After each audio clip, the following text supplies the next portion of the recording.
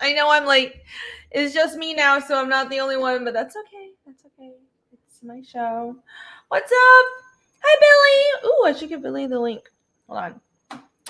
Hello everybody. Welcome to my Wednesday show. We should be talking to Brian Christgau about Six Gun Gorilla today in a minute, but for now, it's just you and I here hanging out and having fun. You guys like my Fiendish hoodie? I haven't worn it in a while. Look at the back. I'm wearing my Fiendish hoodie. Yay! Happy. Yeah, I guess, well, let me just send the link out to a few more people. And we can just shoot the shit. Let me say hi to all of you guys. All of you awesome possum people. Let's see. All right. There you go. All right. Let's see. Sorry, I've been kind of a little MIA recently. I know I haven't been streaming as much. I've been super busy. I had like a huge I had a bunch of stuff due for work, but also I've been like on a roll writing, so yeah, I had some deadlines, but also I wrote like 40 freaking pages in a week, and not like just comic pages, which would also be a lot, but like 40 pages of prose, single spaced in a week. I pretty much redid the entire script for Fiendish, going on from the first arc, because I have the script for the first arc, which is like the first 4 to 5 chapters. 5 if you include like a half chapter I have that like set in stone already, but then I've had a bunch of stuff that I've been like stuck on, that and like I really wanted to revise the script for the next few chapters going forward. I had a lot of ideas I wanted to implement and some character arcs I couldn't figure out, and last week just like everything clicked. I don't know what it was.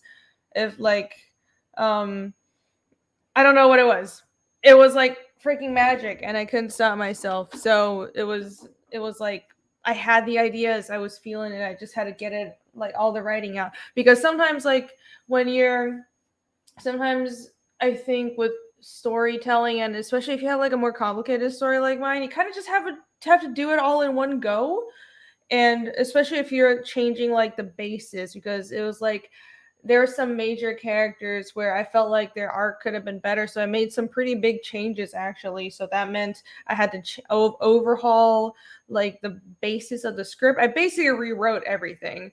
It's I'm a crazy person. This is like the 6th or 7th time I've entirely rewrote a huge part of the script, but sometimes you just have to do that. And anyways, this is not exciting for anybody else except me. I feel accomplished. So, the end. Let me say hello to the chat. Hi, Douglas. Hello. Layden Squeaky. Hi, I am Layden Squeaky. Hi, Paladin. Jeff Styler. Hello. Douglas Solo. Hi. Chris Fisk. Hello. Ooh, let me turn my heater off. It's actually kind of warm right now. I'm surprised. It was like super freaking cold for a while, and then it was like, now it's warm, and I'm confused. I don't know what to do.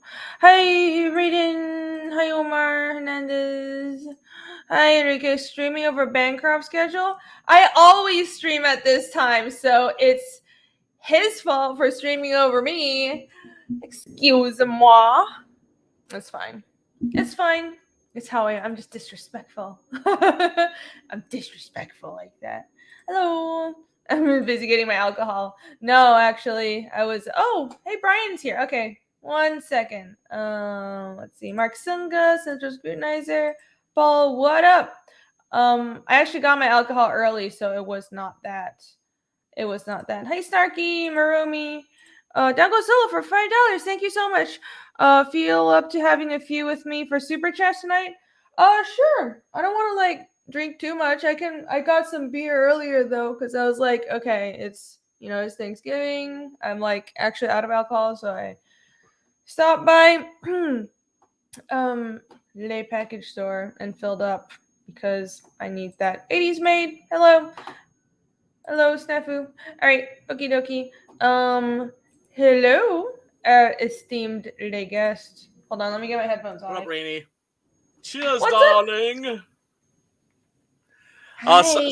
Sorry for my tardiness, but I just kept watching like my DMs in the Twatter, and it didn't refresh itself. I had to refresh. Oh, really? Yeah. Oh, it's fine. Yeah, the Twatters is stupid, so don't worry about it. It's not. I understand. So I apologize. I apologize for the snafu. However, I am rocking some old like 90s goth gear tonight. I got my Scottish broadsword. What? I got my absinthe. I am good to go. You're good to go. You're good to go. You know exactly how to prepare for my show. Most definitely. I'm very impressed. All right. Thank you. Very impressed. That's nice. That's a nice broadsword. Damn. I like that. Well, yeah, well, I mean, it's cool because I'm like down in the dungeon or the You're laboratory. in your dungeon, yeah. As I call it. And the thing is, it's like these were designed for battle like below decks, right? Because you don't want to be swinging like a big longsword or something like that.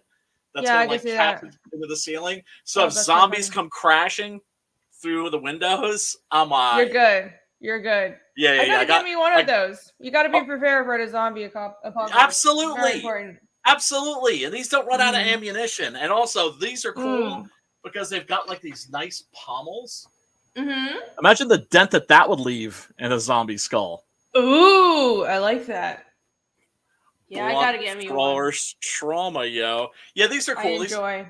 You actually get like, man, I remember back in the Disney when you would like pay out the nose for like a wall hanger that would snap in your hand. And now you can get like real swords that are like decent quality or even great quality for like reasonably affordable prices, like $250, $300 or so. And yeah, you can get decent swords for like $200 to $500. It's not that bad. No, very cool. I gotta get myself. I have like one proper Viking sword that you have all seen. I haven't pulled it out in a while. Maybe I'll go get it later. But I need to get more weapons. I don't know. I'm like trying to stop myself from buying things that I don't like need. You don't need. I know. I don't like having clutter, right? I know. I don't have a lot of I don't actually like having too many things. It's shocking. I know we live in America, but I don't like having too much shit. You know, the only shit that I like having a lot of are books, comic books, movies, music, art, right? Like, to me, you can never have too many of those things. Like, that's always cool. But everything else, it's just like, you know, it's the same thing with like toys. It's like, it has to be something really special for me to actually plunk down the money. It has to be something where I'm just like, oh, come on, dude. You know your bitch ass needs to buy this. I'm like, oh, crap. Okay. You know? But it's always... So it always like has to be something that I just like where I just know I'll kick myself in the ass if I don't buy it. So yeah, I think the only thing that I call it's like I like nice comics. Like I'm collecting the Berserk hardcover and the Vinland Saga hardcover books and a few. Like I really like books. I like nice hardbound. I've been French style. French style's the shit. I've been collecting like these nice hardbound versions of classic literature. So this is a volume of Shakespeare, and you see pages are gold. Someone actually got this for me. It's a gift. So if anybody wants to get me a gift for Christmas, this is. I like stuff like that. Yeah, I mean those are. I don't want jewelry. I don't want shoes. I just want books. I've got. Should I run over and no? I'll leave that where it is now. But I was like a English lit major in college, and so I have like proper nerd. Oh yeah, well yeah, big time, right? And my field of specification was, of course, Gothic literature. Right. And I'm shocked. Yeah, and so they've got these editions called the Riversides, like the Riverside Shakespeare, Riverside Chaucer, and they're like this. They're like these big like cinder blocks. Oh, shit. So they've got everything, which is cool, but you know, and it's like kind of like onion leaf paper, kind of, right? But the problem is it's difficult to read those things in a comfortable way because you're sitting with like a freaking like a 6-pound like cinder block in your lap. Yeah, that's a little like too much. That's a little too epic. I like my books epic, but not that epic is what I'm saying. Hold on, I got a member chat that I did not miss this time. Chris Fisk, thank you. What up, Chris? Has been a member for 2 months. Thank you so much. Chris. He says, to the Americans in the audience, have a happy Thanksgiving. Bring on the food comas with the turkey emoji. Thank you. Yes, happy Thanksgiving. Thanksgiving is tomorrow, and I totally forgot until this week, but hope everybody has a good time, gets together with friends and family, and I hope everyone stuffs their faces and has an enjoyable food coma. Dude, like fucking, it's kind of, oh shit. Never mind. But you're not an American. You're not an American. You're not used to doing Thanksgiving. I am. Oh, you are? Oh, okay. Yeah. See, even in Taiwan, I went to American school, but we would have Thanksgiving at school. Like it wasn't like it was a really weird childhood. But yeah, we actually did do Thanksgiving. But not Christmas, but Thanksgiving. But not Christmas? Oh man. Yeah. I never really did Christmas. My parents were immigrants from Germany, and we did Thanksgiving once and never again because like the turkey that mom made was like cardboard, and my father tried saying grace, and then my brother and I were just laughing the whole time, and then he just got angry and wanted to beat the shit out of us. So, well, that's sad. Well, shit. No, we did Thanksgiving. Like I think it was like an American. I went to American school in Asia, and like the school would host a Thanksgiving potluck. So, yeah. That's cool. That's tight. It's nice, and I just like the idea of Thanksgiving because I don't know. So in Taiwan, most people are ethnically Chinese, right? So the big holiday is like Chinese New Year's, and Chinese New Year's is like Thanksgiving and Christmas all merged into one. It's like this huge, epic holiday, and it's like I got Chinese peeps. I know how that. Yeah. I know how y'all do with Chinese New Year. It's the shit. Yeah. It's like people will cross galaxies to go home for Chinese New Year's, and travel is absolute fucking hell in East Asia every time. Oh, I don't doubt it. That time of year. But here it's kind of like spread out over a month. It's like starting now for the rest of the year. It's just like nobody's really taking work seriously. Everybody's stuffing their faces. It's like a holiday month. I don't know. It's weird. That's cool. People should enjoy life. Yeah. I mean, I'm very much a gratitude guy, and a holiday that celebrates gratitude is I'm all about that. Although for me, Thanksgiving has always been and will always be Kaiju Day, because when I was a kid, they would show Kaiju movies on the TV all friggin' day. Oh. So yeah. So you'd have Gojira up in that piece. You would have Gamera. You would have also, they would show the original King Kong and the original Mighty Joe Young. So it was just like giant monster day. So, that's nice. Yeah. So, I mean, how was I not going to get behind that? Yeah, that sounds like fun. I don't really correlate Thanksgiving to anything. I think I correlated to like my first couple years in America. It was really nice because like I moved here on my own, right? And I don't, I mean, I have family here, but they're cool, but we're not close. So anyways, so Thanksgiving I was on my own, but there was always somebody who would invite me to their home. Yeah. And it's really nice. So it was nice. Like it was, it's the spirit of the holiday. It's good. Yeah. And for Thanksgiving and also Christmas. And I have like good memories of people were very welcoming when I first moved here. So that's awesome. That's nice. Aww, it warms my heart. My heart. We like warm fifis. Warm fifis, yeah. Let me run down the chat. Let me just run you all over. Just run them down like a wolf running down a squirrel or something? What the fuck? Yeah, let's just run you all down. No, let me get caught up. There's like a ton of chats. Thank you, everybody. Yep. I am crazy. I am crazy. Yeah, thanks for tuning in. Let's see. Hi, Hutzel. What's up? What's up? Nurse. Joe, What? Joe. I'm not even remotely dressed like a nurse. Outlining the entire series. Yeah, I mean, it's sort of.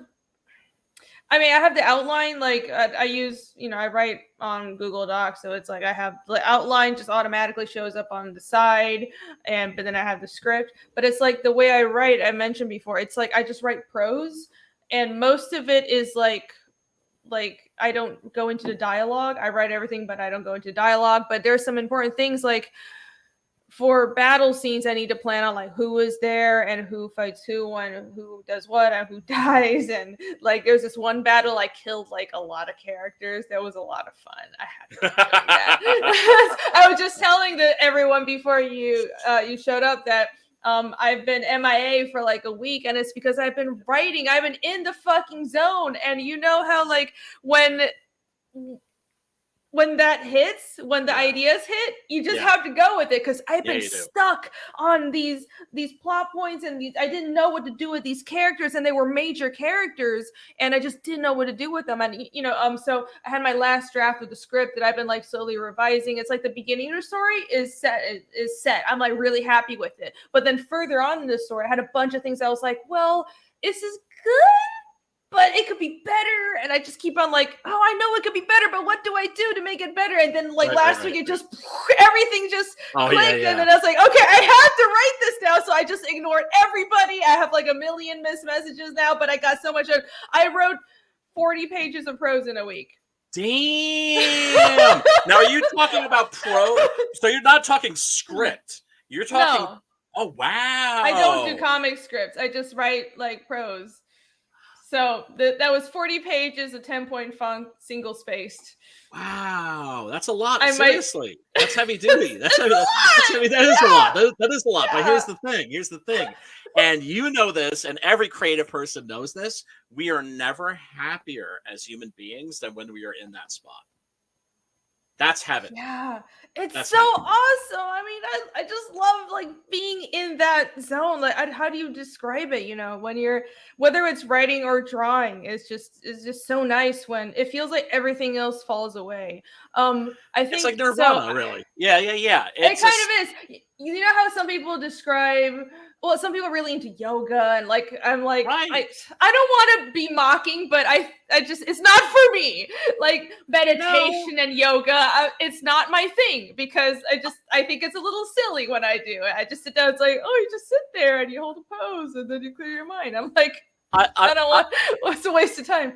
I meditate. Go ahead. Oh no, I was saying that, but like, meditating and yoga doesn't do shit for me, but when I'm working, that's what it does for me. Like I'm in that headspace, and that's why I like it so much. So like comics and writing, it's hard work. Like it's, at least for me, I don't do this because it's fun. I do it because there's a goal to be reached, and it's a lot of struggle it's like 90% struggle for 10% reward, but that reward is so good. Like when everything clicks and when you're just in your world and everything is panning out and you can see it. It's like you can see the light. It's so awesome. Yeah. The writer Buck Henry said, "I don't enjoy writing. I enjoy having written." But for me, when I'm in that space, but then again, that's such a small part of the overall experience, right? Like if I'm plotting, I'm usually not in that zone. When I get into that zone is either when I'm writing or when I'm rewriting.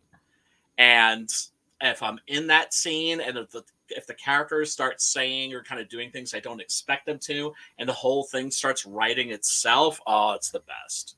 Yes. And for some people, that zone, it could be bowling. It could be surfing. It could be it could be a number of different things for a number of different people. But I think if you're an artist, it's when you're working and you're producing good work, and the work just kind of does itself. Yeah. I enjoy how you look the part of the dark dungeon master now. Like you've got this glowy backlighting. Your lighting looks different. It's pretty metal. I like it. It is. Well, here's the thing. I lost about 30 pounds during the lockdown. Right? So congrats. Well, that's no, awesome. I'm psyched. Everyone else. Thank you. I know. Isn't it freaky how that How works? did that happen? Most people, I know. It beats me, right? Yeah. But now I can put on a lot of like the clothes that I haven't been able to wear for like the last like 15, 20 years. And nice. So I've been putting on a bunch of my old clothes, and I realized I used to be a little bit of a dandy. Dandy. Yeah, I see that, like the velvety. Oh, this shirt is you have on. Not that I would normally, today. not that I would normally wear a shit like this. This is kind of an extreme example. You wore it only for my show. I'm so honored. I'm so honored. Oh, thank you for having me on. It is greatly appreciated, sister. Of course, you're always welcome on. Down goes Solo for $20. Thank you, Travis. I'm ready whenever you are. Bottoms up. I guess I have to get a beer. You guys trying to get me hammered again? They're always trying to get me hammered. I will only drink today if there are chats though. So there you go. If you're gonna have me embarrassingly drunk on stream, at least pay me to do it. Seriously. Like I know everybody watching wants to embarrass me for your own entertainment, and I'm happy to do it, but please at least make me rich while I'm ruining my liver. Yeah, all right, let me go grab a beer and grow a new liver. I'll be right back. All right, rock and roll. I'll hold the fort. Yeah, thank you. You got it. Oh man. We were talking about hardcover books before. There's this guy, Craig who does like these hardcover books, and I managed to pick a couple of these up at the East Coast Comic Con. Check that out. This is the best, or rather the worst, of Eerie publications. This was I don't know if you've ever read the old Warren horror comic books, folks in the chat. But these aren't those. These are like the really, really greasy, cheesy ripoffs of those. And these are like some of like the most tasteless comics that you've ever read in your life. And they're just bizarre too. Like on the cover you'd have like a werewolf. Like the covers are frequently busy. I'm gonna see if I can find like a good one on here. That's not too bad. But you'd have a lot of bizarre shit like there'd be like a witch in like a coffin with a wooden stake in her heart, and like a vampire feeding a half-naked woman to like ants, and then there'd be like a werewolf with a stake in its heart. Just very, very strange things. They're very busy covers, is what I would say. Here, check that out. Yeah, for some reason, I don't know why, but vampires in these comics love to like tie with like really hot chicks down and then just like dump like ants, like flesh-eating ants on them for some reason. I don't know. I guess that's just what you do when you're a vampire and you're in when you're in an Eerie Publications book. I actually know somebody who grew up in the house where they made these, and said it wasn't the healthiest environment. Let's just put it that way. I'm talking about like a lot of Drogas inspired these. Oh, I return. I return. Showing off a nice hardcover. I see. Yeah, nice. Like really tasteless horror comics. Tasteless comics. That's what we're here to do. Oh my god! The Berserk Deluxe Edition. Now, of course, the guy who has the collection of hardcovers is Sim. That's sexy Quebecois that he is. Quebecois. He would have all the. I mean, I'm sure he has all the Berserk books and all the nice European comics as well. I need to start collecting more European comics. Oh my god, the French comics are the best, and the French format's the shit.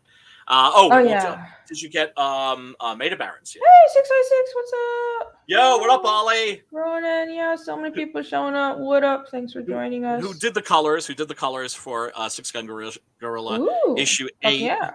And also we'll be doing hopefully the issues, the colors for 9 and 10 as well. Awesome. All right. Fuck yeah. Yeah, 656 is the shit. Oh yeah, 656 and Ollie are awesome. I mean, yeah, they are. Oliver color is fucking everything. Well, and I mean, 606 are just cool in general. Well, those dudes are just a pisser. I've heard. Yeah, I had them on last week. Well, not 656. It was the Comics Way people. But I'm like, okay, you guys are kind of like overlapping crews. So they're like, we're not 656. I'm like, sorry. But go follow them. Watch last week's show. Go follow Oliver. They're Latinx. Cool. They're Latinx brothers. They're Latinx brothers. They're the the Latinx corner of CG, and they're a hoot. Yeah, no, they're the shit. They're the shit. Their Saturday shows are like, it's like a bar. It's just like, it's like a bar, and everybody's screaming and talking about something in Spanish, and I don't understand, but I love them all. I've heard Ray tell the story of the third toilet like 3 or 4 times on different streams, and every time I hear it, I like literally like laugh until I cry, until I can't, until I'm like hunched over, like gasping for breath. Oh man, I don't think I've heard this story. Well, I'm not. I can't tell it to you. You got to hear it from him. Don't spoil it for me. I've got to. He was on Fraggas, and I was pissed off at myself because I missed the stream. And if I'd been there, I would have been in the chat, busted his balls, saying like demanding, dropping super chats like, "Ray, tell the story of the third toilet. I demand it." I'll ask him next time I'm on stream with him. Tell me the story of the third toilet. I don't know if it's probably gross, but that's fine. Well, it's not. It's all right. It's gross, but it's like gross in concept. Oh yeah, nice IPA. Those are nice. Like IPA. Pale ale. The goosey. What is this? Is this Grey Goose Island? Yay! Nice. It's got a goosey. It does have a cheers. Goose. Prost, Kampai. Skål! I'm sorry, Gumbe.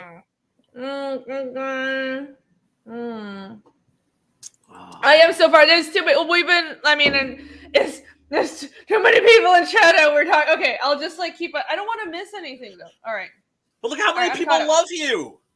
I know there's so many people here. I love you all back. Okay, I'm caught up. All right. There you go. Mark Sunga's here. Did I say hi to everyone? Jedi Knight, Portal, hello. Andy A is also here. Okay, all right. I'm kind of caught up. Is this a question for you? I don't know the molding. Oh, he's just asking how you doing. So there you go. I see. The molding is coming along. A few mishaps, but I'm having fun. Oh yeah. Oh, as a matter of fact, he happens to be an artist who is kind of an artist in hiding. And I'm trying to get him to kind of come out. And so he's a tattoo artist normally. Oh. That's like his day job. But he's been like fooling around making comics. But when I say fooling around making comics, he's been doing it for a while. And he has like this big backlog of work that he's created. It's just that he's shy about kind of showing it to people. Yeah. And fuck. Is he going to come out and launch a crowdfunder, be this dark horse and just be like, look at this awesome person that has a completed comic series. Fuck you all. Maybe I'm hoping so because my own personal favorite thing about this scene, aside from meeting new creators, is when you see somebody that's just been hanging out in the chat and they've been there for ages and ages and they've been talking about it and they've been thinking about it and then they've been watching folks like us and they're just like, hey, they don't seem too bright and like they're pulling this off, so fuck it. And then they throw their hat in the ring and then next thing you know, you're on a stream promoting their shit. And that's true. That's what we do this for. So you can tell that if an idiot like me can make a comic series and make it work, you can. No, you're a genius. You're a genius. I'm not. But thanks for. At least you can draw. I'm just a writer, and any comic book writer will tell you, if they're being honest, the only reason why we write comics is because we can't draw them. Oh, it's a plan B. Comic book writers a plan B kind of a career. I guess. You know what? I'm getting to the point though where I really I mean, I started out focusing on drawing more, but like I always, wanted to also be a writer. I'm getting to the point where I would really honestly like to offload some of the drawing on someone else because drawing just takes so much time.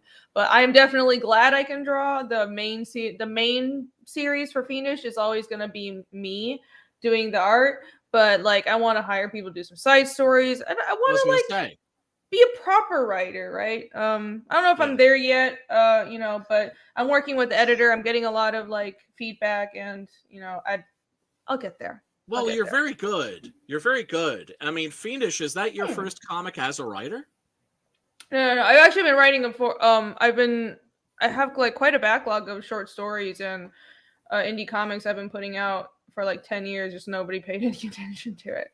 Well, why don't But that's the thing, that like stuff back and then do campaigns for that stuff, because I'm sure that people would love to see it, even if maybe you might feel a little embarrassed by it, because I know a lot I'm of very embarrassed by it. Right. Really old work.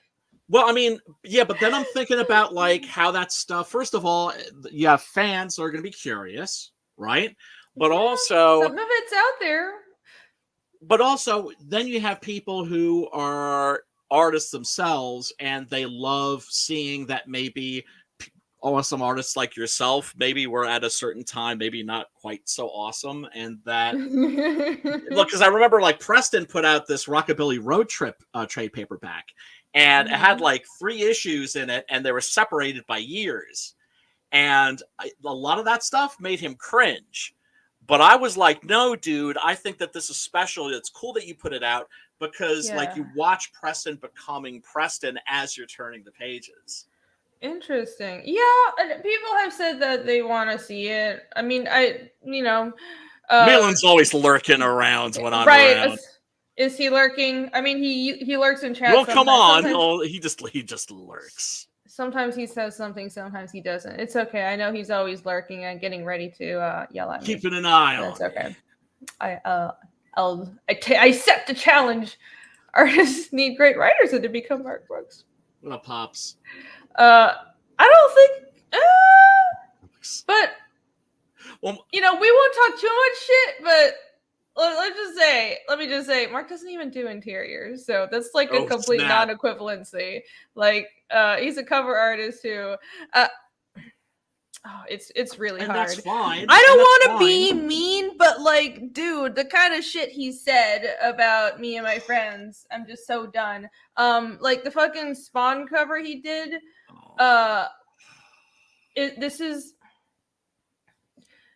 gonna need someone who does shit like that to take several seats when talking shit about other artists. The Spawn cover he did, we were critiquing it on I think Malin's stream a couple days ago, and then we zoomed in, and you can tell the chains, because it was done digitally, and I think it looked like Clip Studio Paint. The chains weren't even hand drawn. It was a brush. It was a clips. You can tell if you like. That's why there was no like perspective to it. It was just a stamp. I'm like lazy. So yeah. Well, I don't mind digital as long as it doesn't look like digital. As long as I can't tell that it's digital. Right? Yeah. Like digital should be. It's a tool to help you. Right. So that's what I try to do when I'm inking digitally. Like I try to make my work look as much like real inks as possible. And I've actually I have like these graphite brushes actually. So in Fiendish 2, you'll notice I'm all the brushes I use are like 2 or 3 graphite brushes. So there's like a lot of texture to it, because that's the thing with digital. The problem is like it's really clean, but not, I don't know, it like I want to go for like a more gritty style for Fiendish because it's fantasy. What I prefer. Right. And so like using those like more rougher brushes and like having like a paper texture, and when I color, there's tricks you can do, like a very light watercolor paper texture overlaid on your colors really does the trick. Yeah. Right. You want your digital. I mean, it depends. Maybe for like a sci-fi series, if you want to look really anime, like if you want it to look like the cyberpunk anime, then that's okay. That's digital. But I don't know. I think I like it when like you can emulate real hand-drawn art on the computer. I like And to see the sign of the human hand. Do you know what I'm saying? I like to see like the pencil marks and everything. In other words, I think that when certain artists are so clean, you almost forget that you're looking at a drawing.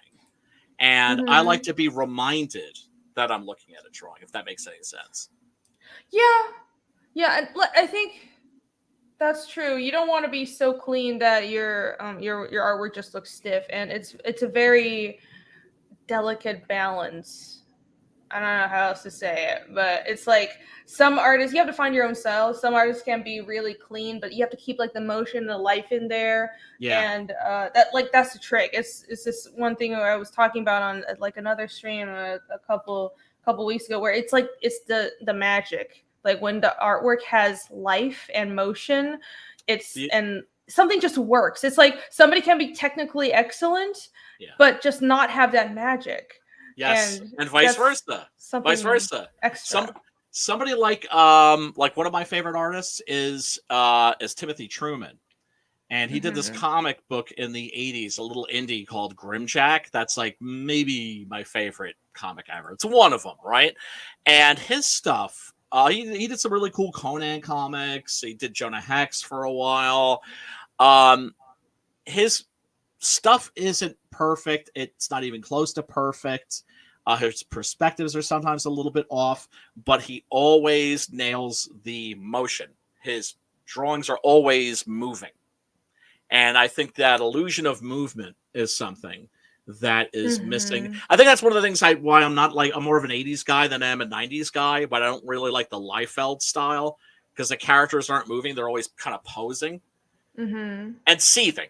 And seething too, especially in Liefeld. They're always seething. Going, that's right. Yeah. Oh no, you can't talk shit about Liefeld. Well, look, I talked shit about him back in the day when everybody thought he was the shit. Now I have the same opinion that I had then about his art, except I actually really like him because he gives zero fucks.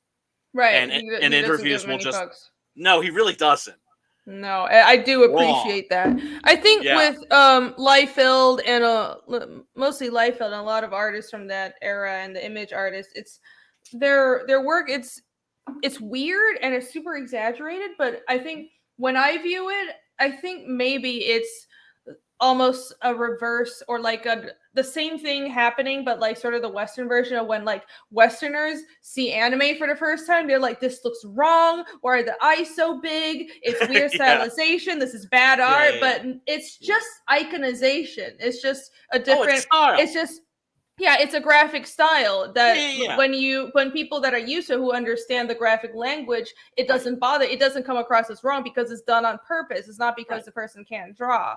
So, and I mean, there is some anime that's like bad anime that, the artist uses it as a crutch, but then you have the really good stuff and you can have like really anime looking art like My Hero Academia that's super simplified. It's like none of the characters have noses, but Horikoshi can draw. It's just, that's his style and the motion is there and like it's so expressive and shit. So I think that's what's going on. It's just so stylized, but what that kind of ties into why was it so popular? Well, it's because it was cool. Like something about it stuck in your mind and it looked interesting. It's cool. And also when you're talking about something like manga, you have to understand that manga was being produced very, very quickly. Right. And so you had a similar kind of a style that we had here in the United States with artists like Alex Toth, or his stylistic successor would be Bruce Timm. Guys who knew how to draw characters in as few lines as possible. Because they knew that was going to make them much easier to animate because naturally you have fewer lines. Oh, yeah. Right? Oh, yeah. And so they have this very minimalist style, but it's beautiful. So, I mean, minimalism, ornamentalism, I mean, I love it all. I think as long as it's done well, I mean, once again, though, there's also no accounting for taste. We all have our favorites, and our favorites aren't always necessarily the artists that we would consider the best. Like, there's a lot of reasons for people to prefer certain artists.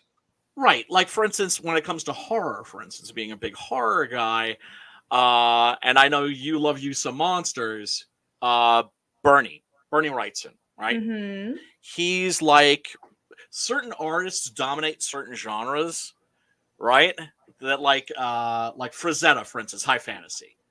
And everybody, people Yes. like Bisley, for instance, Preston, what are they doing? They're just like, oh, they're like reaching, trying to reach him. For horror, I think it's Bernie for sure. And I think somebody like Mike Plug is nowhere near as good of an artist as Bernie was. But he's my favorite just because his work, I think, has so much heart and pathos. You know, when he draws like a hound dog in a swamp, you know, there's something about it that just plucks at the heartstrings, the way that a superior artist like Bernie maybe wouldn't quite be able to achieve. Yeah. Someone has to come up with a chart or some sort. It's like, you know, that sliding chart of you have to be either or that sliding scale of 3 things you need to be successful as an artist. You have to be nice, on time, or good, and you have to be 2 of the 3. And if you're all 3, you're a superstar. Yeah. Yeah. It's very true. Someone has to come up with the same thing for like art style. Like, what is it? I mean, there is no code to it because it's there shouldn't be. There shouldn't be. I don't think it's not that art is subjective or whatever. It's well, that it is, though. when I don't agree. I don't think it entirely is. I think it's more objective than subjective. Okay. Well, I mean, now you have formal training, right? So is that what you're talking about? Because, like, for instance, like I have friends who are just like, oh, Picasso, like that guy wasn't a painter. I'm just like, what are you talking about? If you look at Picasso's early paintings, you can see he was a proper painter. He had he was classically trained. He just chose to draw in a weird cubist style. Right, because he learned the rules. He learned the rules before he broke the rules. What I mean by art is more objective and subjective is it's mostly it's a bit of a reaction to people who want to like throw their period blood at a canvas and then call it art. That stuff really annoys me. Oh, well, that's an extreme example. Yeah, that's an extreme example. That's what I'm talking about. I gotcha. Yeah. That, I think as long as like I think as an art needs to objectively be expressing something and be aesthetically pleasing. And I think though, or at least invoke an emotion. I guess you can create art that's not that, well, you can create art that, for example, what's that piece of like this Greek god eating his child or something? Like that's not supposed to be pleasing as in make you, like Goya, right? It's not supposed to make eating his children. Right. It's not supposed to like make you feel good, but it's still like nice to look at. It's a horrifying scene that's nice to look at because it's well executed and it's pretty, but it's disgusting. Beautifully illustrated. Right. It's a beautiful painting of something absolutely horrific. Right. Francis Bacon is one of those painters. We're talking about Bernie Wrightson before. All of like the great horror artists, for instance. All the good horror. It's not comfortable to look at the art, but it's still aesthetically pleasing. And I think to me, those are rules that should be qualified for something to be called artwork, because I don't think someone throwing their period blood at a canvas is artwork. So I mean, it's an extreme example, but we have so much of this shit now, and I'm just kind of tired of it. Yeah, I mean, to me, my attitude is always that, like, like when my father heard rap music, he was like, "That's not music." I'm like, well, you could say it's crap, but you can't say that it's not music. It's maybe shitty music, but it's still music. But I understand. But I understand what you're saying. But right. Yeah. I'm not gonna make any arguments in favor of like really shitty performance art. It's sort of on the level of, well, is like a toddler, smearing their booger or like banging on the trash bin. Is that music? Well, right. You want to call that music? Sure, it's noise to most people, but if you want to like write a long essay talking about how that makes you feel good and call it music, then sure, because that's what a lot of these performance artists do. But no, like beyond that, there is a balance of subjective and objectiveness, because like we were talking about with the people who are like used to an anime style, they're more accepting to it, they understand it, so like there's sort of a cultural background to it as well. So in that sense, it's subjective, and it's sort of like everybody has their genre preferences. So So I think it's a balance. It's not entirely one way or the other, Right. but yeah, there's I mean, so like skill and objective merit should matter in art, and I think so. Art is a very large umbrella. So I think in general, maybe anything could be art, but we need to be more conscious about calling out bad art. Like there's so much bad art out there. Like Hunter Biden's paintings are not good art. Please. Or what about the horrible Tumblr? Or even just look at like mainstream comics now, the horrible Tumblr art. That too, and that ties into what I was about to say, which is for comics, that's very specific. That's not just, well, art is subjective, so I can draw however I want as long as I feel like I'm expressing myself, then it's good comics. No. Comics falls under a category of art that is communication arts. When I went to school, it was commercial art, communication arts, and that was illustration and comics and sequential art. So let's illustration, like editorial drawings and cartoons, comic storyboards, and the goal of our genre of art is to communicate something clearly. So if you're not doing that, then you have failed. So that is a very objective standard of merit, and I have no time for people who want to argue that doesn't apply to comics. We are making communication. We're not doing some hoity-toity art gallery. Let me express my feelings. We're storytelling. And throw period blood at the wall. It's storytelling. You have to be communicating something. So that's the whole fucking point of our genre. And that's one of the reasons why, like, especially with like the first issue of Six Gun Gorilla, I wanted there to be as little dialogue as possible, because this was like, wow, this is about almost 8 years ago, I would say, when I did the first issue of Six Gun, when I first wrote this series. And damn. And at that time, it was all about Brian Michael Bendis. And so it was all about comics full of nothing but talking heads. Just superheroes sitting around having a conversation. And it was just, it drove me crazy, because I'm like, a good comic book, you should be able to follow the story even if you can't read. Or if you can't read the language, you should be able to just look at the illustrations and be able to follow what the story is. And you can't do that in modern comics. And I think modern comics are so much lesser than the comics that preceded them. Largely, I mean, when I say comics, modern comics, of course, I mean modern American mainstream comics. Right. Because the French are still making awesome comics. The Japanese are drinking our milkshake with a manga. Kidding. And they also, of course, didn't make the colossal error that the American comic book industry made, which was telling basically 55% of the human race, like, hey, we don't want your business. We're not making comics for you chicks anymore. Yeah, that's weird.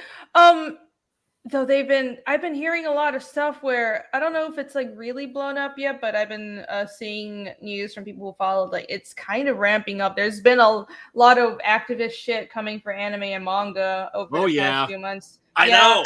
We could talk about that after the campaign if you want, because it's really pissing me off. And if you're a fan of, I know you're a fan. I'm a fan, but at the same time, there's a little part of me that's an asshole and sadistic and kind of glad that they're coming after anime, because I look at all my weeb friends. I'm like, you didn't stand up for my shit. And guess what? Now they're coming after your shit. That's what it... I mean, I kind of get it, but I kind of am annoyed at it at this point, because a lot of people... It's dickish. You don't say anything. Sure. Right, you don't say anything until they come for your shit. I know. Or you don't have a problem with cancel culture until they cancel you. And like, I think like early on for me, I definitely didn't realize how bad the problem with like cancel culture and woke culture was, and how really extremist and censorious it was. But once I saw it, like, everyone makes fun of me for it. People know that I didn't grow up with American media. I'm not really into superhero comics, but I sympathize with what's going on. I understand why people are so why it's such a problem that they are changing established franchise and establish stories. So I felt like, well, it's time for me to speak out, even if I didn't grow up with this shit, because I know they're going to come for what I love sooner or later. And lo and behold, they just came for Lord of the Rings, and now they're coming for anime. And like 2 or 3 years ago, everybody was saying, oh, they're just like coming for the easy stuff. They're not going to change anime. Anime is like, it's Japan. It's so base. They're not going to come for Lord of the Rings. That's untouchable. Well, look what they did now. And you guys didn't say anything. So maybe you should speak up and talk about that. We do have a cultural problem with people who have no talent and no respect changing pre-established franchises and stories and ruining them and using them for their own agenda instead of creating something new. I don't have a problem if you want to make your, I don't know, like super modern Steven Universe. Like, that's like an SJW cartoon. Yeah, like if you want to make a super woke, super like modern sensibilities California CalArts cartoon thing, but it's original and it's not redoing something that's already been established. You're not subverting something that's everybody already loves, then that's fine. I have no problem with that. Everyone is welcome to create. I'm not gatekeeping anyone from the medium. I have a problem with people changing what exists and trying to tell everyone else what to enjoy. And that's what they're doing. That's what they did with gaming, and that's what they're doing with comics and pretty much everything else. And now they're coming for anime. Everything. I mean, Warhammer 40K, Dungeons and Dragons. Oh my god, man! Oh my god, Dungeons and Dragons is so bad. Like, why do these people, this small group of really spoiled urban American elites, have the right to tell everyone else what to enjoy? Why do we have to please you? I don't know which source book this is in. I don't know. I know it's 5th edition. I know it's 5th edition, right? But I'm not sure which book it is because I don't fuck with 5th edition, really, right? So, anyway, I'm looking at one of the illustrations from like one of the new books or one of the new modules, and there's like a wizard there, some kid in a wheelchair. I'm like, since when did they make dungeons wheelchair accessible? Like handicapped accessible. Think about it. Oh. No, not at all. Not even. I'm not even joking a little bit. Shit's woke as fuck. I know Dungeon and Dragon is worse than Paizo, but Paizo's also pretty bad. There's this whole thing with Paizo a while ago where Paizo's the company that makes Pathfinder. Right. They got rid of slavery in the official games because people were offended. And, you know, of course, it was this weird thing where I think it was like 2020, and, you know, it was all the BLM protests and like people, well, orcs are black. You know that now, right? Orcs are black people. That was another thing that was like, what the fuck are you talking about? Jesus H. Christ. But they are. Like, no. And that's orcs the other thing. Orcs are orcs. They're imaginary beings, okay? They're as real as fucking unicorns, you dumb, literal-minded motherfuckers. Oh my gosh. Yeah, orcs are orcs. It's not a code for any race. No, I know you want to see racism everywhere, but it's not. But yeah, with it was you know, we're with all the like the racial protests and stuff going on like a couple years ago, and then because of that fervor, people, you know, someone guilted Pathfinder into someone wrote like a long letter of saying like, this is horrible, this hurts minorities or something that you have slavery in there, and it was the most like illogical thing because they were like, no one ethnicity owns slavery. You know that pretty much everybody's ancestors on the whole planet has probably been oppressed and enslaved at some point, right? Yes. Are you aware of that? Do you know that the word slave comes from Slav because the Nordics enslaved so many Slavs during the Viking Age? Do you know that? My own ancestors, the Germans, were enslaved by the Romans, and then, of course, ultimately brought the Roman Empire down because, well, it wasn't a wise idea to fuck with us. No, don't fuck with the Germanics. but you know, but yeah, of course, it's just you also have to understand that you're talking about people whose notion of history for them is World War II and forward. There's nothing that happened before that. And what's wonderful about that is also they get to make up their own history.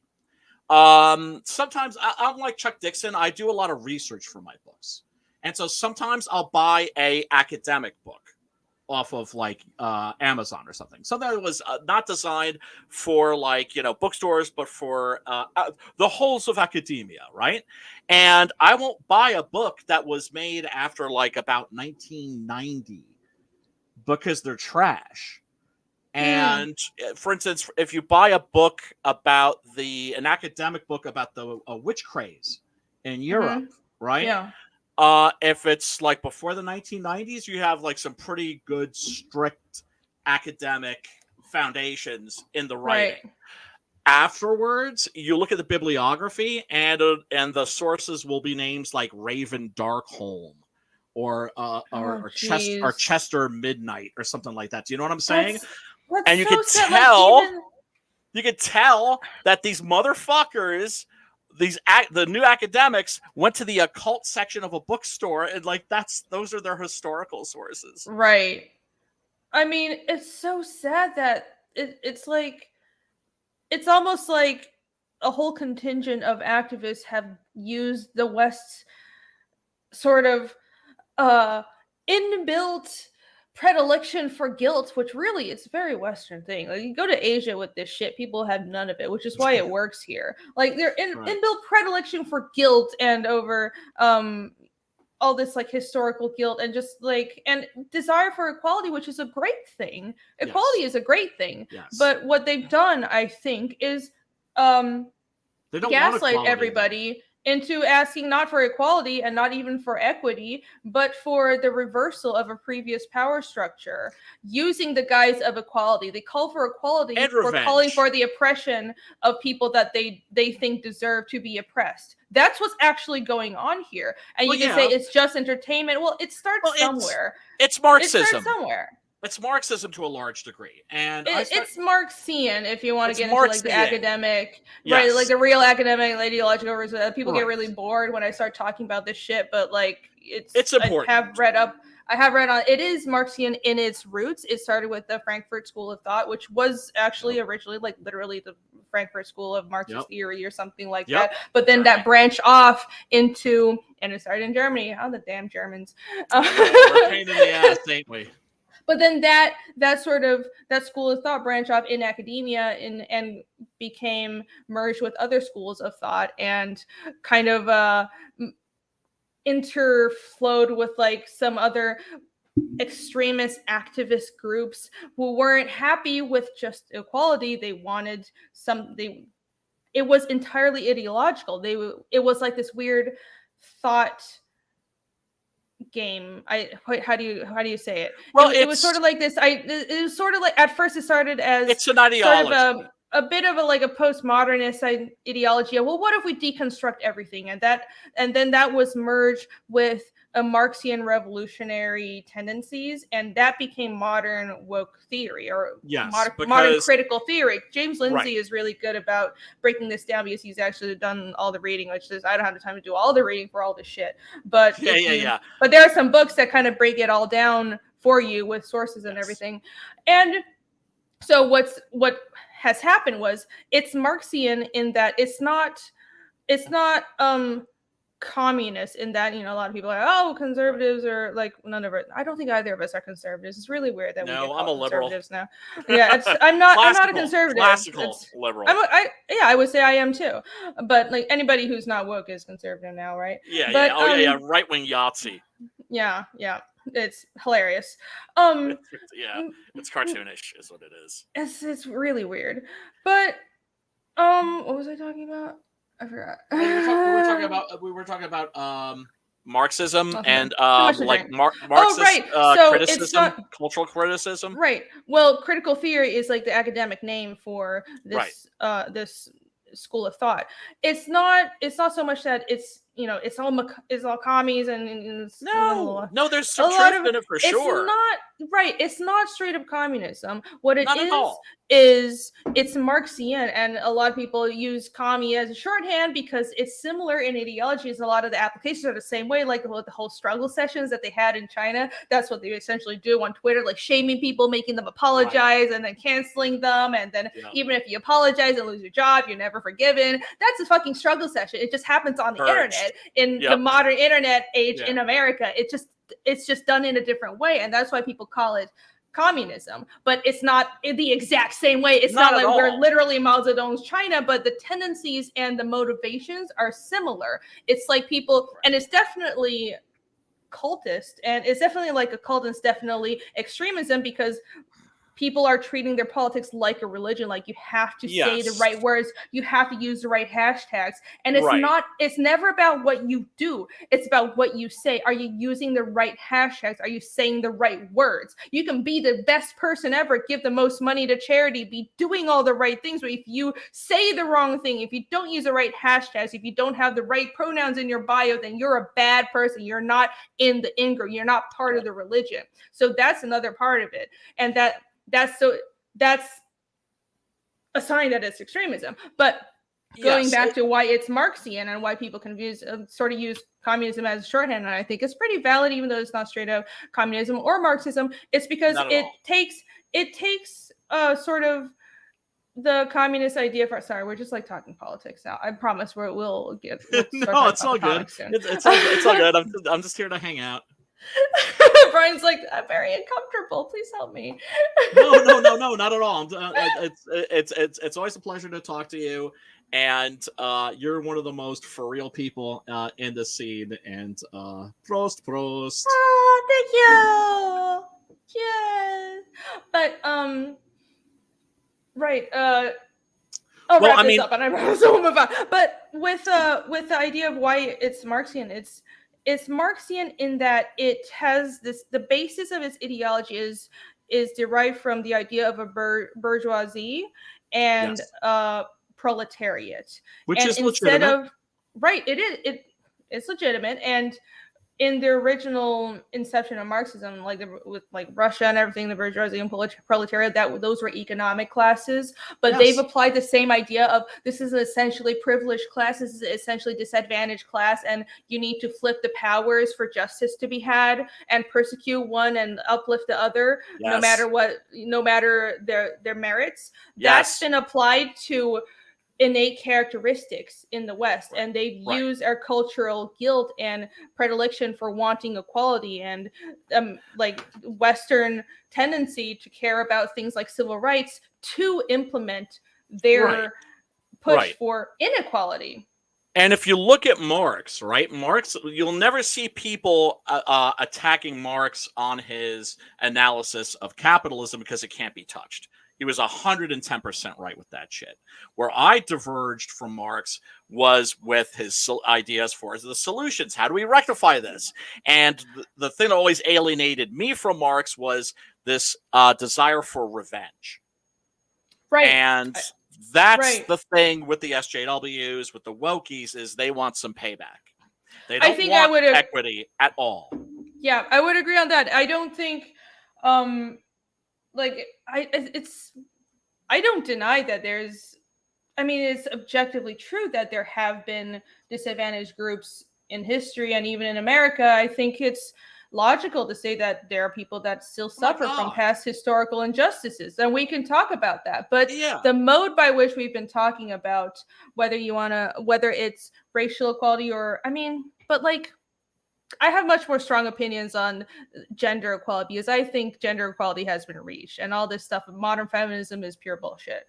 But with racial equality, I think there is work to be done. But the solutions that are being with the solutions that are being proposed now, they're all based on woke ideology and they're all based on critical theory, it actually doesn't solve anything. No, it makes shit worse, actually. It does. It doesn't. I mean, if you want to solve things like historical inequality, you have to do the hard work. You have to start from the ground up. It's not just throwing money at activist groups. I'm sorry, you can't do that. You have to start from things like building families, education. But that means Please work. start from education. But it's hard work, in the real and no one is world. talking about having to do the actual hard work. They just want to Fuck virtue that. signal, throw money at activist groups, and the money doesn't even go to the people who need it. And no one thinks about that. They just want to feel good about themselves, use the right hashtags on their Twitter, and not actually solve any problems. I'm not against woke culture because I don't care about equality. I don't care about racial justice and all this shit. I'm against woke culture because woke culture is bullshit and doesn't actually solve anything. It doesn't make society better. That's what I'm saying. Amen, sister. Okay, I'm done. We can talk about comics now. Mini rant done. No, I'm done. But seriously, it's infuriating, and I can't wait until it's over. Another 2 years max. This shit cannot last.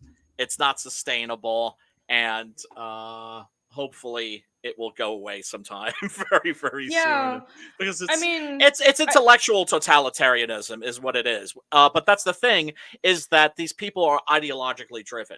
Now, if you look at something like the history of fascism, for instance, Italian fascism was never as bad as German fascism. German fascism really especially sucked because it was ideological, right? Like the Italian fascists, they were all about the Benjamins. The German fascists, no, they were sincere. And that's what made them 100,000 times worse. And these people are also very, very sincere, and they're very, very fanatical. And I just can't wait for the day when all this shit is over, and then all of my woke friends act like they were never woke. We're not going to remind them of the shit that came out of their mouths, and they'll be like, "What? Me? Oh yeah, no, I didn't." I can't wait. I can't wait. Like all the people that bought the Vanilla Ice record. Right? And then 8 million records, and then suddenly you can't find a single person that bought a Vanilla Ice record. Isn't that interesting? Hey, Yvonne. Yvonne's in the chat. What up? Yeah, man. It's one of those things where I find it comical that so many people nowadays, a lot of these woke types dress themselves in this aura of cloak themselves in an aura, you shall say, of sanctimoniousness, but also they think they're revolutionaries. But they really do. Really, you think you're a rebel? You think you're a rebel by saying exactly what corporations want you to say, by what the government wants you to say, by what is socially acceptable now? You think you're being a rebel by that? Really, you're fighting for something? I try to remind them, look, if your mindset were really that much of a threat to the ruling class, then why is it completely endorsed by every aspect of the culture, including the fucking Pentagon? Right, and then what up, Pat? Oh man, what up, David? How are you, Brian? Yeah, this is a very long rant. And then I recently had a debate about somebody who had an issue with Comicsgate, and it was a relatively civil conversation, but I don't know if I got through to them, and it was still very difficult because we started talking about politics, and they sort of brought up the idea that they think what that I'm hanging out with people with fringe politics, and that their politics are the mainstream, and I'm just like, I don't really understand why that's an argument, because I don't care about fitting in. I see this is the truth, so I'm going to say it. I think this is the real problem. This is where the censorship is coming from. Yes. This is where the injustice and the inequality is coming from. So I don't care if it's not mainstream. I don't give a fuck about fitting in with the in-group. I don't care if Marvel blacklists me for speaking the truth that I see. So that's not an argument. The other aggravating thing is of accusation by association and guilt by association. That is very right. And none of what this don't talk to your neighbors. Yeah. And Yvonne, you know this. It's like there have been friends that I know before that I have to pretend I don't know anymore because I have to protect them from stupid woke mobs. And even some of the for I know that there are people who don't want to work with me anymore. They don't like people. I've been told I've been blacklisted from publishers, but I've asked Like people you who have need messaged them? me about this. First of all, I don't need them anymore. Like No the messages, shit. No shit. it's really weird because the sort of the messages that I get is it's like, oh, you're blacklisted from this publisher, but you can save your career now if you essentially say sorry and I repent can and don't save my associate with career people. from And it's people like, who do not send me work. exactly. I haven't been getting work, but like I'm just going like I'm Whoa, fine on my own. Whoa. Time the fuck out. I'm sorry. Can you just rewind a little bit? What did this person tell you? Somebody told you that if you recanted, that maybe then you might be allowed back into like the good graces of the people that weren't giving you work in the first place? Is that what I'm hearing? I was told that I was blacklisted from certain publishers for Okay. associating with specifically Ethan. People, they're really afraid of Ethan. I I really know don't why. like him. It's always Ethan. It's like he's like some Voldemort of the comic industry or something. It's really, he's not Voldemort, guys. He's Spicy Frogman that makes fun of SJWs. Calm down. But but I was told that I was blacklisted from certain publishers because of my associations, but the person's phrasing was along the lines of, I'm sure you just didn't know about this, how person's reputation. You have a chance to save your career before it's too late. Oh my god, you But you poor should never actually shy from a business opportunity or someone that is doing something along the sides of the establishment that is the current political or moral state of a country, unless that person is actually admits proven that it's doing harm to someone. So just saying that because of association is not also a detriment culturally, it's also a detriment for a certain economy. Oh, Because without a it doubt. just Mm-hmm. And it's stifling too. It's stifling to creativity. To me, it's the benefiting the idea creativity, yeah. of working for like Marvel or DC, I'd be like, okay, I'm sitting down to write my story. Oh, wait a second. I have to second guess every single decision that I make creatively. Yeah, because Like, you I've are got the gonna get sensor in my head, hyper-censored. right? That's not any way for an artist to work. Right. Where's the That joy? is It reminds me actually. It reminds me back in the Cold War, basically Yes. just to try to write letters to a family member, and you know that there's someone in the Stasi or in the KGB that it's Right. you, and you will go to jail for using certain terms or associating for some with some people just Yep. by association. it's Yep. the same thing. And that's It's dangerous. the punishment. I'm glad you Right. mentioned the Stasi, by the way. Glad you mentioned the Stasi because they're very Stasi-like. That is Yeah, to say, It it's is. watch on your It's neighbors, hear on your neighbors, rot on your neighbors, and Yep. that's detrimental. That's living in fear. Yep. yeah. It's The like East the German Stasi, secret but it's police were like actually worse than it's the Nazis. a not lot of just people something said. in the past. It's actually how the Chinese government operates now. So with the way the Chinese government operates now, the way they keep their people quiet, even if they're living overseas, is by threatening their families. There have been several stories of Chinese students coming to America, and they speak and they Speaking if out, they criticize the Chinese government in America with like publications published by they American get universities, blackmailed back in the old country. this is a real thing that happened.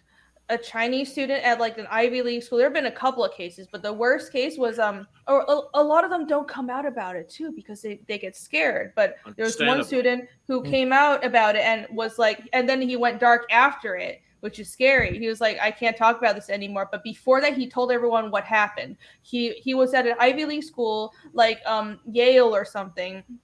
and or Cornell. I think it was Cornell actually. He wrote an article lightly criticizing the Chinese government in some way. And what happened was his parents called him from China and were like, "We're at the police station. We don't know why we got called here. They won't let us go. They're telling us it's because of you. Like, we don't know what's happened. We're scared." Jesus Christ. This stuff still happens. This is something from the 1940s. This doesn't okay? get it doesn't get any more real than that, man. And so just because it's not on the same level, it's not just because people aren't being threatened with death doesn't mean it's just not the same kind of ideological terrorism that's happening in our culture. Just because we're not being dragged to the police station, because with here the implement in China and with Germany and with Russia in the past, USSR in the past, probably Russia right now as well. It was the government enforcing this ideological policing. Here, it's not the government; it's socially. It's a social movement using the power of corporations mostly. And I'm gonna cracking down. Constraining society and constraining people's free speech in the same way as a government would, because let's face it, our country is weird. We're kind of a corporatist country. The corporations here are more powerful than the government. When corporations and the government are fused into one organism, you know what that's called? Fascism or totalitarianism. But yeah, that is true. Oh yeah, it's the literal textbook definition of fascism.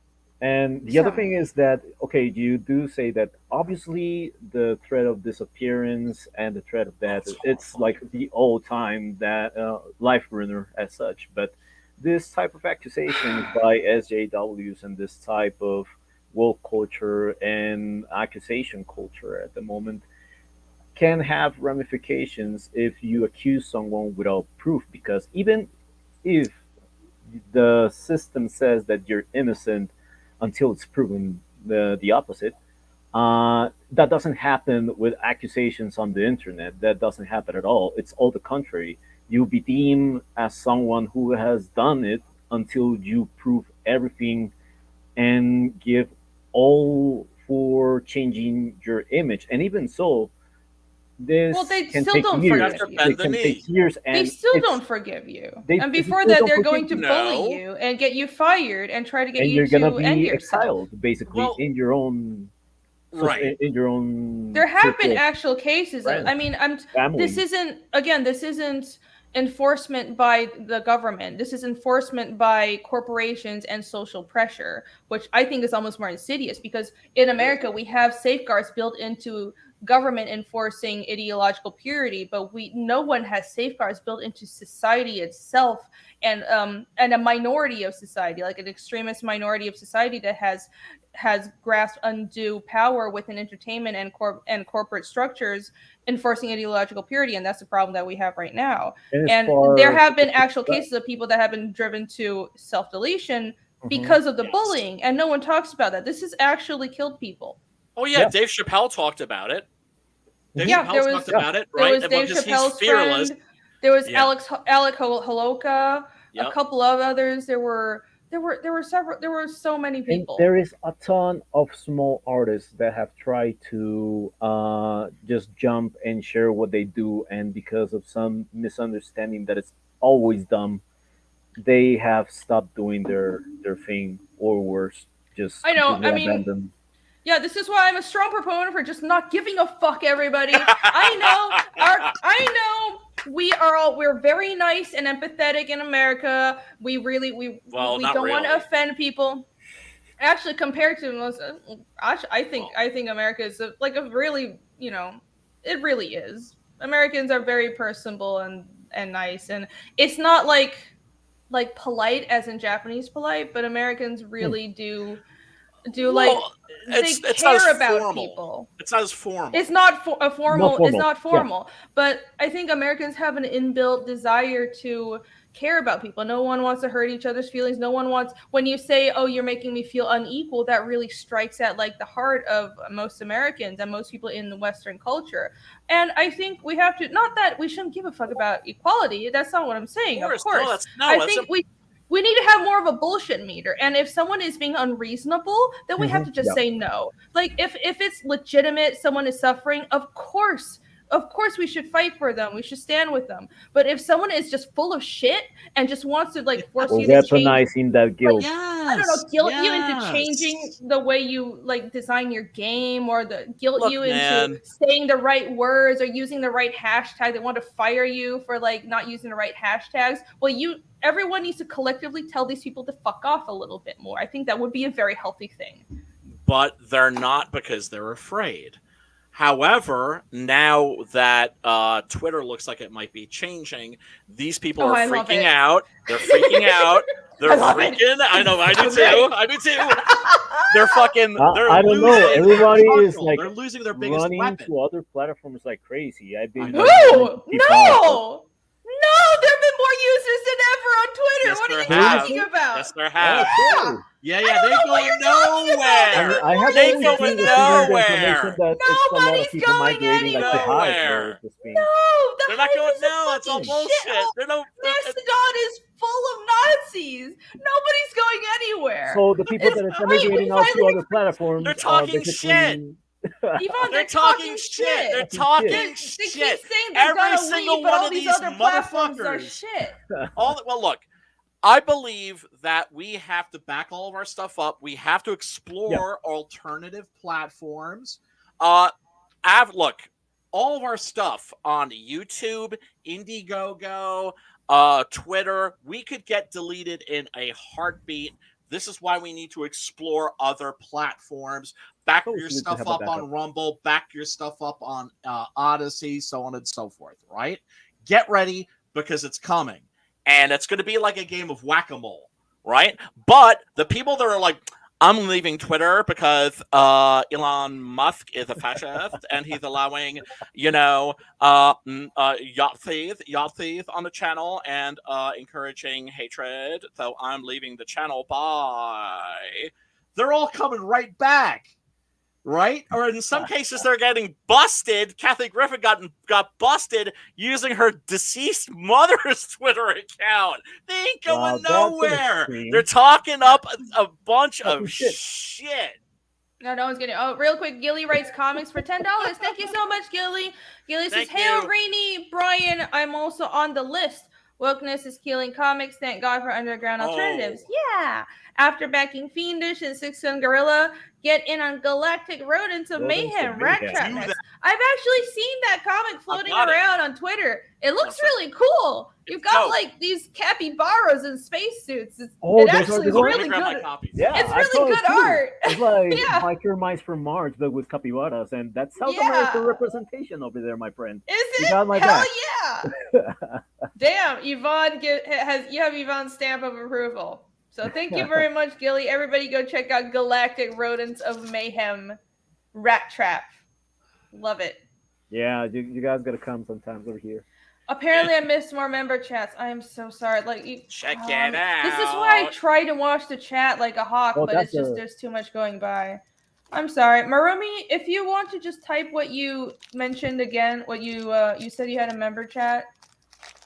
Oh, I'll read it out. By the way, I learned a lesson from these guys. The people that made this book. If your book is going to be late, because this book was very late. It was about like a year late because shit happens, and some really bad shit happened that led to this book being late. So what did they do? They sent 2. And nice. So I learned from them that if somebody gets a late book from me, they're getting 2 late books, right? So it makes up for the wait, at least somewhat. Oh, that's nice. Like magazine sized, right? This is, let's see, here's my book. There's their book for a size comparison. Oh yeah. Theirs is bigger than mine. That's what she said. And kazang! And really beautiful art. So yeah, people, go back Galactic Rodents of Mayhem today. Back it now. Apparently I missed super chats. I forgot that there's pins in here actually. Cool. I have not missed super chats. There's one that I haven't read yet. with a weird currency. So let me read. I can't scroll back enough to find it, but I'm looking at it on YouTube. Nico for ARS 225. I don't know that currency, but thank you. Nico says just because you can abstract art into a neat definition, it doesn't mean it's all subjective. There are things that are loved across time and space. Yeah, that's another like. It's probably not. It's very. It's not like a rational and solid definition, but I prize rationality and logic, but I don't think everything can be purely defined in those terms. There's like we were talking about with art and with writing, there's that spark of magic that's just there. When it's there, you know it, with an art And also style and with there's a comic. So that's what I'm talking about. I think you can't, just because you can't define it doesn't mean it's entirely subjective, and it's Right. completely amorphous and is devoid of all requirements for merit. I do agree with that. Well, I mean, there's an entire branch of philosophy called aesthetics about this very Oh, yeah. subject. Oh, Right? maybe I should read about that more, because I haven't read Definitely. about Yeah, that. Oh, that's yeah. about in I design. think I should read about that. Schopenhauer, Nietzsche, Hegel, Kant, all of the Heidegger. great philosophers. Yeah. Aristotle. All of the greats wrote about art, and Yeah. definitely like I would recommend like maybe going to like Amazon and looking up like a like philosophy of art 101 textbook or something like that, and it'll have like essays from like all of like the great philosophers. Yeah, shit. I do need to get back to reading more philosophy. Well, I do listening to agree when audiobooks because I have no Vinny time. was talking a while back that there is some art that that's really has no effort whatsoever. It's not clever in representing its things despite being abstract. There is clever abstraction. There is clever methods of maybe infusing a feeling, infusing something to think in some art, but others you can tell that it's just a way to launder money. A Oh fucking my banana on the wall, god, a freaking banana on a wall with tape. Oh god, come on. dude! Let's talk about the dude. money. Maromies is a member for 10 months. Thank you, Nice. Maromi. Wow, I'm sorry if I 10 missed your chat. Yeah, fucking StreamYards need to fix their shit with not being able to see member chats. Thank you so much, Maromi. Thank you for your support. Hell, And the other thing is that it's always a circle of nepotism where this money is always circulating. It's not gonna be a new artist that is getting highlight. And no, it's always the same people. And I know an account of a person that I met and study arts. I haven't seen them from a long, long time, but what I was aware is that he was working for a certain famous Colombian artist. The thing is that he's not really being paid handsomely, but he's not getting any recognition. It's basically like a ghost writer, like a Right. ghost songwriter. This Right, case right. is art writer, because it's like a helper. And how do you say it? An assistant. It's an assistant for this artist. But the sad thing is that he, in this case, cannot branch out of the shadow of this artist. It's just gonna be there. He's gonna still get paid handsomely, but he's never gonna be his own person, and that's sad. Well, I mean, mean, he can do yeah, his own stuff on the side, can he? Or is he like contractually bound to only work I with do this one not know at particular? that extent, but I can imagine that it can go that deep. That you have like no right to show things until a Jesus. certain time. And yeah, this money always goes for the same faces and the same faces until it dies, despite these artists not being to create anything that is innovative. I'm gonna shit on an artist. What? Reedy, are you okay? Okay, I'm getting more beer. Okay. All right. Okay, Continue. I'm gonna at least for the count that I know, I'm gonna shit on the national artist over here that is Botero.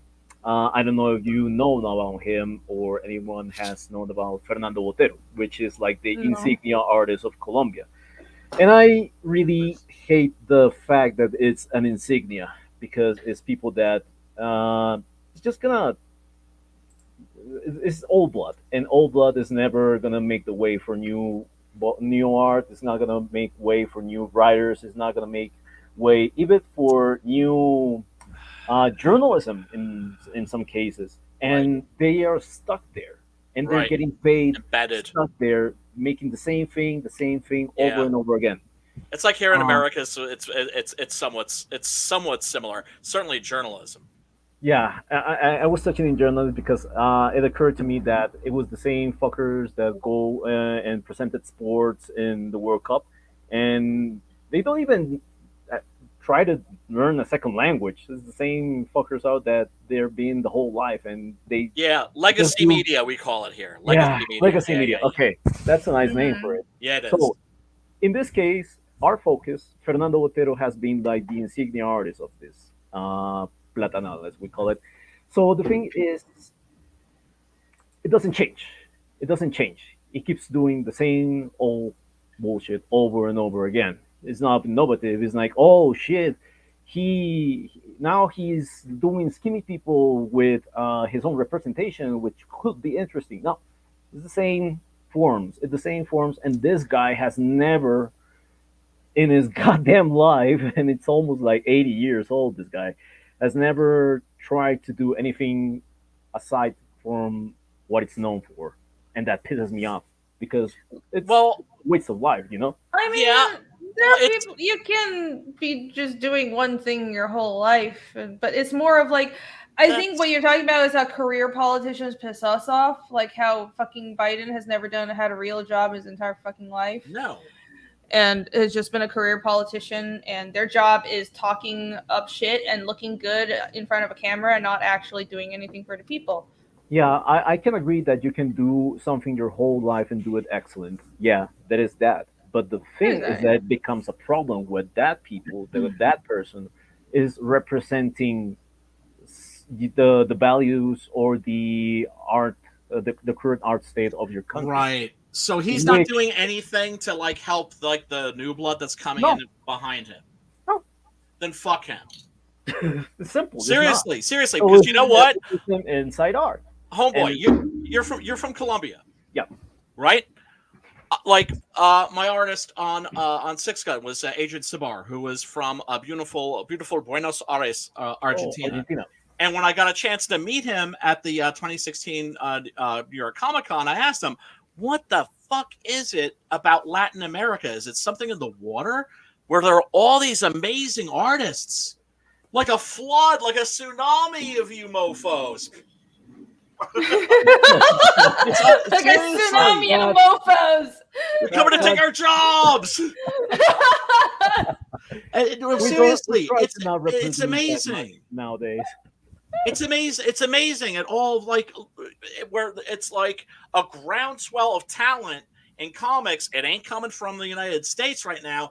It's coming from south of the border. It's coming from Latin America. Dude, so I was just in South America. I just Southeast was in Asia, Colombia, and I just visited these fuckers. And there are so many amazing artists, even just like the small selection I met of just like Yvonne and my other I know a bunch of people in Colombia just through like, you know, my friends, and my other colorist is also Colombian. Killing So, it, man. And like just I went to a convention called SOFA. It's literally abbreviated as sofa, like the furniture. Yes. It's in Bogota. Saloon of leisure and whatnot.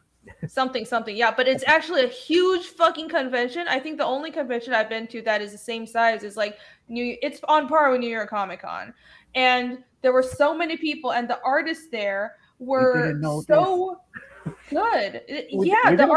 The art was so good, and they don't even have a domestic industry, and the entire artist alley was just people publishing their own comics and barely making any money off of it. Everybody had a day job, and they just were like either doing their illustration or their screen printing or their own fucking entire comic series. I have a friend, Andres Barrera, shout out to him. He did an entire comic series called Condenarum that is finished, and he was like working a day job and just drawing his comic, and he managed to finish this whole thing. There's so much passion, so much really amazing artists.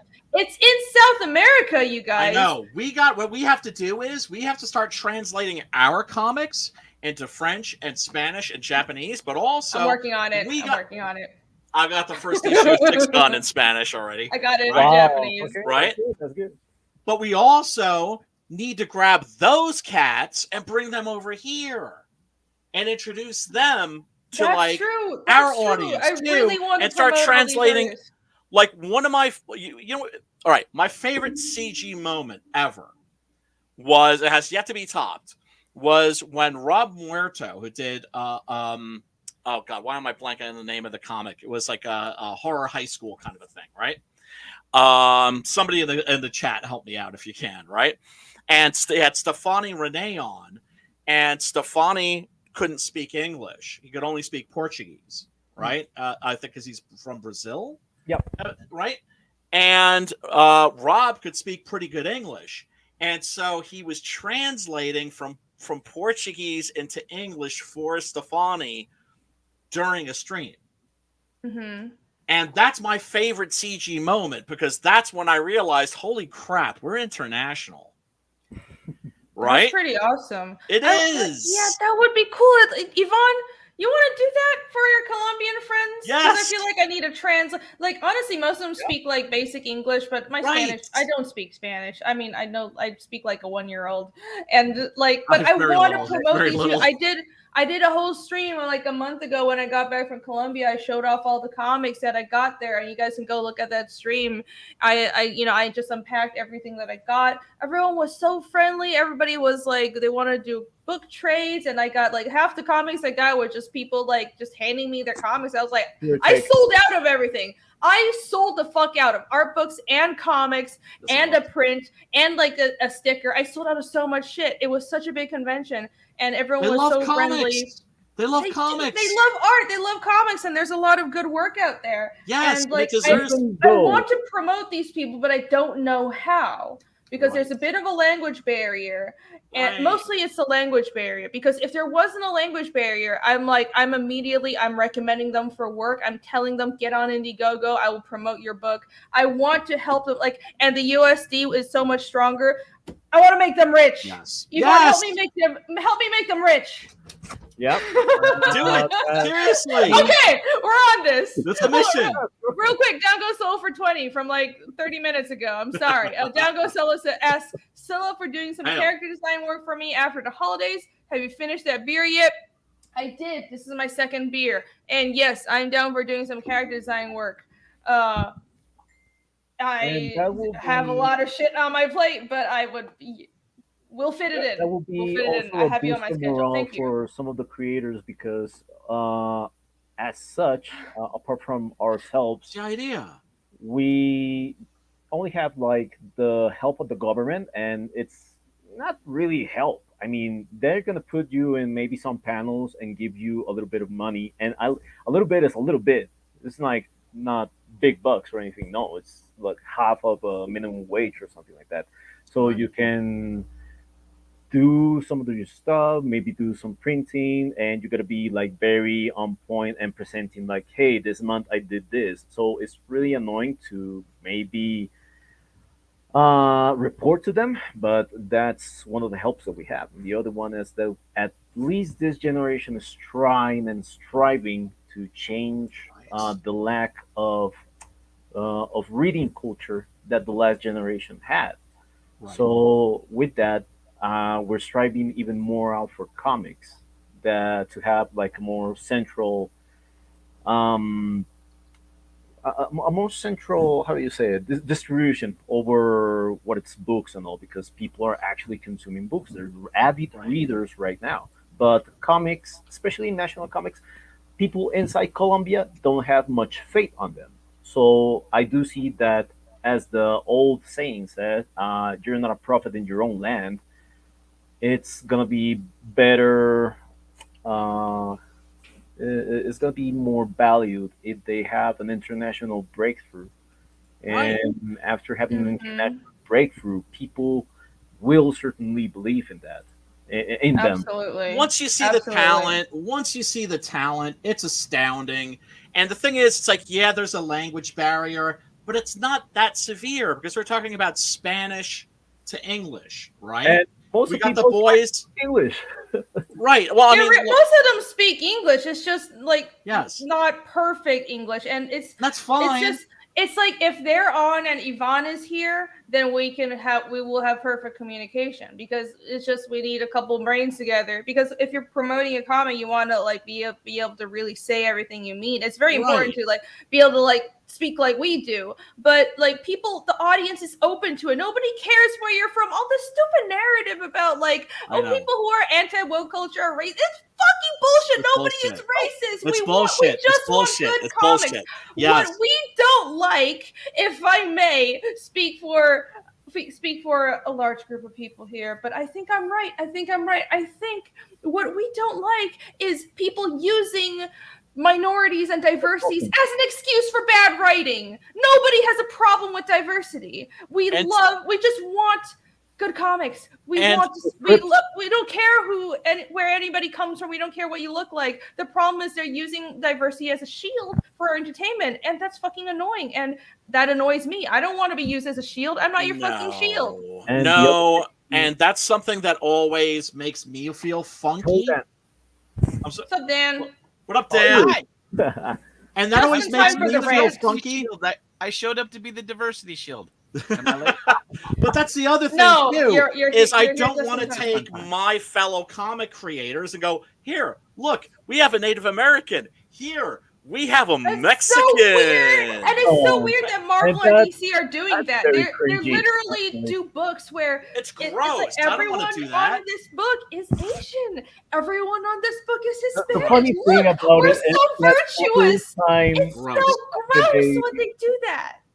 Disgusting. The funny thing is that every time that they try to do that, they fall into the same stereotypes as always, and don't treat the character as a person, as someone living over there, maybe in the United States, or maybe it's I don't know, it's a superhero trauma that is occurring in another country.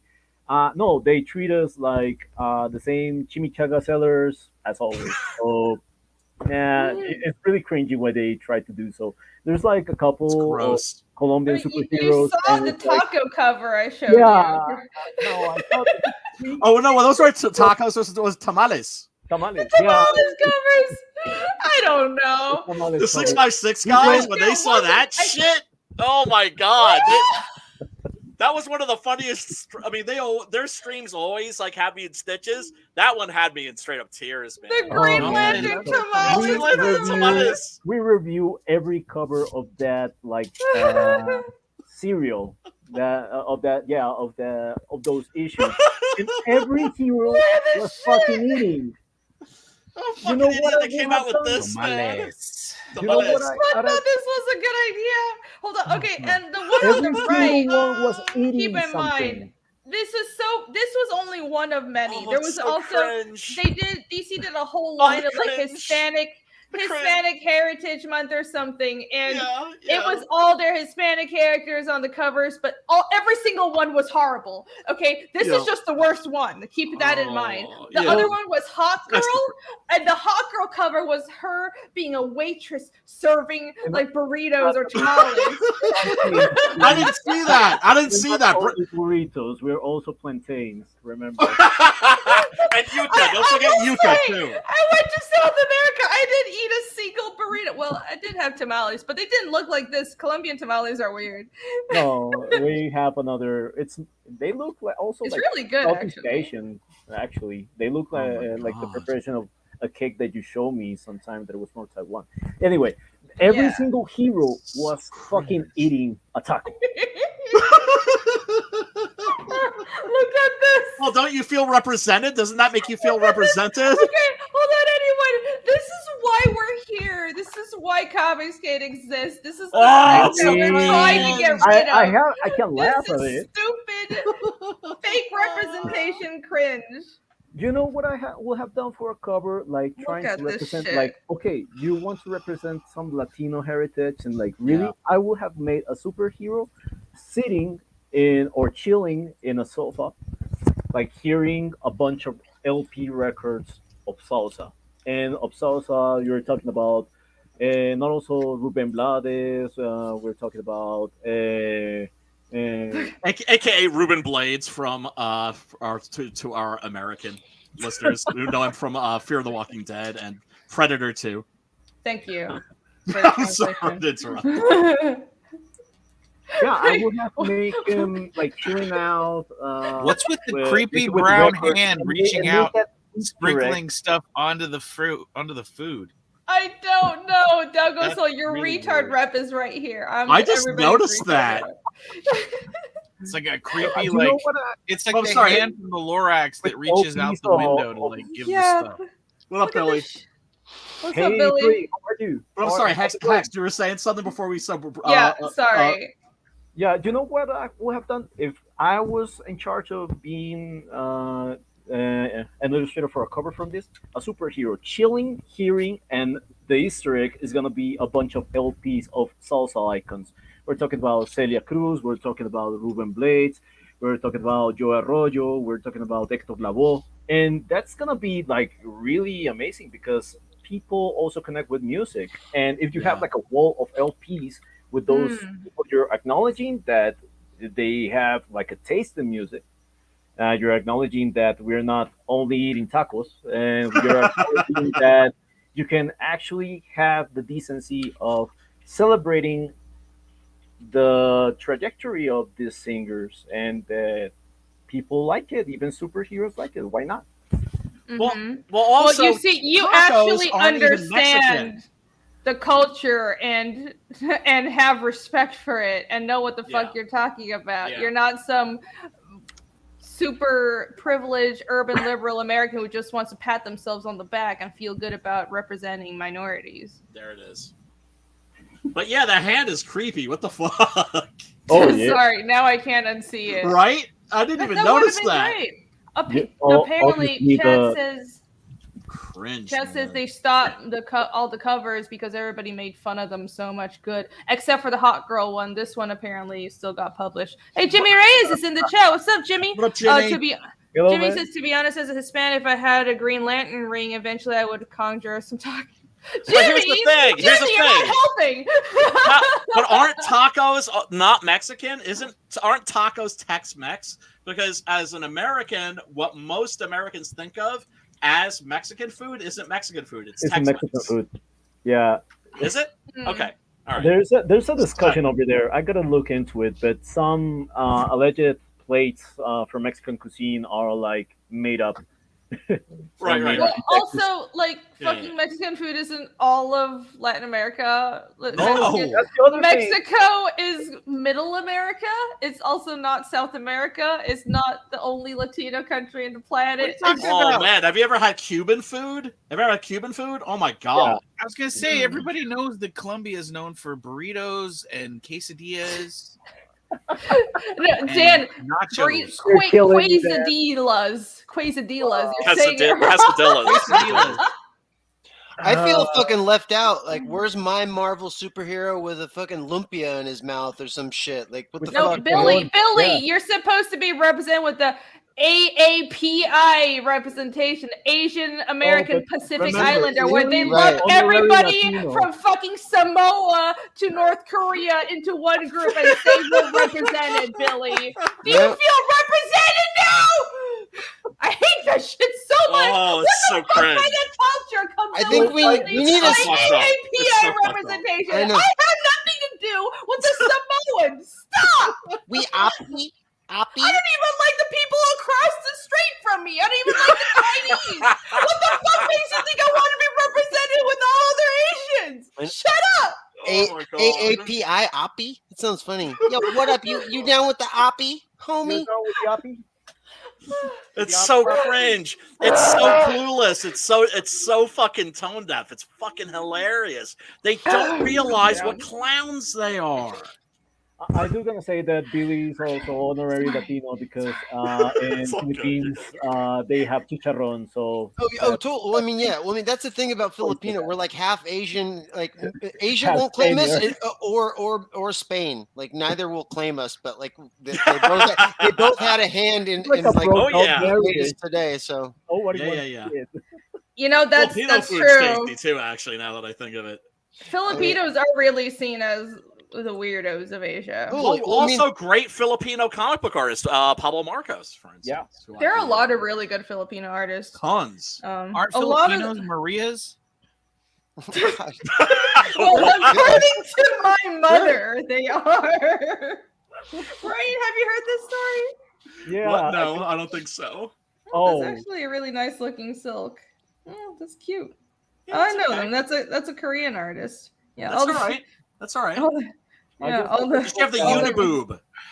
The uniboob. Damn, look at fucking Daddy Hulk right there. I Yeah, know, yeah, Daddy that's- Hulk. right. What's up? Is there dialogue all that. options for dating that dude or what? That's nice too. All the really good painterly art. They're like, That's the new Hulk visual novel that's coming out on Steam this summer. Billy. friends. Oh, Yeah. man. Hot and steamy they're with really Hulk dating pressing, sim. Really Oh pressing my the God. illustrator to make them like it was a K-pop group. I'm a little uncomfortable with that, but at the same time, they look good. well, I mean, it's a weird. Korean artist. It's not for gonna- me. You Yeah, Yeah. also they look like a It's K-pop like- group. I like know something this like artist. this. It's for teenage girls and gay men, and that's Yeah. fine. I'm like, okay, I look at something like this. Okay, it's well done. It's just not for me.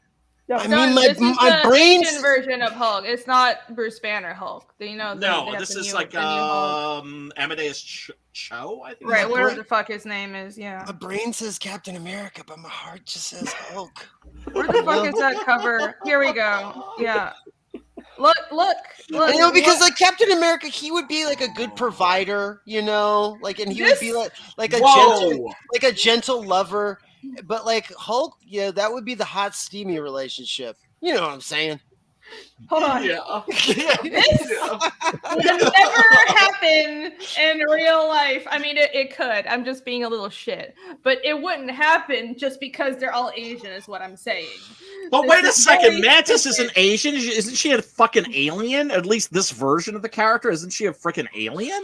I I mean, don't she's know. I she's don't from another see Marvel planet. anymore. She's wearing leather segmented armor. That she's honorary Asian now. Okay, all right. I was just So is Hot asking. Girl. I was just Hot Girl's asking. not human either. So basically, she's a weeble. Wow. Holy shit. She's So she's fucking adorned stupid. the Asian aesthetic, and thus she has become their. Is that people. Mantis? Are you sure that's Mantis? Yes, it's Oh, like okay. it's the movie, the MCU version, the version that's in the Guardians of the Galaxy 2. But she's not Asian. Oh, well, the Isn't she- actress is Asian. I didn't But- say the actress is Asian. The character isn't Asian. She's an alien. But no, Right. she's just Asian now. Yeah. Oh my They're god. just all Asian. Oh my god, I hate everything. From the Pacific know. Island to the This is fucking really alien stupid. space. Fucking. Why do they Asians. love- Aliens, what is they're this, all like, Oh, weird it's Namor. British It's Looks like- Namor. In Namor. lumping Namor. Pakistanis in with Asian? Like Pakistanis are All those Asian. aliens just look the same Unless to me. you're I can't from tell the the UK. difference between them. No, it's stupid. Like it's So true. Like in cringe. Americans, we don't really consider India and Pakistan and like sort of Central Asia or South Central Asia as It's so divisive, Asian. right? Yeah. That's Even though that's it's South very- Central Asia. They're more like Yeah. Middle Eastern to us, right? So it's really weird that they They're include kind of more Comic Asian Con than as Filipinos. and they're like culturally quite distinct. It's really not really that similar to East Asia. Like East Asia is its own thing. We kind of like, even though we hate each other, we recognize this is a cultural group. And then you have like India and Pakistan and Bangladesh and all the Middle East. They all Right, hate each right, other right. as well, but they're Yeah, a yeah. cultural group. But then the Middle Yeah. East, they all hate each other. And then you see how it works. But like, why? I don't It's an understand. example of South America. We mock each other, but we don't really hate each other. No, Well, then Asian, you have they actually hate each Malaysia. other. But like in Malaysia, everybody's kind of chill, right? Like it isn't like half of. I'm thinking of Indonesia. Actually, I'm sorry, Indonesia. I think is like I think half Buddhist, half Muslim, and I think everybody seems to kind of like be pretty chill over there. No. I think. At least they seemed that way in the raid when they weren't killing each other with machetes. Is it No, Psylocke in canonically Asian? Yes. Yeah, and Psylocke where is Psylocke and Boom Boom Jubilee? Asian or no? Where is Psylocke and Jubilee? Why do they have all these characters? I don't give a shit about it. Where's Psylocke and what I was Jubilee? thinking of. I want Jub- Jubilee in here. Why the fuck don't they have Jubilee? I don't give a fuck about Shang-Chi. Yeah, And why doesn't Shang-Chi look like Bruce there Lee she is. anymore? That's some There's Jubilee. bullshit. because he's Sean chi now. Oh, Sure. like Namor is now Namor. I'm sorry, guys. We're just Namor. getting. The accent, Namor. Take that over. I can't. I still haven't watched that, man. I'm like bracing my butt cheeks for what they're gonna do with the Fantastic Four. And I Doctor haven't Doom. seen anything since Endgame.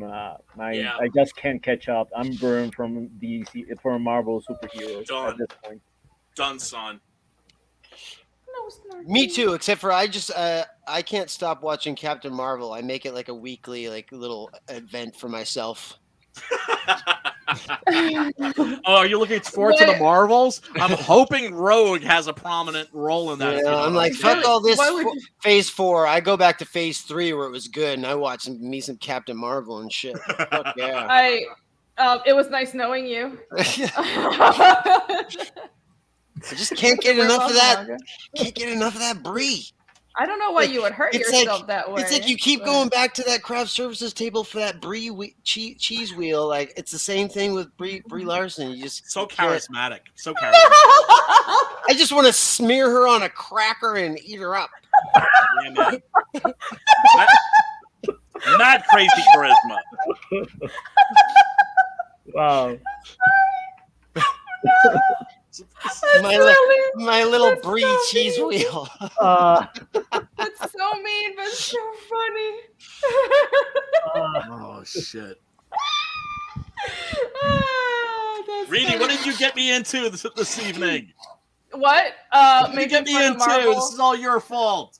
It is my. I mean, well, yeah. I mean, we're here to talk about man. Six Gun Gorilla, everybody. But Yeah, drink your beer and let's talk about it. Okay, everyone can blame Down Goes Solo because he got me drinking, and this is what happens when I start drinking, and you all know this. So Down Goes Solo for another 20. Thank you very much, Down Goes Solo. Travis says you're so far behind. Maybe a third beer would help. Yvonne, shit. don't let her miss. Yeah. No, You gotta drink your beer. It's kind of slowly a shame. marinating It's only this been one, like don't what, worry. 2 beers so far, or you've been drinking since earlier? no, this is only. Well, I did. One. Demonize No, makes a good I point. did have a couple of shots earlier. I was on a call, Oh, trying to figure out the fan art contest for Fiendish. I'm almost done with the web, trying to figure out the scoring, and we're having some issues, but we're Do we almost still done. need I to swear. vote? Kind of. Yes, I thought you I'm voted running- already, You Dan. voted already, and we had I our ran- favorite. I did, but there was like 4 more that like slid in there after I'd already voted, and I was like, "What the heck?" I thought I was a little. Oh, I those didn't look are- at. yeah. I didn't look at anybody else's scores, and I did my own scoring. And then when I looked at everybody else's scores, I was like, oh shit, maybe I was a little harsh. But I think like into scale, like I looked at. I was actually a lot of my scores like, lined up with yours, Irene, and actually yours, Yvonne, more than some of the other judges. Like I kind of fell in line with a lot of the sentiments you were feeling. That was fun. I liked that. It was fun going through all that. I enjoyed I it mean, too. it was a little bit Yeah. complicated, the system, but after you get the hang of it, I it didn't makes think sense. it was complicated. Okay, It's just 1 to 100, right? I know. So what I did. Okay, chat. Keep in Everybody. mind, we what- were never qualified like this. Don't do Okay, this to okay. yourself, Billy. Here's a Don't little do peek that. behind the scenes of what's been going on. So I asked everybody who worked on Fiendish to score the entries for the fan art entries. There were like 40 entries, so it was a lot. But I thought I had a fairly simple scoring system. So what I had a spreadsheet ready for everyone and everything. And because there were so many entries, and I had to take into account, I want to be as fair as possible. So I want to be like completely accurate, like objectively. Everyone scores every single piece, and then I add up all the scores and then rank it according to the total of everyone's scores, and then you have a very solid ranking of who are the winners, right? Simple. I mean, that's Right? that's pretty simple. Everybody gives a number. It's just like Very everybody gives a number, and you just simple. add up It's the numbers, and then simple. And I then think what biggest number wins. kind of, but then some people got It doesn't annoyed get any because. easier. But some people got annoyed because I was asking for a score from 0 to 100, and I think if I like, it's really just, it sounds like hard work, I guess, because it's 0 to 100, but it's not. Okay, so it's just when a I was decimal growing place. up, when you I could was do it growing 0 up, to 10, and just You add a decimal could. place, it's the same thing. I mean, Exactly. You So could like even some people say- were frustrated you because could they were like, "Oh, it's so complicated." It's not complicated. It's just 0 to 100. If you want to simplify it in your mind, just go like 90, 80. Like if you want to score it as a 9, then just write like 90. Disclosure, I mean, was not the you one can even break it down saying like that it it's was like I that want to do it by complicated. 5 stars. You know, it's just like, okay, well then multiply whatever star amount you have by 20, and then that's your score you have. Okay, 2.5 stars, bam, there you go. That's Yeah, fucking, Yeah. you know, And like that's a 50. and Easy peasy. and like on part of it is I'm not trying to just complain about other people. I will take blame for Yes, do it. not like communicating well enough or not really understanding that this would come across like really complicated to other people. And like I swear that's not what I'm trying to do. It's like my team knows that It was super easy, barely. I really I enjoyed it. I made my lunch one afternoon, and I was like, I get to actually look at like 45 pieces of art right now and give a little score to them, and then like flip through them all. And like it was I had like a grilled cheese sandwich and a little fucking ginger ale, and had a little afternoon of it. It was fun. Yeah. Well, I don't know if that's sarcasm because I thought It's it not was sarcasm. really- No, I'm not. No, that was like zero. I described to you exactly like what I did. Like I did some work in the morning, and then I was just like, okay, I gotta do this, and like made some lunch, and like did it while I was eating my lunch. I mean, I really didn't think it was complicated. It was literally I needed everybody to score all the. I know like 40 pieces is a lot to score, but it was the only way to get a fair reading of what the ranking was because there are six slots for awards. There's actually a lot. It's not just one winner because we know the winner. I already know like the first 3, but it's the last 3 that are the problem right now because everyone has agreed like the ranking for the first 3 are very clear, but then the last 3 it keeps on shifting because some people they didn't want to score all 100, they were all 40. They were like, oh, it's too much work. So some people didn't just left those spaces blank. It wasn't so me. I scored everyone. Because we don't have to say who it is. purpose. I'm not gonna say who it is. It's Yeah. I'm sure they already know that I'm frustrated about this. It's Right. and I have to solve the problem right now. I have to solve the problem with math somehow. I have to activate my Asian math brain and figure this out because if the space is left blank, that knocks down the total for the score by a lot. So Right. so I don't, and then I had this solution where, well, if someone leaves a space blank, I'm just going to be like, oh, it's fine. I'm not going to make you do extra work because apparently this is really frustrating for you. And I'll just plug in 50 as a default. But then that I don't know if that's fair because if they had I'll do actually scored it, they might have scored at 30 instead of 50. So it's just driving me crazy right now. I'm sorry, guys. It's none of y'all's Now, business. Roger, I'll figure it okay. out behind the Yeah. scenes. Rini, Now you guys know why the we're- fan we're art here contest is for taking you. so long to figure out. No, and also regarding the messages on the chat, I was just like, oh, where does this come from? And yeah, it makes sense now. It was super easy. Very inconvenient. Yeah, As long as you make sense to I y'all, that's didn't. all that matters. Oh my Well, god. I don't know. Apparently, I mean, and the 1 to 100 scoring system was. I mean, that's how my school would grade. That's how schools in Asia would grade our grades growing up. So I thought it was like really straightforward. But I would have more appreciated if we could have been given a 360 like heat map and then just placed a dot on a graph closest to the red shift where we felt it most was like the hottest tones being the best and coolest tones being the worst, and just kind of like plot it out, and then we could have you individually graph each plot point and then average them through, then add up that score, and we could figure out who the true winner is. That's much better, Billy. Let me implement that next time, and then I'll watch the rest of my team literally fly to my city and rip my head off. Let me send you the 40. Let me send you the 45 heat map graphs that you need to plot your score onto per artwork. It wasn't that complicated. Okay. Anyways, but. Barb Rogers, Miss Solar Terror for Canadian 5 sent a super sticker. Thank you so much, Barb Rogers. Thank you.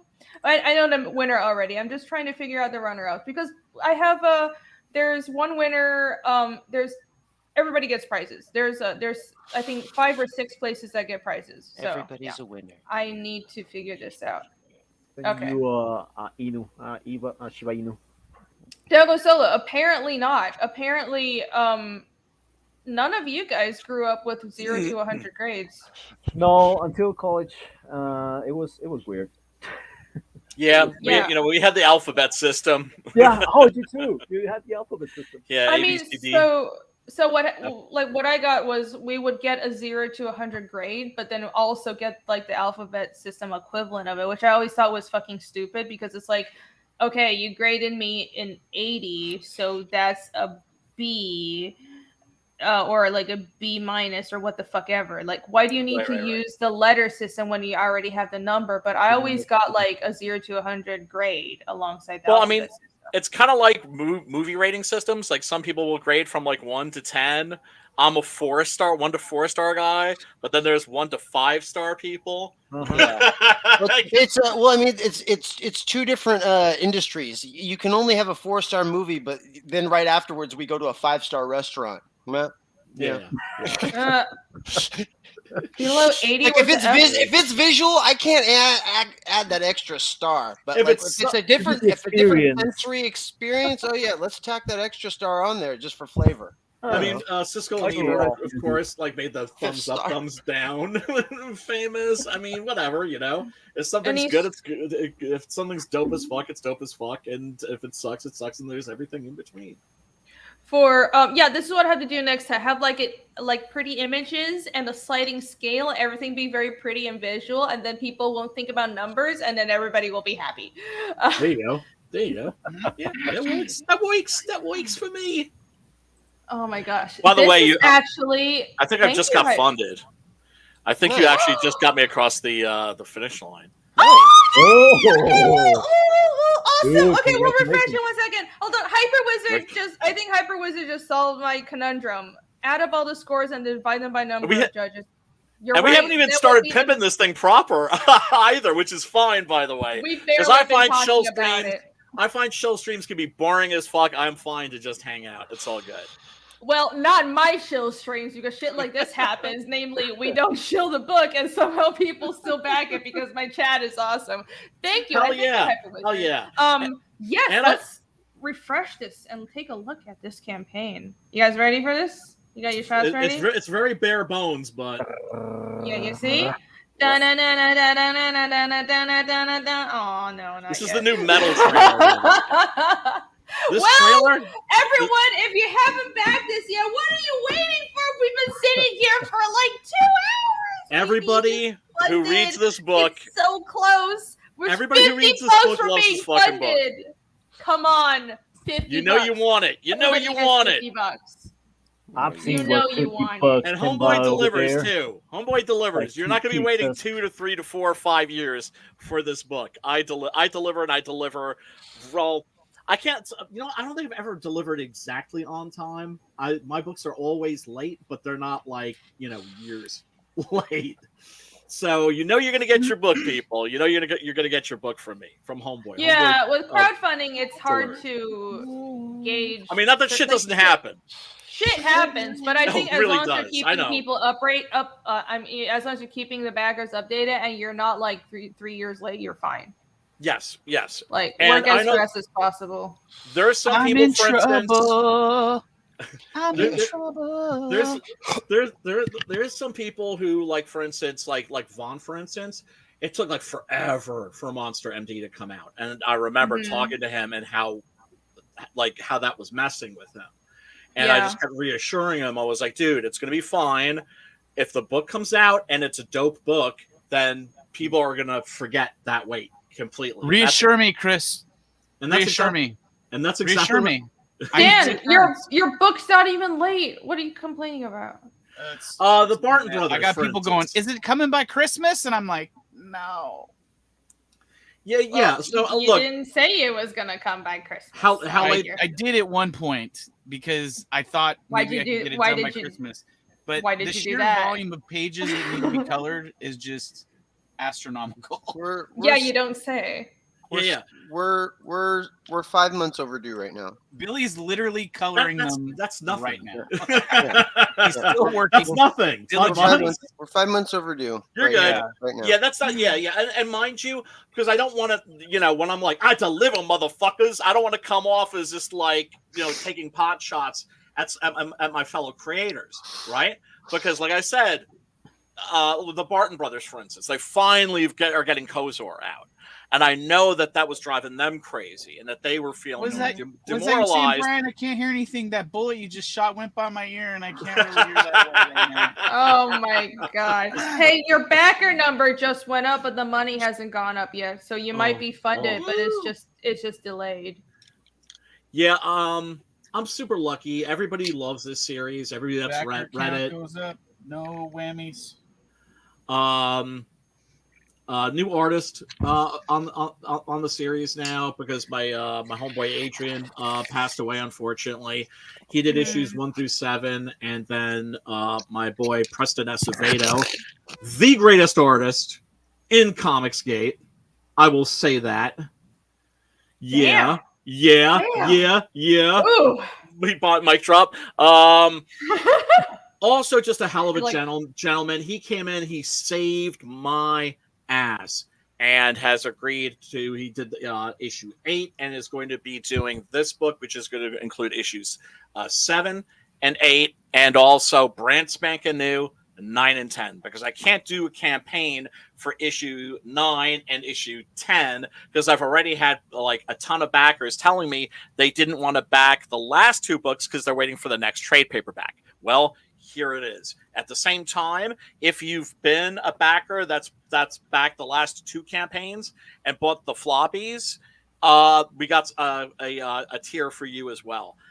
There's a tier here for everybody. That's to say, if you've been following Six Gun Gorilla for like the past 8 years or so, it's been for me. I think with CG, it's been 3 years. And you're not going to ever, I don't double dip, you're going to be able to buy stuff like a la carte and everything too, as add-ons. In other words, you're not going to have to buy story that you already have, is what I'm saying. So this is coming as a volume 2 trade paperback. Naturally, of course, I'm not going to give you volume 2 without offering, of course, the original number 1. Oh, and you let's can see get that. Look at that. Yeah, you gotta get me your P.O Box so I can shoot you like a review copy. Oh yeah, I need to renew my P.O Box. But yes, I would love to have it. Free comics. Yes. Yeah, and that's something I recommend also for all my fellow indie creators. Mail out comps. Do you know what I'm saying? Mail out books to people, that you think are gonna like. If they like it, might say something about it on their live stream or something like that. Because nothing is better than word of mouth. Also, I believe in this book so much that you can click a link and download the entire first issue free of charge as a PDF. Yeah, I saw that on the campaign page. You have it right here.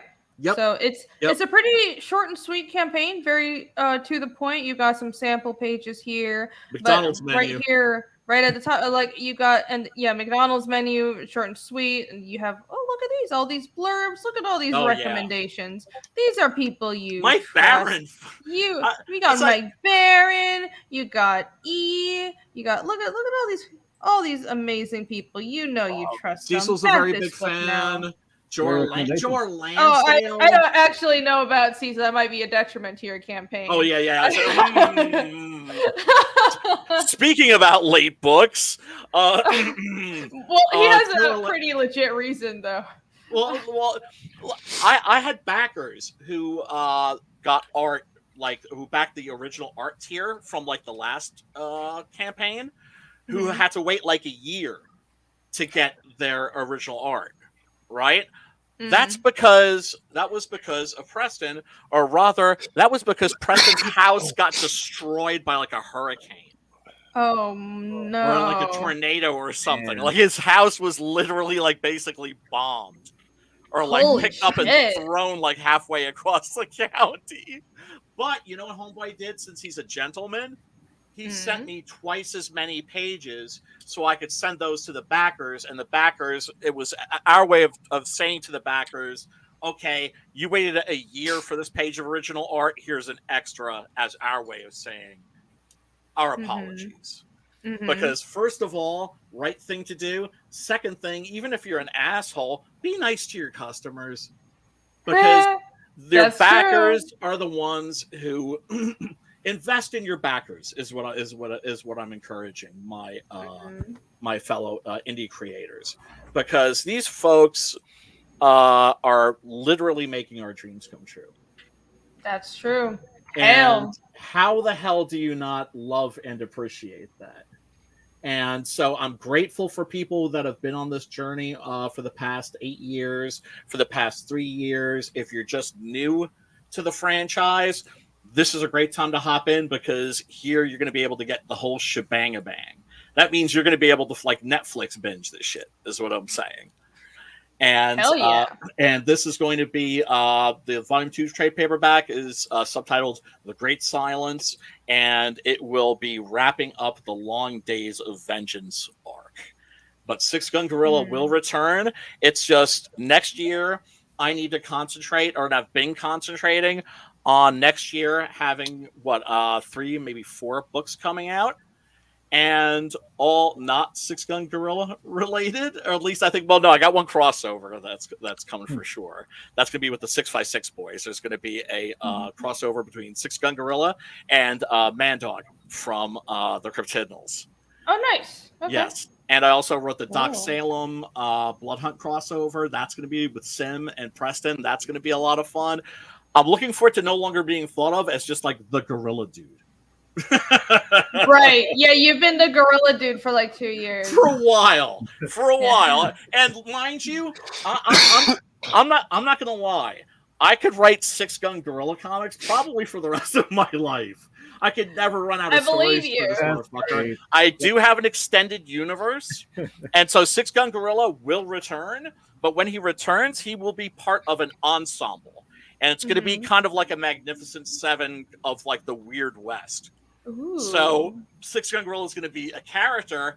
It's just he's not going to be the main character. It's going to be like a bunch of like really freaky oddball characters like Sam Hain and the Blazing Szechuan Kid and the Phantom Vaquero, the hero that's the Old West hero that's so mysterious you never see him. You never even Mysterious stranger over there. That sounds pretty cool. Nice. Well, you see, you'll have like a bunch of I've got a scene where there are like a bunch of varmints that are getting ready to bushwhack our heroes, right? And then there's sort of like a shadow that falls across them, and they're like, what? And then you cut to like the heroes riding up, and like the bad guys are just like swinging from trees. Like, who was that? Must have been the Phantom Vaquero. Bushwhacked. Must have been him. Must have been a Hyper Wizard says number 82. Never read the book, but heard a lot of good things about the writing. So got volume 1 and 2. Awesome. Yeah. Let's refresh again. Yeah. The feature tier. Wow. I need like one of those intros, like Ethan's got the On Fire Tonight thing or something. I don't have a booyah. Oh, let's play the trailer. Thank you, people. Yeah. How about so that? much. Thank you. enough, right? Gratitude. Let's do that. Congratulations. The new metal Let me trailer. share. It's shorter, but it's more metal. Yes, thank you all so much. Greatly appreciate This it. is all folks. thanks to you. Brian is completely right. You guys in the chat, you guys watching, you guys backing these books, you make dreams come true. You right there. That's right. You on that side of the camera. So thank you. We're doing what we are doing right now, if that makes sense, because of you. And the only reason is because of everyone backing these books, obviously, and that's why you guys come first. And that's why, unlike certain stupid corporations, we will not trash on our fans. We will always treat you right, and we love you. Thank you so much. No doubt. No doubt. That is absolutely from the heart. Okay, let me figure out how to share this. Congratulations, Brian. I had to share my whole Thank you. Trying to get all my stuff mailed out. Sorry, that's why I was off camera. That's all good. You're being I had all industrious. I had all these commissions, and I had to go back and figure out like what people got because they weren't all in order because I'm a dummy. Oh man, And I just finished up. I did some like gray tones on all the like. I had to do a commission for each one, so I was doing some like light gray tones on these before I sent them off. So Okay, let's watch the trailer before Dan starts showing off 50 million pieces of. I was going to ask you like if you could blow up. We were gonna watch the trailer. Everybody, look at the trailer! Trailer!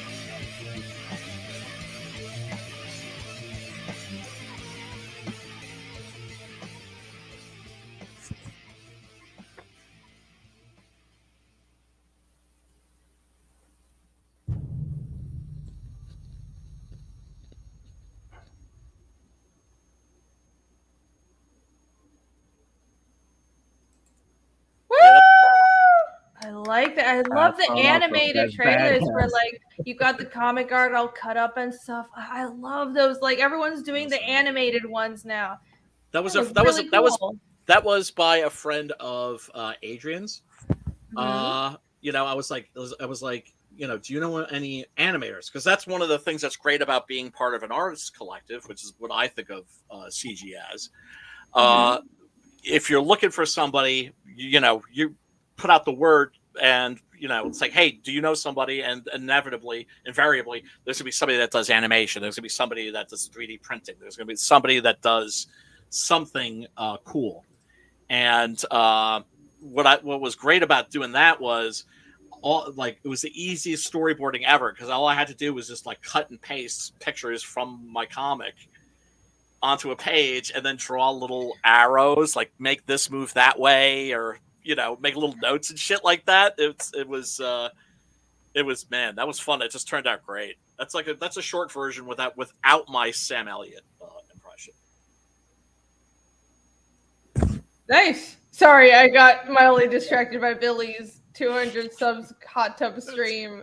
I apologize. I'm the worst. Billy. I'm the worst. Oh yeah, baby. You're doing great. You're doing great. I was like, this trailer is really great, and Billy's over there like, Dono Daddy. Nobody can hear you, Billy. You're muted. Yeah, don't forget, everybody there in chat, keep subscribing to Irene's channel. We're at 69 out of 200 subs to the hot tub stream. Woo! Yeah, I totally need 200 subs. Yeah. Shout out Mortal V. Help me get to 200 subs. I need an update here. What's this about a hot tub stream? Yeah, I was Billy has kindly offered to hop in a hot tub and stream for all of you if I hit 200 subs. It's like a ramen noodle cup. Oh, hell yeah. Shout out to Mortal V, new subscriber. I got a balloon I'm going to write your name on, then I'll probably write it somewhere on my body so you can see it on the camera. But yeah, Daddy of the Night is Down Goes Solo. He's the one to beat. That's true. That's what all the rich people on the internet are doing, right? I think you finally figured it out. Yeah. Branding, baby. Yeah, branding. It didn't happen. Well, everybody. If you want to see Billy in a hot tub stream, then you know we just need to get super chatting, and you need to beat Down Go Solo. You need to beat Down Go Solo. 200 active subs. We're at 69 out of 200 currently. We're perpetually at 69 apparently. Because I'm way past 200 now. I have many more subs. Can I just address what somebody said in the chat? No, I mean paid subscribers. Yeah, go ahead. No, we need paid subs. What? Ian says next arc is Six Gun members. Gorilla versus Winchester Wildebeest. No, it will be Six Gun Gorilla versus Buckshot Bonobo. Buckshot Bonobo? No, I'm just bullshitting. I was like, wait, that sounds so cute. I want to see that. That's gonna be terrible. I have written a story. It's for a friend's thing. I can't talk about right now, but will be coming out in the future. And the thing about Buckshot Bonobo is that he's got a shotgun as his weapon, and that's because he's a bonobo. Bonobos make love, not war. Right, so they'll be going on a mission or something like that, and AK-47 orangutan is like, we should just slit that guard's throat. He's just like, Buckshot's Bonobo is like, why don't I just go over and just give him a little oral pleasure and everything. Gross. Like Buckshot, you don't understand, bro. You don't understand because you're a bonobo. And so when the bad guys come at him, his weapon is a buckshot is a shotgun because he doesn't want to look at his target. He's kind of just he shoots the buck because he likes to fuck. Billy. Spray and pray.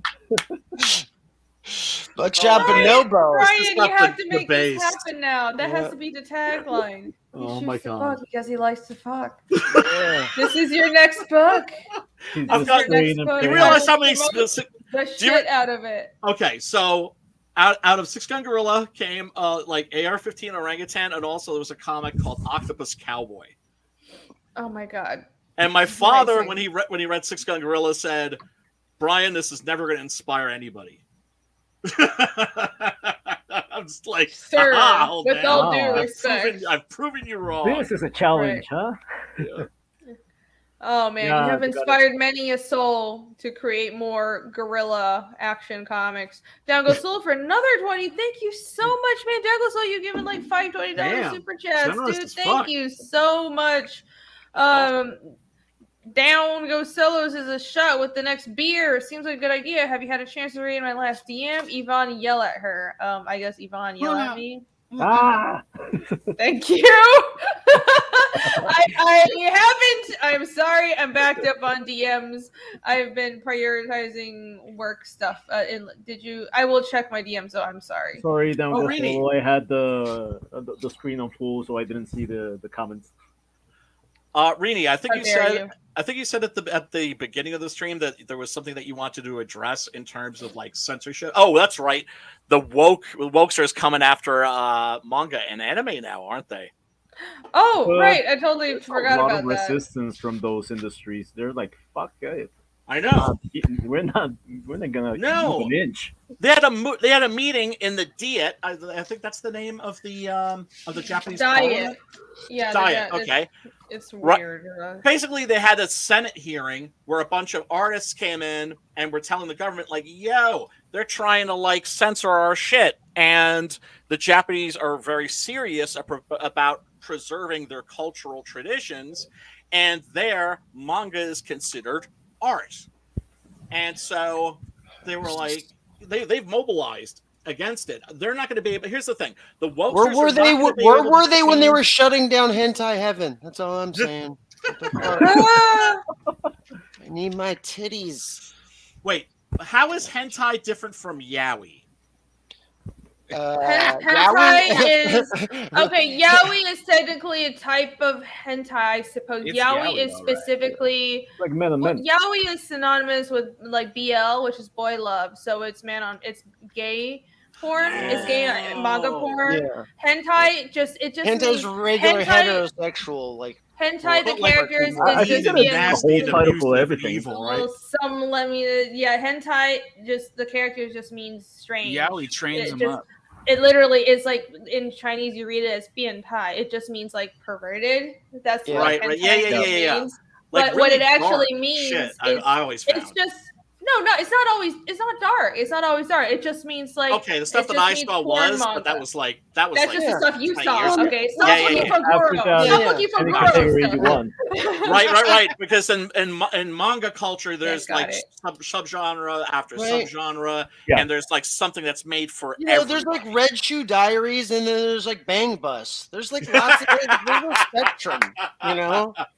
Hey, even man, even in hentai, there's a spectrum, you know. I'm a 70s, 80s guy. I'm down for a little ecchi, and see, ecchi is like it means just kind of like TNA and like fan service, but nothing actually And Okay. sexual. But oftentimes the it characters also look like has they're like a having little fun. bit of history sometimes, but Yeah, nah. Okay. Because No, there's been like other shit. No, recently I think honestly I haven't been paying that much attention to manga censorship except for after like the diet. So I was like, oh, they got this. But recently they've been ramping it up. I think there's let me show you in a minute. well, I remember Some human rights lawyer in Japan accused One Piece of being anti-feminist and anti-democracy, and says Japan should take lessons from Disney. Have you guys heard about this? No. Discuss. I'll this is be right back. I within need Japan? to pee. Yes, This it's is- within Japan. Oh, okay. All right. That's interesting because, I know they're trying to like censor that. They're trying to censor stuff here, but they can like basically take their stuff and then censor it for an American audience, right? As opposed to like being able to fuck with it at the source. Seems But accurate. this sounds like there's actually people there now who are infected with like the SJW virus, and maybe maybe they're trying to like pull the same sort of a thing over there. I can't see that going down though.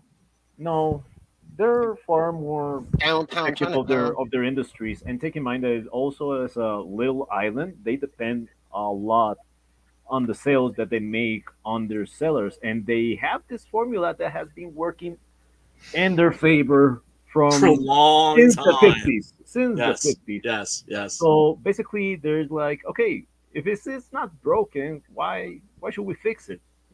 Look what they're having over there. They're having a crisis in comics. They know what they're seeing overseas, and if they're seeing that they are selling far more than DC and Marvel, they're Oh not my going to gosh. throw anything away just No. because of a catering Right. to a certain Right. demographic. Right. It should be absurd. Right. The only thing they can do here is cut off the access. Like I remember there was, I don't know if you all saw Goblin Slayer. It's an anime that's based on a series of light novels. Yeah. The guy that specializes in killing goblins. That was fun. I thought it was awesome. But I remember a lot of people were really freaked out by not just the violence, but the sexual violence that was in the very first episode. This is the kind of people that have not seen 80s anime at all. At all. It's right, Goblin Slayer. It's not just the first episode. I mean, it's supposed to like the spoiler: the goblins procreate by raping human girls, I kidnapping think that and they raping took that them. concept from the Trolls of Berserk. It's Well- it's like this kind of shit is all graping. You over mean like anime. grape ape? Yeah. Yes. And also this I think that it should be said that I guess that it's not even Grape taken soda's delicious. entirely from manga. This is basically taken from Alien, so it's a full circle. Because Right. that's actually pretty scary that an organism It's from you without horrible. consent. So That's what I thought was so interesting about it was how it leaned into the horror, right? Because there's something about high fantasy and horror that's like peanut butter and they go chocolate, together. Yeah. right? You see it in the Robert E. Howard Conan stories. What are the coolest parts of like the Lord of the Rings, the Hobbit? It's always the monsters. It's always the spooky stuff. It's always Mordor, And also, it's a detriment, and it's gonna hold down a story if you're gonna make politically correct evil as such. So, what is the point of having evil if it's gonna be sugar coated? But also, it's like I kept hearing people were telling me, "Oh, it's just being outrageous for the sake of being outrageous. It's just being nasty for the sake of being nasty." And I found that wasn't the case at all. In fact, I fell in love with that series, and I actually found that the reason why it works so well is because on the surface, it's a Dungeons and Dragons game, Yeah, right? It's a campaign. Right, it's a campaign, but then it does something that you see in something like RoboCop, where the hero is surprisingly touching, right? Yeah, where you actually really feel for this guy because you realize that he's just damaged, that he's that's gonna be a nice fucked up for the rest of comparison. his life. That's actually a nice comparison. It's basically RoboCop. I mean, he's like one facet, make justice. That's it. Yeah, and somebody that's just damaged in a way that he's never going to be normal. It's never going to be okay for him. But gradually you see him you see like at the very last episode of the first season, Glimpses of that little humanity. door opens like a little creak. And it's not even that he's making a point to shut out the world. It's just that he's damaged, traumatized. He's traumatized. Yeah, that's the word, traumatized. Brilliant. Absolutely wonderful. I have the article pulled up. Everyone discuss. Right now. Japanese human rights lawyer accuses One Piece film Red of being anti-revolutionary, anti-feminist, and anti-democracy. Says Japan should take lessons from Disney, who are hemorrhaging money right now. Get fucked. Hold on. Wow. Let me pull up a couple of old articles I've seen as people well, that so we don't can like One Piece because it's hefty, not because of this shit. What the One heck? Piece well, we can further laugh at a couple of other. Oh yeah, there you. Oh, Polygon. You guys remember they were coming for Attack on Titan a while God. ago. Oh yeah, They could go fuck Hetalia. themselves. Hetalia, they're also back really in angry about. 2010, yeah, Hetalia.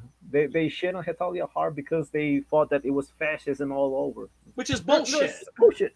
The dumbest shit that you have ever witnessed in your life. I mean, They're so literal minded. it's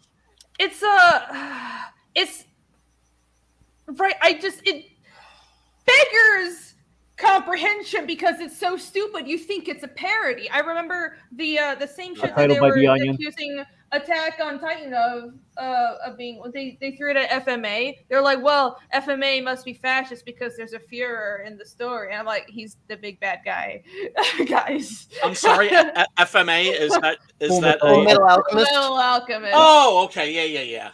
Okay. That's I never heard it called that before. He's the big bad guy who's the head of the government who's committing the genocide. Yeah, he's the enemy. they're making a point to overthrow that.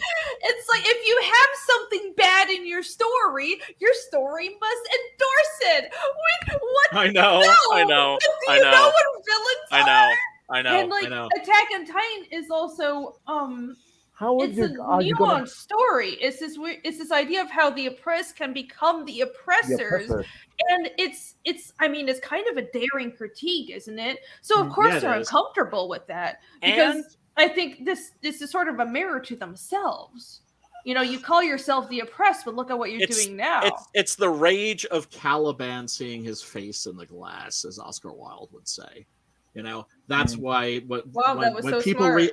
When people, Oscar Wilde was smart, self-destructive, but a really great author, really great writer.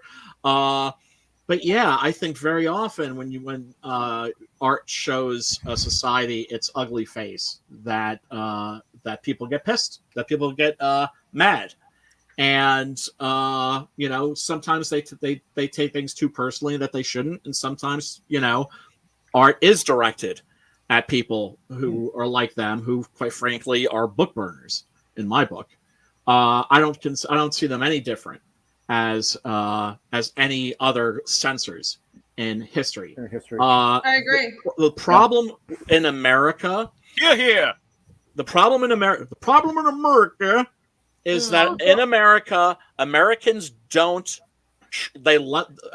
love art as much as anybody else does, right? But we don't trust it. How so? We are suspicious of its power to move. Okay, so and to you change deem it like minds. propaganda a lot of times. Absolutely. Okay. Absolutely. So that's why you have. I mean, that's why they've seized control of everything. Is because they have a Marxist outlook on art and culture, and so like, oh well, so the ruling class is getting their message across. So let us get our fingers in there, and we'll change it up. We can't get to the movies directly, so what we'll do, we'll get to the movies via the comic books. And that's exactly what you're seeing right now with the MCU, right? Which Yeah, is, well, now which is they cringe make, as fuck. and they have the excuse of saying, well, this was part of the comics, we're just adapting the comics. Well, you started the subversion from the comics. Exactly. What I find, Meanwhile, in manga, in manga, and also in like Hong Kong action films, you had fucking kick-ass female superheroes. Oh yeah. Fucking 30 years ago. Dude, mangas had kick-ass strong females Lady that are like, Snowblood? and Let's just they're like super cute, like all at the same time. They're like able to somehow there's a character that's able to actually be strong yet embrace their femininity at the same time. Huh? Yeah. That's so bizarre. And the can actually- first like sexy yeah. transformations were like Exactly. back in the Wait, 60s. So you mean he's like super masculine, but he's like not trying to oppress people? Oppress people? That doesn't sound right. Like, this is off to a great start. In 2015, the Communist Party of China added both the Attack on Titan manga and an anime adaptation to the list of banned foreign entertainment. Well, yeah, that's great. We're modeling our censorship after the Communist Party of China. I Great know. start, I don't like the motherfuckers. CCP. China is big asshole. You, Billy. God damn. Oh, on You know- fire tonight, sir. On fire. You know, Brian, you made a good point about the way they censor entertainment here, but I think what's important to note is also what we have with woke culture is an amalgamation of several different ideologies. It's Marxian theory, but it also ties into, it's like repackaged Marxian theory, but it takes advantage of American culture and American sensibilities very well. But also you have to remember, in like 30-20 years ago, the censorious ones were the ultra conservatives that were screaming for video games to be censored, saying that this is the devil. And what's happening now is the woke people, woke culture is doing the same thing but using a different excuse. I think there is this trend, this Puritan trend, that is also built into, as much as we love freedom in our daily lives and in our politics, but with our entertainment, America has always been weirdly puritanical. And I noticed that when I first moved here, because in Asia, it's so no holds barred. It's like the opposite. In Asia, like socially, you're encouraged to conform and not express yourself as much, but the art is just wild. It's no holds barred. You can anything, the most degenerate shit is fine because it's art. It's not real. You're allowed to have escapism. And in America, it's like this weird opposite of what we have in Asia, where, and I wish it was both ways. Why can't we have freedom in daily life and also in our entertainment? What's wrong with freedom? As long as you're not hurting anybody, it should be allowed. Why the fuck is that so hard but to that's it. understand? But that's it. The art is hurting people. Do you understand? Within limits, people. That's how they think. You have to think like they think. And the way they see it, they see art as being harmful. I can't because I have brain cells. Not many, but I have a few. No, I know it's tough, right? But it's the same thing like in the 80s. You have to understand your enemy Republicans. to defeat it, really. Right. Let me bash my head against the wall a few more times. In the 80s, you had the conservatives, you had the Republicans trying to ban pornography. I always thought it was so that Ed Meese, the guy who was like the main guy trying to ban pornography, basically wanted to like gather all the pornography and put it like in a Fort Knox of porn. This is before the internet, of course, right? And then the only guy who has a key has the key to like the big Fort Knox of porn, right? That's a wonderful phrase right there. We should like write a comic that's called that, Fort Knox of porn. I hope I didn't just. We'll do it. We'll put it I on. apologize if the bot starts we'll showing. Put it on Kickstarter. It'll make 6 figures. Come on, tell me I'm wrong. Like, so Fort Knox of porn, 26 variant covers. but it's like, they would say things like, "Oh, well, we have to ban it." You know why? Because when men watch it, they want to go out and commit rape. I'm like, no. What you're saying is that when you watch it, you want to go out. Commit rape. Yeah, it's Right. Don't assume that I look at the same shit and have the same sick thoughts as you motherfucker. It's absurd. It makes no sense to me. I mean, my brain is breaking trying to understand this train of thought. Okay, it's like they're trying to go about the easy solution, just like what we were talking about with social justice before. They're going about the easy solution of censoring and virtue signaling and looking like they're doing something instead of doing the hard work. If you really want to address things like problems in society, like violence and delinquency and all this other shit, or like whatever else you want to use, like, protecting marginal groups, well, you have to start with shit like education and mental health. If you think there's a problem with crime, if you think that we're talking about in those businesses and in those if you're talking about violent crime like mass shootings and stuff, but they're not going to do shit like volunteer, right, to help their community. They're not going to do that. They're going to do everything from their keyboards. And but the actual solution is hard work. It's not banning. And it's not banning any sort of tools, not going to get too much into the politics, but it's not banning weapons. It's not banning entertainment. It's not banning violent video games. It's not censoring manga. It's doing the hard work of addressing mental health and addressing education and our shit education system, on why so many young people slip through the cracks and why so many people in certain parts of society slip through the cracks, and they don't want to do that hard work. They just want to censor and think they did something good and feel better about themselves and reach around and pat themselves on the back. But it doesn't solve anything. No, it doesn't. And the thing is I try not to talk about like the stuff that I do volunteer wise, because I don't want to come off as a virtue signaler, because virtue signalers are pretty virulent motherfuckers. But I just like when these people lecture me, I'm like, what have you done for your community? Mm-hmm. Yeah. What the yeah. Do you know what I mean? In other words, I agree. Yeah. I'm not looking, I don't expect a cookie, right?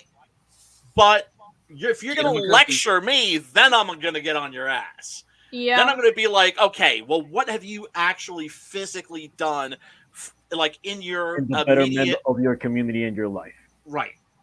Jack fucking shit, because they want to change the world. And the way they want to change the world is they want to change it through the culture by hijacking it. And what have we gotten? We got a lot of shitty art as a result. And to corporate America, they're fine with it, because to them, there's no such thing as art. There's just content.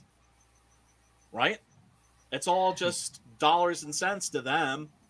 I've been thinking about the idea of whether art can exist in a corporate space. And I think I've kind of gone on a lot of rants about, well, its problem is corporatism, which I do think corporatism is a problem, and it's not the same as capitalism. Corporatism and capitalism are different things, but I think there are some isolated examples of art, good art being produced under a corporate umbrella with the funding provided by corporations. But the key there is the corporations in those cases handed off the creative responsibilities to actual creatives, trusted the creatives, and gave them the funding, and most importantly, didn't make them feel afraid. The creatives in those situations were not afraid of actually producing what they thought was right. They were not constrained by pleasing the corporation or through any social pressures. And I think that's the most important thing.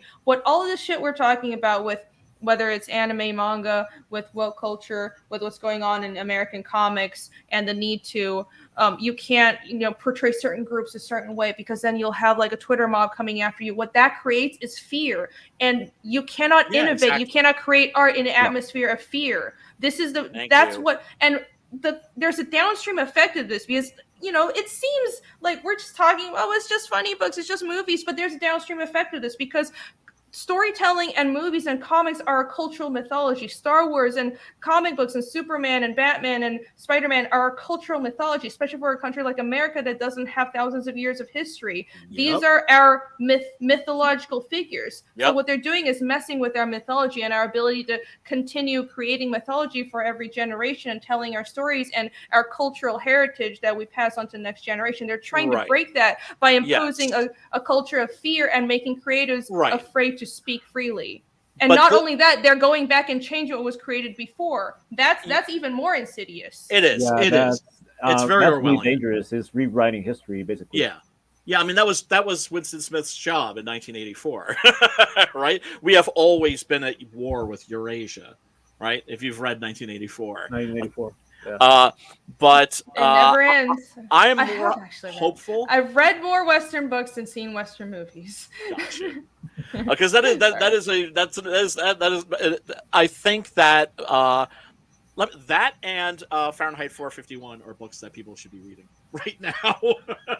You know, if you read them before, read them again. Read them again. Okay.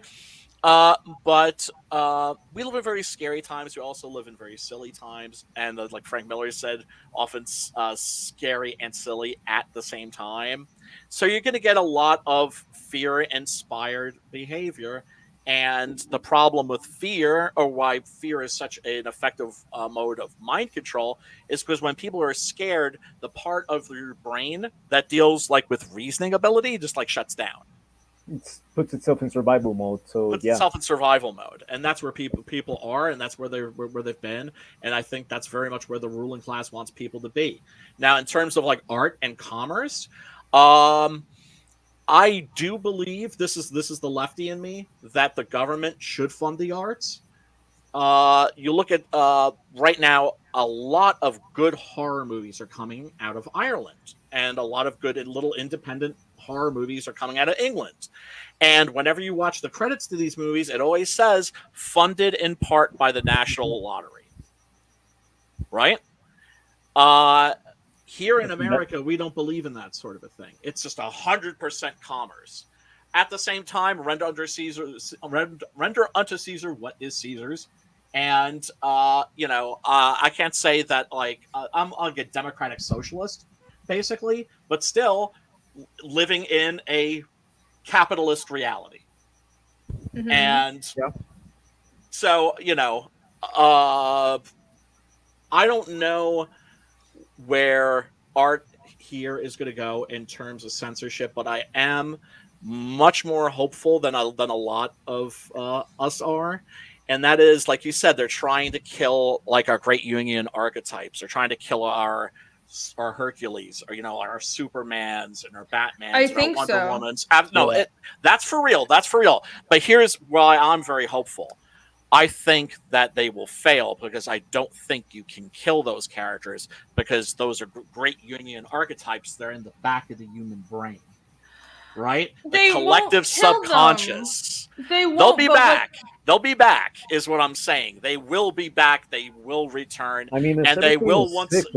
I do believe so, that we will retake them one way or another. It also ties in the comment of Driakos that corporate America is fine with it because they can create risk-averse, safe content that checks a whole bunch of boxes and can target multiple demographics. That's what they're doing now with those same mythologies. If it's corporate, if it's private, and it's funded out by these companies that want everything PC, is because they deem their creation to make money. They send that to make money and be risk averse of any demand, of any what is it called? Taking any chances. Yeah, and by not taking chances, they're not pushing the media, and they're stagnating. Right, and that's because you can understand why they would be that risk averse if you're dropping like $200-300 billion on a movie. Personally, like I don't understand why they aren't doing like little $20 million movies. Take like some of those small. In other words, why does every Marvel movie have to be a big tentpole? Ultra bombastic, yeah. Shang-Chi should have been made like in Indonesia for $20 million, had like Iko Uwais or somebody like that in it, get the stunt crews from like the Tony Jaa movies in Thailand. And you could have had like a fucking amazing martial arts movie that would have made Western audiences go, what the? Well, you're What the thinking heck? like an actual creative now, and Little- that's a little, not, again, that's not the people who are in charge of. They're not I know, letting the I know. creatives do their job. A little bit of Either inside. they're as less risk as possible. But then you look at the Joker, I was right, gonna which say was about very the- low budget and made billions. The Shang-Chi movie, Yeah, they had Jackie Chan's stunt team that worked on that film. yeah.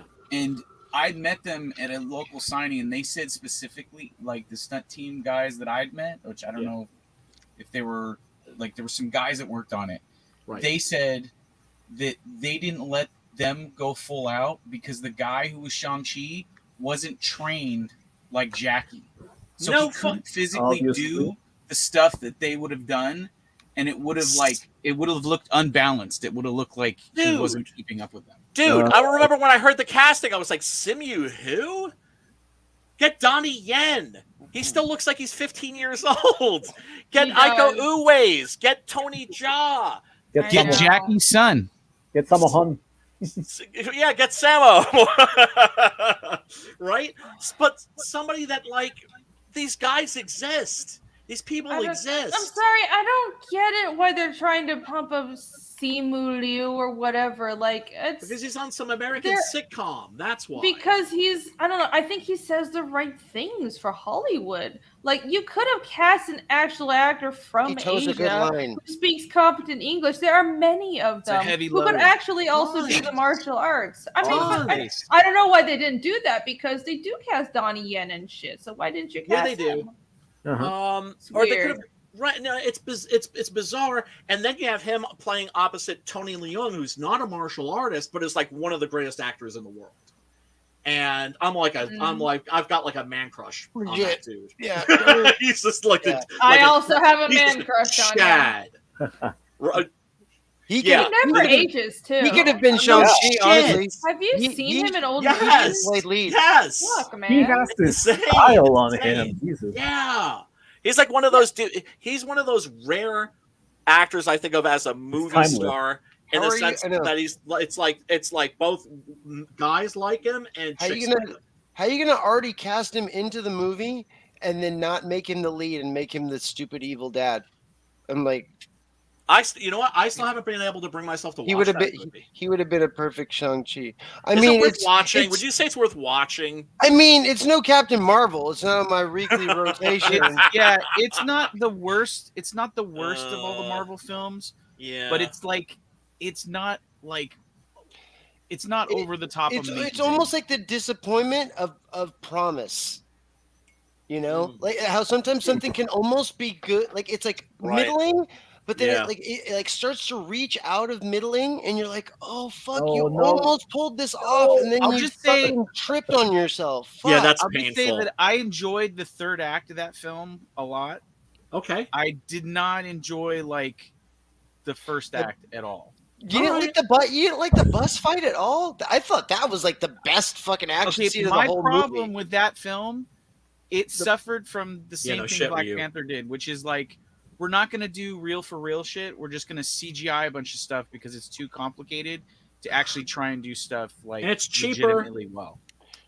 Yeah, I And it's mean, cheaper too. I mean, that's the thing. It's like you look at the Jackie yeah, Chan I mean, movies. visually though, it was a really cool It didn't do together anything for me. scene. Like, Okay. And All the right. thing that So really you would didn't say do it's worth a anything for me look. was the fight sequence on the side of the building that was basically the same fight sequence out of Jackie Chan's Rush Hour, where they're on that scaffolding thing on the side of the building and they're fighting in the scaffolding. I just like this. I've seen this before, and it was done like 400 times better. Right. On Rush Hour. Is Michelle Yeoh in that too? Michelle Yeoh? Yes. Yo. In a smaller part, yes. Oh my god, she still looks incredible. wait, what the fuck? She still looks great. Wolfler for $4.99. Thank you, Wolfler. Oh, is This it? is Irene. Hail everyone! I sold my house today. Happy Thanksgiving! Oh. Congratulations! Congratulations, Wolfler. Nice. Congrats, That's, Well, Wolfer. thanks. I We still will got finish we still the rest got of this beer for you. 17 minutes till Thanksgiving, so Oh, we God. still We do? a little early. Oh, Well, I mean, East is it Coast. Thanksgiving Yeah. tomorrow? Yep, Oh. it's 11:44. We're almost Thanksgiving, but thank Yeah. you, Wolfer, and happy early Maybe it's Thanksgiving where Wolfer. Wolfer is right now. Maybe By the he's way, in tomorrow amazing. already. Maybe he's in the middle of the Atlantic. Yeah. Totally. He's Yeah. Gonna judge. Yeah. He's on his barge. Like that's just I've off got- the coast of fucking Spider Island, and his When fucking it gets to midnight, I'm a Monster Island man myself. Just floating off in the middle of the Atlantic With a white cat. Just when it gets to be mean, midnight, it's- I have stuffing and ham that I will eat here live on stream. Yeah. Ow. Alrighty. It's more of then. an island-sized man-made Thanksgiving mukbang flotilla. right here.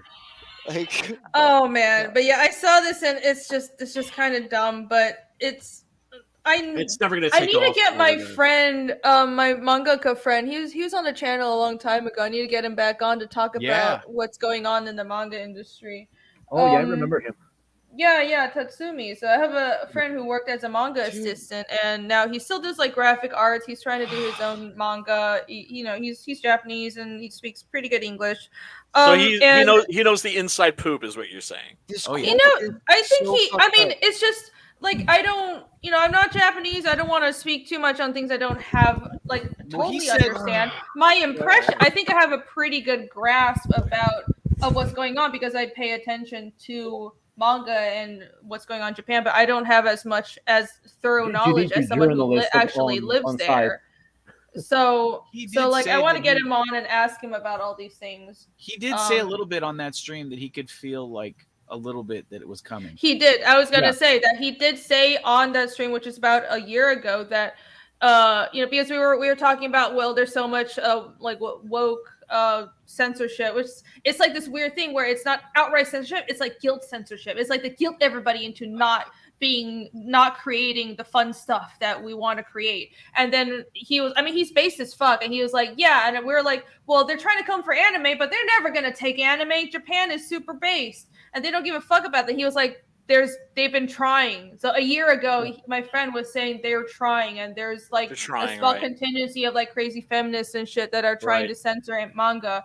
So Yeah. like Good I luck. need to get him back on. I want to talk about how it's going over there because That would like be again, this interesting. is like we were what we were talking about before, where they came for like American comics and gaming, and I'm not big into those things, but I could see it coming, and now it's coming for manga, and this is like I will Weebs. fucking fight for this. You will not You censor weebs. my anime and Can I- manga. No, And this is then- justice. This is and- justice for not standing up for American No comics. entertainment should be What are you- censored what are unless you- it's what are you- for children. Words. Entertainment should not be censored. No And the censorship should be at done all. right. by the Zero parent. censorship. Only pixel vigina and Mhm. little white bar stripes across the pee hole. Not even That's that. all I No want. censorship. Can I address this quote that you've had up on the screen for a moment here as probably Yes, you may. undoubtedly the biggest One Piece fan Hey, on this Billy. panel. Will the I am representation a- Billy Bass absolutely. I am a One Piece Absolutely. super fan. Billy, everyone was please listen. Yeah, Billy this- is actually a very big One Piece fan. Please. I've speak. watched over 400 episodes of this show now.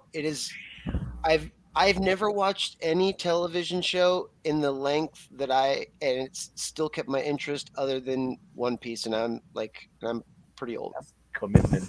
You're so And old. it's so weird because it's like imagine coming into any ongoing saga and just taking because right here, right off the bat, I saw a movie called One Piece for the first time with my daughter. Okay, so this is your first time experiencing this IP that's over 20 years old Oh my god. and has like over 1,000 there's over I think 1,000 episodes in the anime, and like I don't know how many Holy I don't know how many arcs, Wow. like actual books for the manga, but like the manga's been going for like 23 years or something like that now, or something. All right, and that's a nice one. And it's still going, so it's just like Hmm. books and books and books. That how could you just like all of a sudden like come in at let's just let's say Batman or anything like that, like take just a tiny little vertical slice of something out of Batman and be like, whoa, wow, what's this authority people here? What's he doing with Catwoman? Like, this seems very democratic and kind of anti-feminist. It's like, you have no idea what you're fucking talking about. Like, this, I can't believe that someone, especially from Japan, would even like say this about One Piece. It's honestly shocking to me. Yeah, it's someone Yeah, that's I just mean, never a I fan. don't- It's I've read like outrageous. 2 That's the most chapters of One destructive Piece. truth. I mean, This just seems literally, like an ignorant ass it's take. it's Ignorant. about. I mean, the basis of the show is, I mean, everybody knows, even that's never watched the show, it's about a group of friends that are like sailing around the world in a pirate ship, and they go and like actually experience different cultures and different societies, and each one And different actually has a justice- different like government set up and like social like setup. So it's like, yeah, so the fact that you maybe saw One Piece movie for the first time, and it was just a random One Piece movie, and it happened to have a country in it that had views that don't align with your own.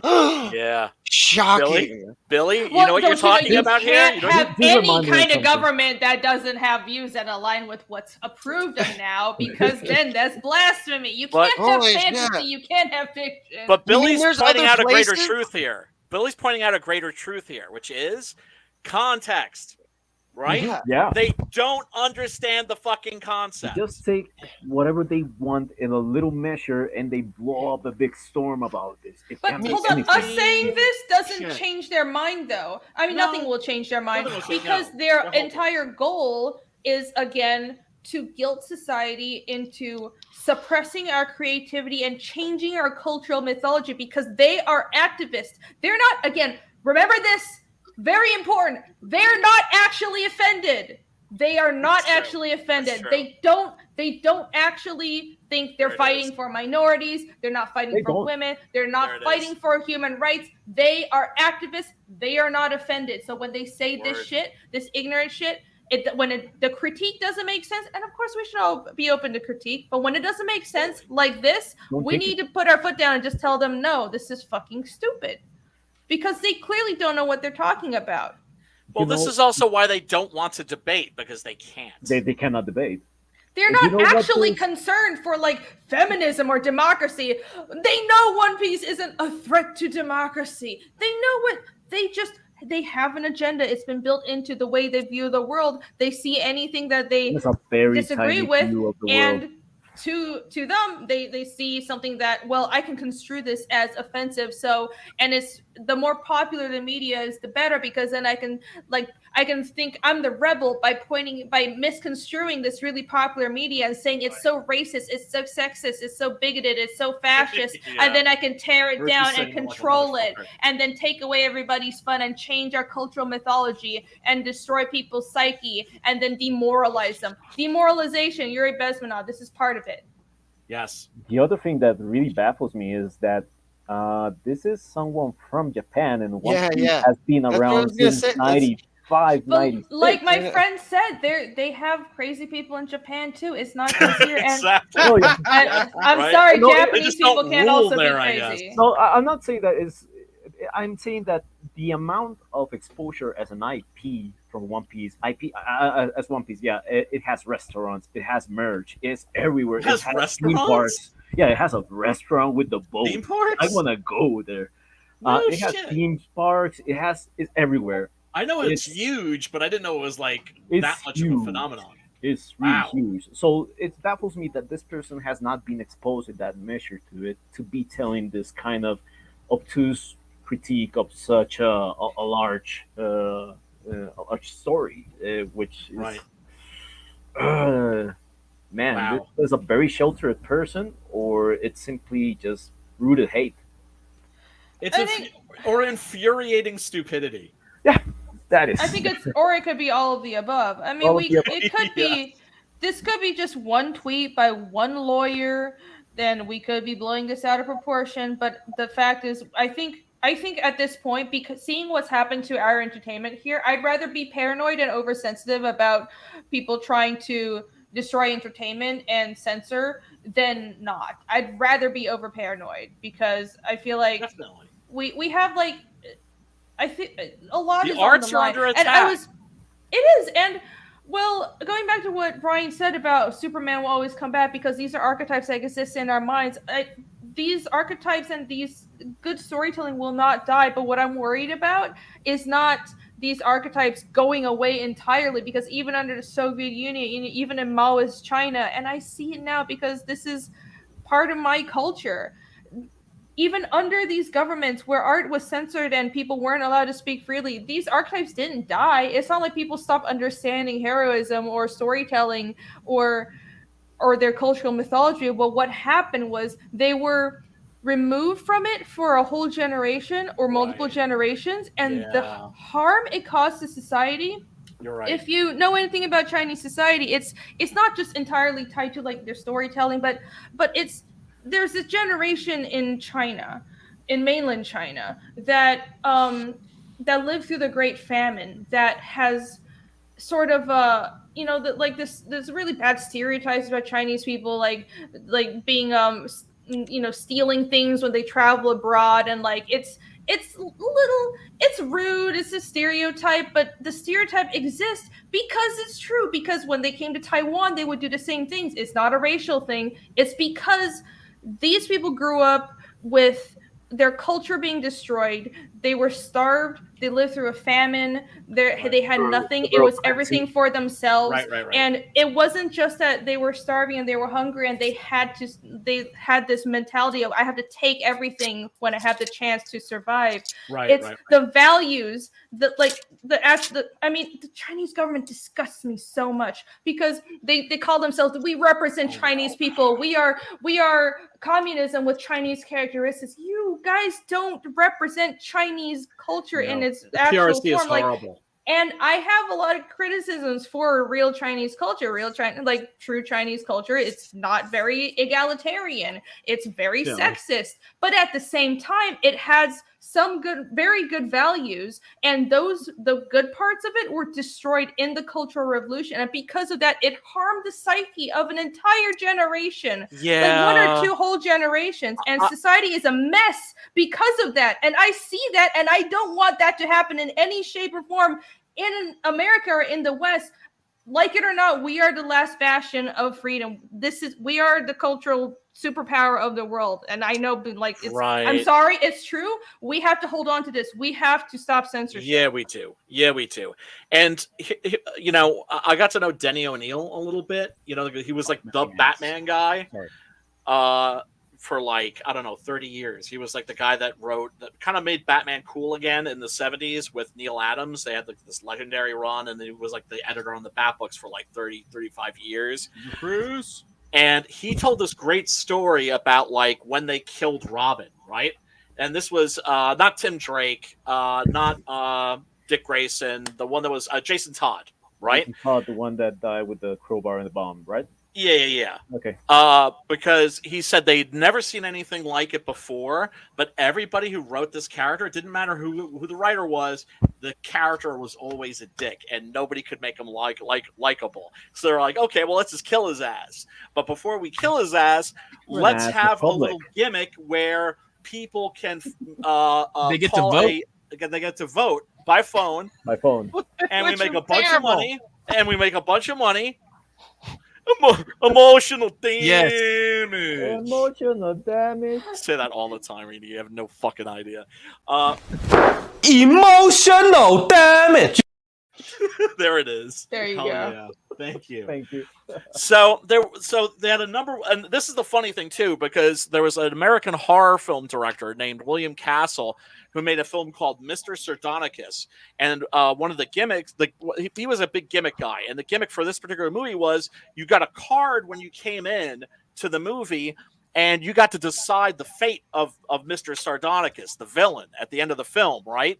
And depending on whether you voted thumbs up or thumbs down, that would depend on the ending that you would get to see, right? They only filmed one, of course, which was the thumbs down, right? Cynical motherfuckers that they were. But they did this, and they got rid of the Robin. They got rid of that Robin character. He gets beaten to death and blown by the Joker with a crowbar and blown the fuck up. Of course, they brought him back later as the Red Hood.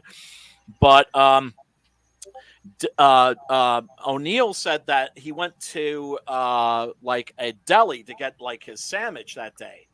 And the guy behind the deli counter went, "Hey, everybody, this is the guy who killed Robin." And people were like looking at him and giving him like these dirty looks.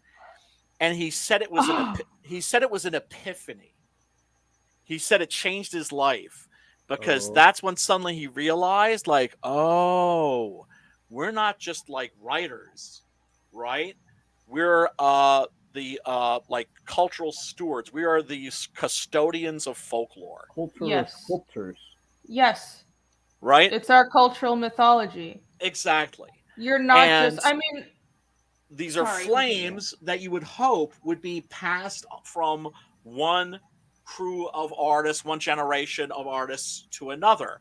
I'm a big fan of the Universal monsters, right? Mm-hmm. Yep. Mm-hmm. They've disappeared from our society. Generations started growing up without them because Universal fucked up and they took those movies off of television and just put them exclusively on VHS.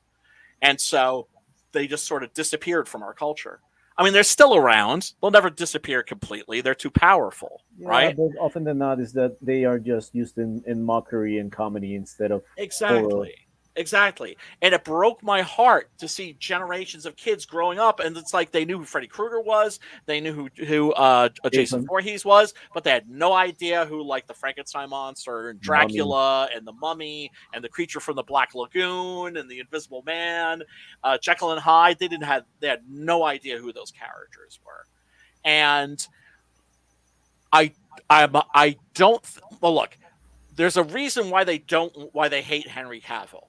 Right? Because Henry is holding Big Blue down. Even if the movies suck, which sometimes they do, right? Batman versus Superman was hot garbage. He absolutely has been a responsible custodian of that character, right?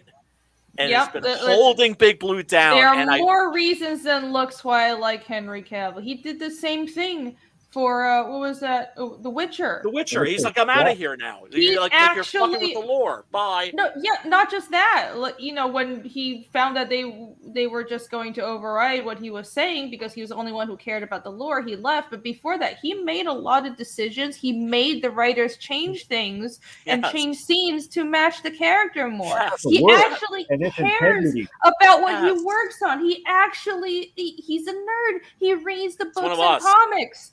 Yeah, he's one of us. And that's not allowed now. And I do kind of wonder. Integrity, and that's important. Well, that also pisses people off. If you love these, if you're a fan of if you love these properties and these stories, that's what being a nerd means. You're inordinately obsessed with it. It's like unreasonably obsessed with it, and that's what being a nerd means. And then you would actually care. But I think a lot of the people who are creating our entertainment, they want to call themselves nerds, but I'm sorry, they're not. I'm going to be a little gatekeepy here. Even if they have read the material, they read it with the eye of what can I use from it. They don't read it from the eye of this has changed my life. They haven't had that experience. This is important to me. This has changed my life because they have a predisposed ideology that they're coming into it. And they're viewing this like, what can I get from it? How can I make money from it? How can I adapt it? They don't understand how it is part of a lot of people's soul and why it's so important for them to preserve it. But have you also noticed how people with no integrity, if there's one thing they really hate, it's people with integrity? Oh, yeah.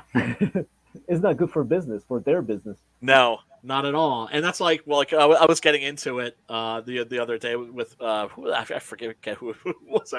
We were debating like, oh, that's right. It was on Vinny's stream actually. We're like, I was like, no, they're not bringing Henry back. No, they're gonna stop him. They're gonna stop him. They're gonna stop him. Like, no, he's coming back. He's coming back. He said he's coming back. I'm like, wait and see. They hate his guts. Absolutely hate his guts. And I think they would rather just like literally just walk away from like billions of dollars. Well, they keep trying to cancel him. They do, but there's never anything. That I mean, the guy is like stays in his home and paints like Warhammer miniatures. He ain't getting canceled for nothing. He ain't getting me too for nothing. Reminds me of Daniel Alejo, but more. Right. The guy could be out. Damn. Can you imagine how Burn. frustrating that must be being Henry Cavill right now? You could be out getting more ass in the toilet seat. Instead, you just have to lock yourself up in the door. Wow. Isn't he married? And I'm pretty sure he I doesn't don't know. care. I don't He's know. not married. Oh, he's not? No, he I has don't a think girl. so. He has a girlfriend. Well, He's been then with for quite a while now, Henry, but- give me a call. I'm just kidding. Not kidding. Oh, once again, Uber Chad. Ladies love him. Dudes dig him too. Guys want to have a beer with them. Ladies want to date him. Man, You know? I do wonder. He'll put asses in seats. He will put asses in seats. My And if they ass share- is already in the seat. Oh, dude. But is it the seat Henry wants your ass to be in? That's the question. That's the question. It is because I did go see his movies. Mm. Yeah, I think with this, I'm just gonna say sort on a of- sidebar. yeah. I know he's doing Superman, and it bums me out that he dropped out of Witcher. I'm praying to God he doesn't drop out of the Highlander reboot because Oh, they're too. rebooting it? Me too. yeah, I think he would be awesome. Here as we the Highlander. are, born to be kings. We're the princes of the universe. Believe it or not, Oh, I Ready guess to that is- survive. I know every lyric, of course. To oh my god. to that Queen Are we going there right now with our Highlander stuff? Because I've got mine. born right here. to be king. Happy Thanksgiving, Princes of the everybody! universe. Happy Thanksgiving. Happy Happy Thanksgiving. Thanksgiving. Happy Thanksgiving, There everybody! you go, Brian. Where the turkey? Have ever a bring me turkey back. for you. What? The turkey's Yeah. dry. Toasted go. up for you. Oh, man. Turkey. Don't kill your No, is that- family. That's the dunk. Now is that It's the, Connor. It's the Or not- Connor. It's Duncan rather. Not It's Duncan, Connor. rather. Yeah. First season of that was shit, but I mean, you could tell that that actor Adrian Paul had no idea how to even hold a katana. Oh yeah, Super While sharp. you were making I've already cut comics, myself a couple times with I it. studied the Yeah, blade.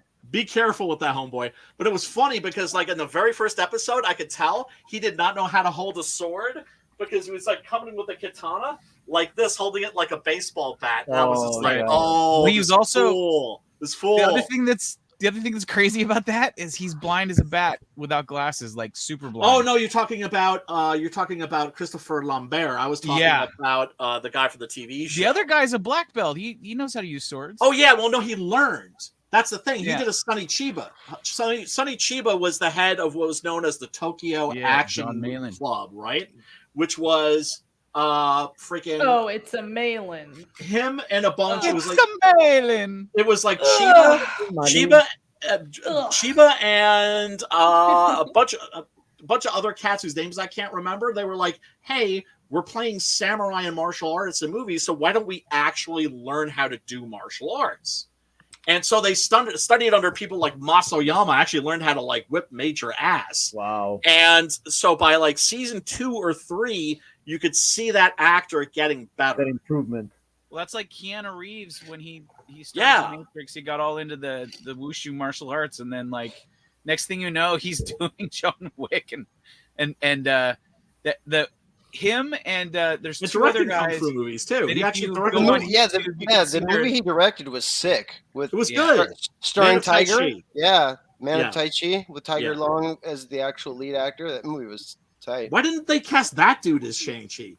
Fuck, I Because don't it know. would have been question. good. Right. Don These are all Regal's questions Witcher that I have. was woke. Glad he left it. Yeah, it kind of was. I mean, Oh, I second think season was terrible. Yeah. It was deviating like- a lot.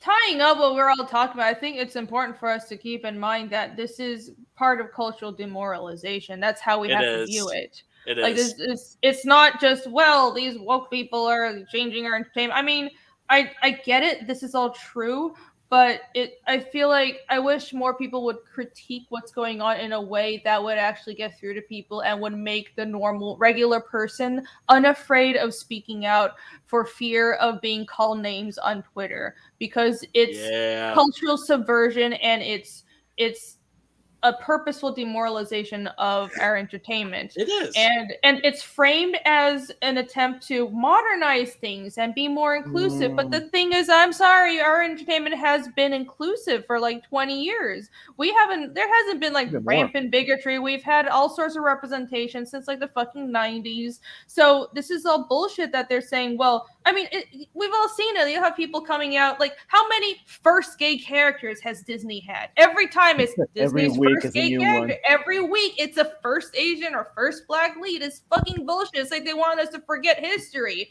Our entertainment has always been diverse and inclusive. What they're doing is not trying to promote diversity and inclusivity. Clearly, we know that. So it's purposeful demoralization, and it's weird because I'm trying to pinpoint, and I'm probably just not well read enough. It's masculinity. Ideological. I think that's the big target. That's part of it. That's only one part of what they're trying to subvert and take out of our culture.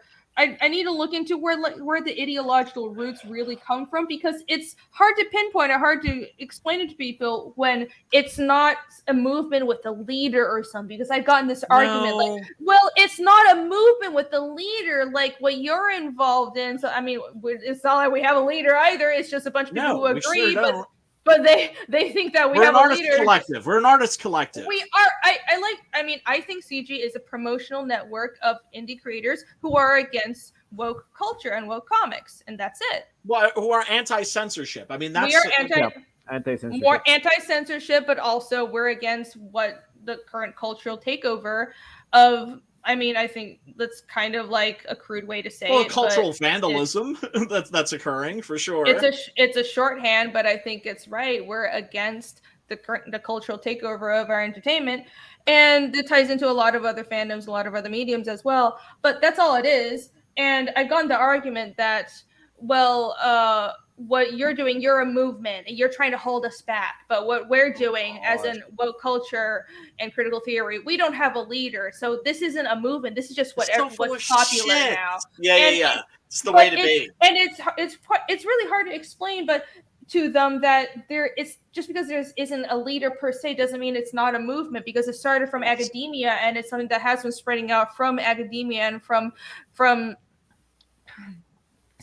sort of like soft sciences and social sciences in academia and in colleges for like 20 years now, like fucking gender studies and and HR departments, and it's spread to corporate America and all corners of not just entertainment, but companies and businesses and government.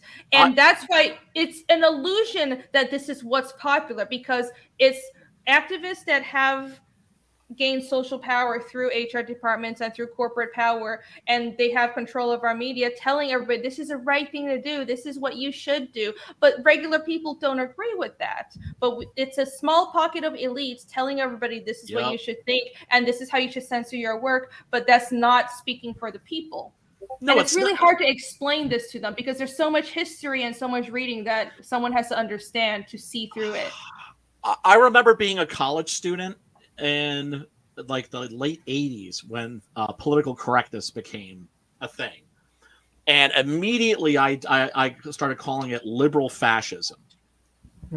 That was the best term I could find for it. This was before it was labeled political correctness, right? Political correctness is fascism disguised as manners. Well, it's pretty much. But I remember there was a novel that came out. Right. And in the English department at my university, everybody was abuzz about it. Everybody was talking about it. But if you read it and you said that you read it, people looked at you like you were a piece of shit. Oh, what was it? American Psycho. Huh. There was an effort to ban that novel. That was partly successful. The National Organization of Women got Simon & Schuster to drop it, the publisher, to drop the book, to not publish the book. And it ended up going to Vintage. And a movie was made about 10 years later. This is post-political correctness. And next thing I know, I'm on a New York City subway train, and every other chick is sitting there with a copy of American Psycho. But I remember specifically the death knell of political correctness, and that was the South Park movie. When that movie came out, I think PC people were so sick and tired of even they were starting to feel suffocated. And the same thing's going to happen this time too. I'm actually shocked it hasn't happened sooner. I think it probably would have, except now you've got the government, of course, taking advantage of that shit and weaponizing that shit. I think it hasn't happened sooner because they've used probably America's biggest cultural guilt, which is racism, as part of their cudgel, and they weaponized it. Well, yeah, they weaponized our history and the actual suffering of our people to forward their agenda. That's what they're doing. Well, they took advantage of one of America's greatest weaknesses, which is the fact that we never have come to terms with our past. We've never come to terms with slavery. We've never come to terms with manifest destiny, right? We've never come to terms. We've always brushed that shit under the rug, and so they've somehow managed to well, you know what? You have to give this to them. They managed to turn Twitter into a weapon and use it to destroy people's lives. And so what they're doing is they're exploiting a very real weakness for their own agenda. And they ain't making shit better. They're making shit a whole lot worse. And of course, I have friends who were SJWs, and I do urge everybody, don't hate on these people if you can help it. Be annoyed, be angry at them, be annoyed with them, but don't hate them, because hate is useless. You can't do anything with hate. I don't hate them, and I've gotten pushback for when people who I formerly were friends with, SJWs, have come at me on Twitter and stuff. Every single time I try to have a conversation, and I've gotten pushback for it from my wonderful friends, and I know they mean well. They are free to criticize me for it. But the point, I think a lot of people, they don't want to have the conversation anymore because it's pointless. And so far, it has felt like I haven't been getting through. I've never been able to just change their mind on the spot. But I think it's important to have that conversation because I think from what I've seen in the past, dude, cancel culture is fucking ridiculous. It's going to come for everyone. Everyone has their breaking point. And I think all of us, our breaking point is much lower than people who would go along with the flow and who would participate in cancel culture because they want to be part of the in-group and they want to feel, I think there's a lot of guilt as well. They want to feel like they're doing the right thing. And I don't give a fuck if people think I'm doing the right thing. And I don't care if I'm in the in-group. But everyone has their breaking point. Business, man. They're just moral busybodies. They're like hall monitors, I think sooner or later there might be, you should have these conversations though, because you never know when that day comes where that person who was being an SJW and telling you that you're a Yahtzee, when they get canceled themselves and they'll realize the words that you told them. And if you tell them, this is what's going to happen, this is what happens to me, this is my perspective, you're wrong, but I have my door open to you if you want to change and stop being part of this fucking cult, then they have an out, and that was better for their mental health. And then you have an ally to fight censorship with. So Hell yeah. The thing is, combat their idiocy or not just, it's really stupid. It is idiocy, but combat their ideology more. I shouldn't be condescending. I shouldn't say idiocy. Combat their condescension and their ideology with a conversation and with openness. Be better than them. The thing is that at the same manner that they're trying to push this over the rest of the of creators of the rest of the world, they have to see it by themselves, because they will tag along until that same culture doesn't bring them benefits, until they are affected by the same culture they created and they fed. So at that time, you don't really push them, because what you're going to create is resistance. That is the same thing that we actually have, because they've been trying to shove that to us to a point that we're averse to that. So they have to see it by themselves, because if you go on to have and push a conversation, not be open to have that conversation, but push that conversation, you will find resistance from them as they found resistance from us. They have to see, they have to learn the hard lesson that that system that they fed, that system of fear, is gonna comfort them, and they have to see whether it is by assuming the consequences directly or from another person near to them, that they are open to us and we didn't push that conversation, but still we're able to be open for them to be, yeah, to actually get out of this gutter. Hmm. They have to learn the hard Yeah. way. Yeah, I think there are a lot of people who there is no point in conversation. They really just, like Brian was saying, 10 years from now they'll just pretend, oh, I was never woke, I didn't try to cancel anybody, and we're totally still friends, right? Those people will exist, but I Okay. I don't know. I think it's important to parse for, well, who's actually manipulative, who's aware of what they're doing, who's just a useful idiot who's going along with the flow, and who is well intentioned but just doesn't know better, whose mind can be changed. That these are, and who is like a normal fucking liberal and who is just a progressive. These are all different facets to what you would say the cultural left is, and you need to differentiate it, and it needs to be treated differently. Not everybody is your enemy. I have many friends who are liberals and even progressives, and they're not fucking SJWs. The problem are the censors and the people who are trying to subvert society. There needs to be nuance here.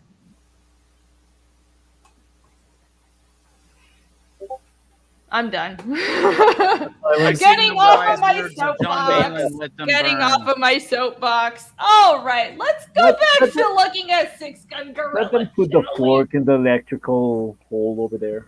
I'm just Yvonne's saying like, that. just let them walk right off that ledge. I won't stop them. That's what I say too. I say in the wise words of John Malin, let them and the others burn. I think I would be lying if I didn't say if I said I wasn't conflicted about this, because sometimes I am really a little pissed off at people who see what's going on that they don't speak up. And I think at the same time, I think for a little while I was like that when I didn't know how bad the problem was, so I have some sympathy. But at the end of the day, um and like I think we're all in a fortunate position where it's like, well, we aren't like completely financially reliant on some like woke companies, and we don't have to stay quiet. But I also think people should move towards putting themselves in a position where they're not beholden to this culture. And if your kids and your family depends on an income from this woke company, and you have to stay quiet and not speak your mind, well, maybe you should remove yourself from that situation. Stop working for these companies. Stop giving them power. Stop giving these HR departments power over you, and put yourself in a place where you can speak up, because I'm kind of tired of people not speaking up. Corporate I think blackmailing. I don't think everyone has to be a culture warrior, but if you see a problem, then at least don't participate in making it worse. You know what I mean? It's getting to that point. Yeah. All right, Six Gun Gorilla. Where's the campaign page? Why am I an idiot? Why can't I find it? Where the fuck is it? Fuck me. Why is Aryan an idiot? I mean, sorry. I'm just going along. That's a with good question. I'm just going along with what No. you're saying. You You got me. go be you got me all idiot, confused. Dad. My feelings are so hurt. Oh my god. I'm so confused. Emotional damage. Emotional damage. I use I that on added a a- daily basis, Well, man. you I kinda added put the real a, I joke- added a comic balloon to. Yeah, please highlight it. Badass, Billy. When are you going to get a real job? That was pretty good, actually. Good job, Yvonne. Thank I'm you. proud of you, my dear disciple. I'm becoming an uncle. What? I'm So- becoming an uncle. so You mean you've grand? Oh. so you Rini, you and Yvonne, you need to like get like this big exodus of talent from Latin America over here to come chill with us and make comics. We do. Yeah, I mean, I've already dragged over Yvonne. But Hell not yeah. really. I mean, what it really is, it's not about like, I think I want more creators to find out about, like, what we're doing here is promoting independent comics and creative independence Yes. very effectively, and that's what I want to share. Yes. I don't even like, part of it is the culture war, but I don't want to involve people in that if they don't want to. I think most reasonable people, if they understand what's going on, would agree with generally where we're coming from. But at the end of the day, I want to help people break free and make some fucking money, and that's all There it it is. is. And we're That really good at links that. into what I'm Yep, going we to can say, be. because more often than not over here, we do not see that this can be a viable business, because we always try to break inside the country and depend on editorials and depend on little groups and scenes over here that's gonna be founded with the same coin. And the sad truth is that it's not gonna progress too much. So the thing is that if we can get the ideas that we have over here and have an international public, we can actually have a decent living and Yes. be focused on creating something new and something that we want to share with everyone. Because we are over here trying to make something that is not, how to put it, is not appreciated that much in our region. So we do, if we see that there is an international appeal, that's that's a moral boost that is gonna get a lot of people to create, and that's always a good thing. Yes, most definitely. Absolutely. It makes the world a better place.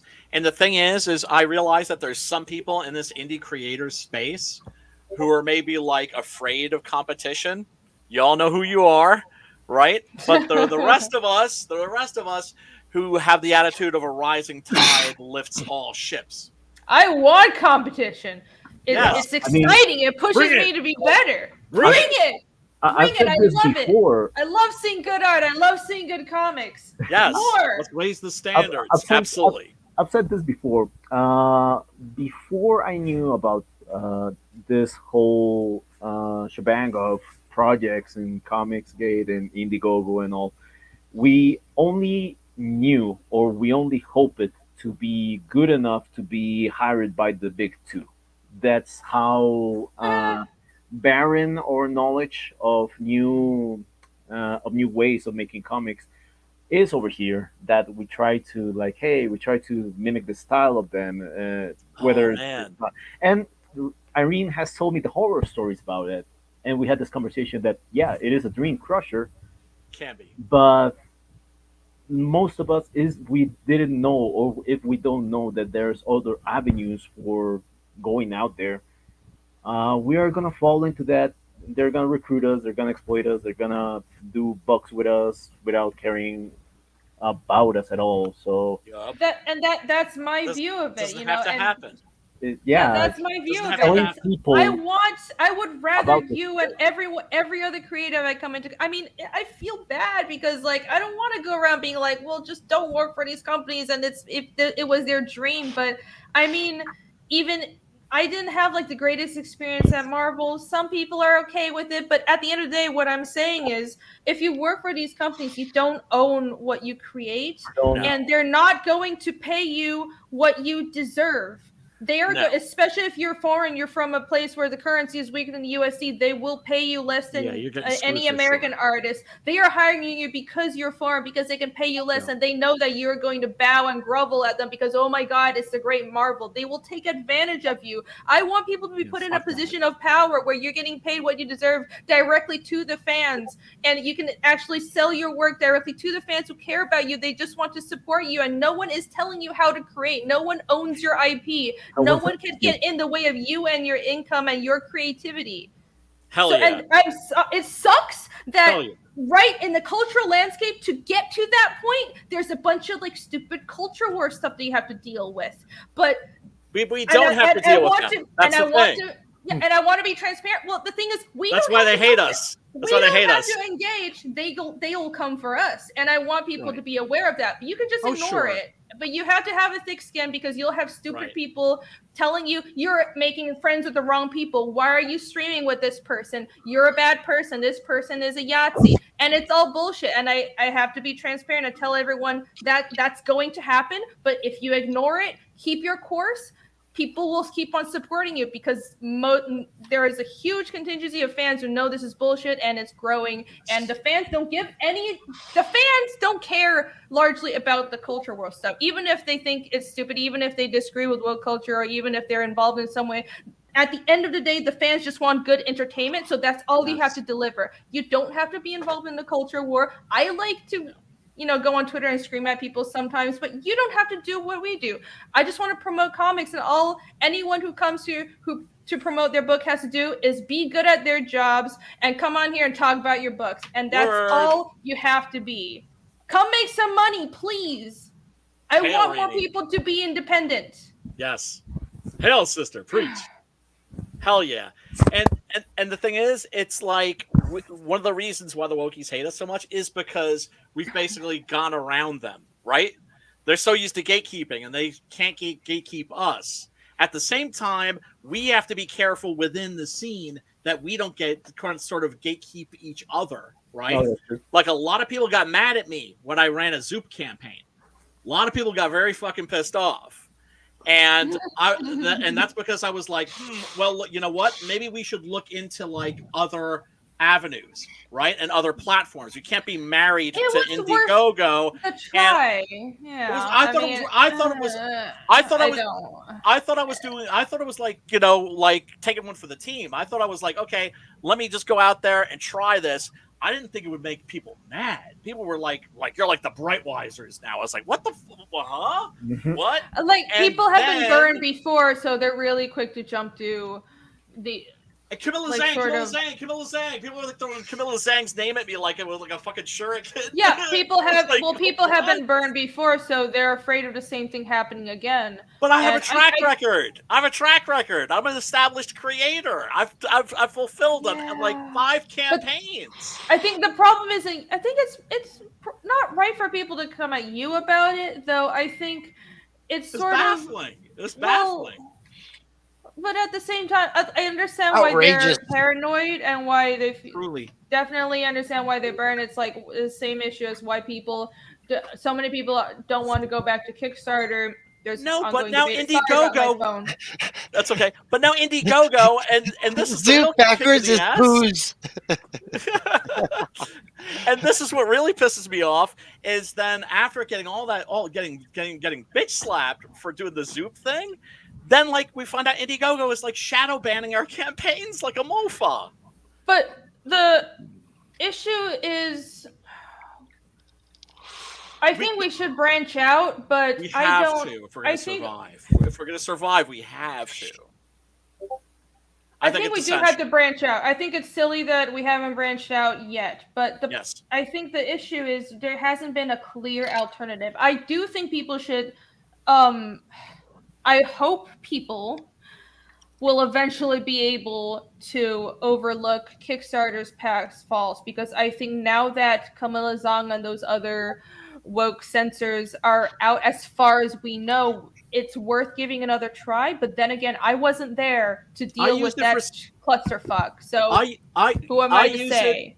I might be wrong. I use it for second chance campaigns. Like one of the first things that I did just as an experiment, like a year or 2 years ago, was I was like, okay, let me just take my book and put it on Kickstarter.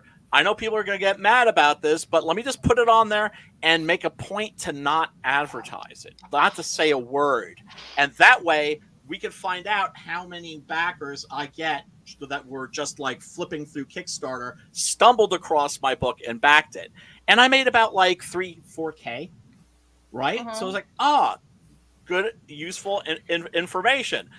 I thought I was doing the same thing with the Zoop thing, but people like I mean, sorry, I'm still a little butthurt. I'm still a little butthurt over that whole thing. I think with Zoop, I also have a bad impression of Zoop. It's hard to put my finger on. It's not just Camilla Zhang. I think they were super nice. Yeah, of course they're super nice. But what does that mean? So what? If they're all nice to your face, Zoop comes across. I didn't get screwed, but. Yeah, go ahead. Zoop, not yet, because I mean, I have huge trust issues with these platforms, especially after what I dealt with printers and stuff. It's like, who do you work with? You have to be very careful with this stuff. And Zoop rubs me the wrong way because it seems like from its inception, it was a platform that was created by people in the industry as a way to dip their toes into crowdfunding, Right. but still keep the power. And I don't like that. I feel like the fact that they're doing the fulfillment and it have so many ties to the industry means eventually, even if they're nice to you, even if they don't fuck with you at first, but I was doing my own fulfillment. they will be able to clamp down on you in the end too quickly. There's too much of a risk of it eventually happening. Yeah, but Indiegogo's shadow banning our campaigns, and also I was responsible for fulfillment. That's the thing is if you're I didn't know that. I thought they would fulfill for you. That's if you're like one of the. That's if you're like by all the ex one of the bigger people. If you're Kickstarter gatekeeper people that banned Ethan and everybody. Right, Yeah, but they weren't working. too. Yeah, but they weren't working there. What, like when I ran my campaign, like Camilla Zhang evidently had like moved on, Yeah, or but now or though, something. like... Yeah, I mean, who knows? I mean, look, I just think we have to try to experiment with different platforms. We have to experiment, and I think it's kudos to you for branching out, but at the same time, you can't be. I said I'm still that's a little all. That's all you wanted to hear. That's all Brian wanted to hear. No, there's nothing wrong with people branching out. What I sort of have been thinking is we have to be careful about where we branch out to, though. Sure. And at the same time, even though with the shadow banning going on with Indiegogo, it fucking sucks. It's stupid. But right now, we have to view things from the customer's point of view. It's not just about us. For a lot of customers, they like having a unified platform. They like having a platform they already have an account on that they can back all the books easily. Oh, yes, it's about customer and convenience. So make we no have mistake. to keep that into account. Oh yeah. No, I did. I absolutely did. I was just like, because the thing is, I'm guilty of that myself. I don't like creating new accounts either. I did for Zoop because I wanted Axe Wielder John, right? Because I'm like, that book looks dope. So I knew that people who had already backed Axe Wielder John did have accounts there, right? Now with Kickstarter, I mean, I think, like I said, I use it for like second chance campaigns. I think right now the way to do it is, well, you know what? I think that if there's going to be a viable third platform, the fans are going to have to tell us what that is. There's a few options, but I'm not sure where we'll either that or yet. we should all be doing our own websites. Actually, I know a lot of people are doing their own .coms. Mandy's doing that. There's a bunch of people. No, I'll just say, I think what we should do is, we might be able to. I like what Shane's been doing, and no, we should have been doing it all along. That's what I've been doing. Why do you think this? Let me show you what I've had. I mean, I've had a website for Fiendish. This is a brand spanking new one that's really nice and Show fancy. the people, Rini. But, Show them. Cool.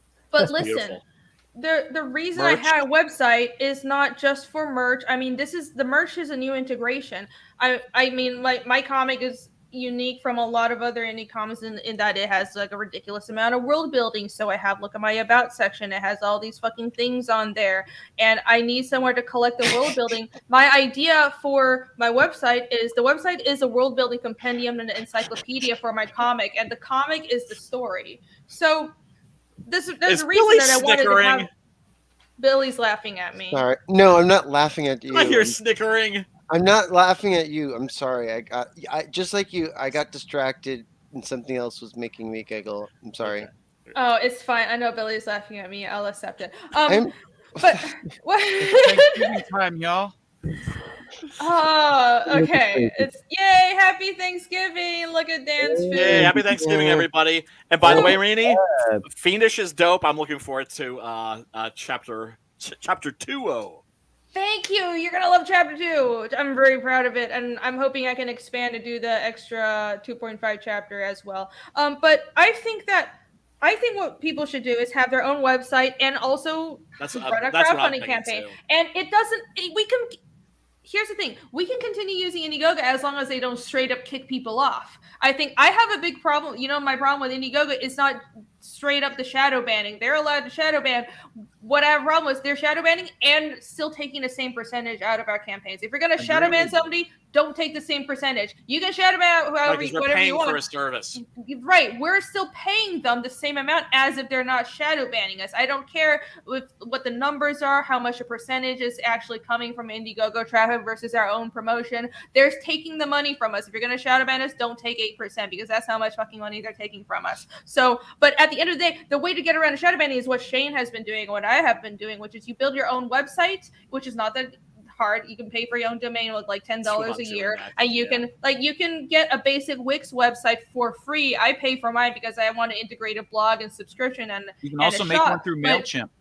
You can, and you can also use Adobe Portfolio if you already have an Adobe subscription through Photoshop. By the way, you get 5 free websites if you have an Adobe subscription. So there you go. Just build your own website, use your own domain, and what you have to do is very important. Make sure to go into your search engine optimizations, which make sure that you can go through your website settings and make it searchable through Google, and that way your website, even if you're shadow banned, will pop up at the top of the Google search and have your website have a big banner like mine and like Shane's ingloriousrex.com. Go check that out, by the way.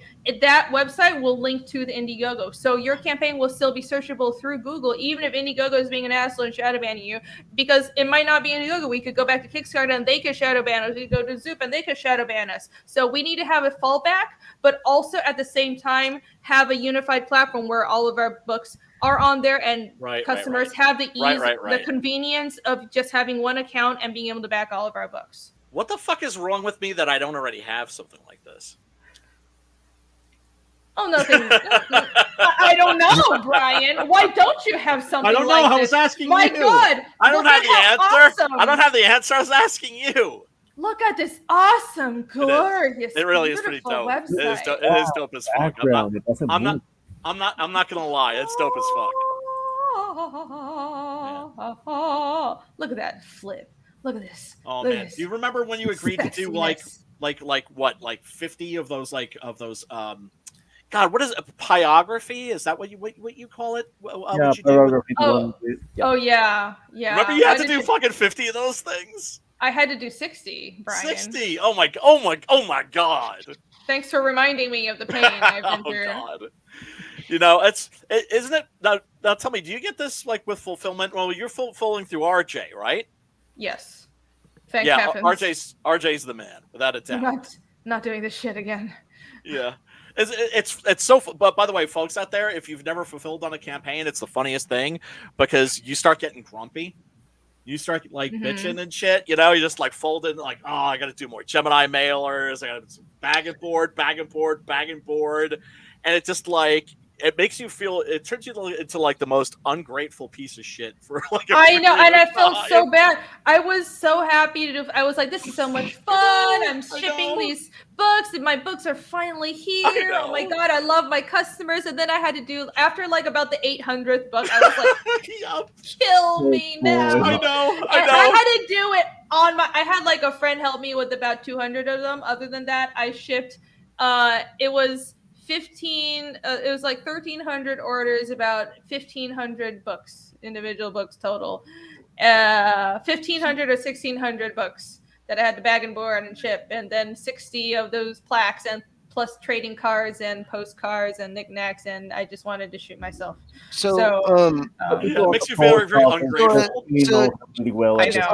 On the subject of shadow banning, just for everybody out there watching, that Frog G was shadow banned and they had closed the campaign, but the campaign is actually back up and shadow banned now. Yeah. So hold on, let's go to Frog G. They're not shadow banned anymore? They're not shadow banned, and the campaign is back up and available to take funding again. So everything has been fixed on that end. And the Frog G crew will be appearing on Tuesday's episode of CG Horror Movie Club to promote the book. And the movie that we're going to be watching is Frogs. Did you go under comics at least and put in the word I shouldn't have to put a go under comics, but okay. See, I feel bad. I feel bad because like their campaign got like yanked before I had a chance to Goofanoid. have those dudes on. Where? A book that I don't was see it. scaled. This is the comic section. Yeah. Oh, Shadow Band. Well, the campaign is at least up from the link and avail. Well- like you can still it's You still know what? trending. You know what? Alrighty, somebody send me a link. Oh, there we go.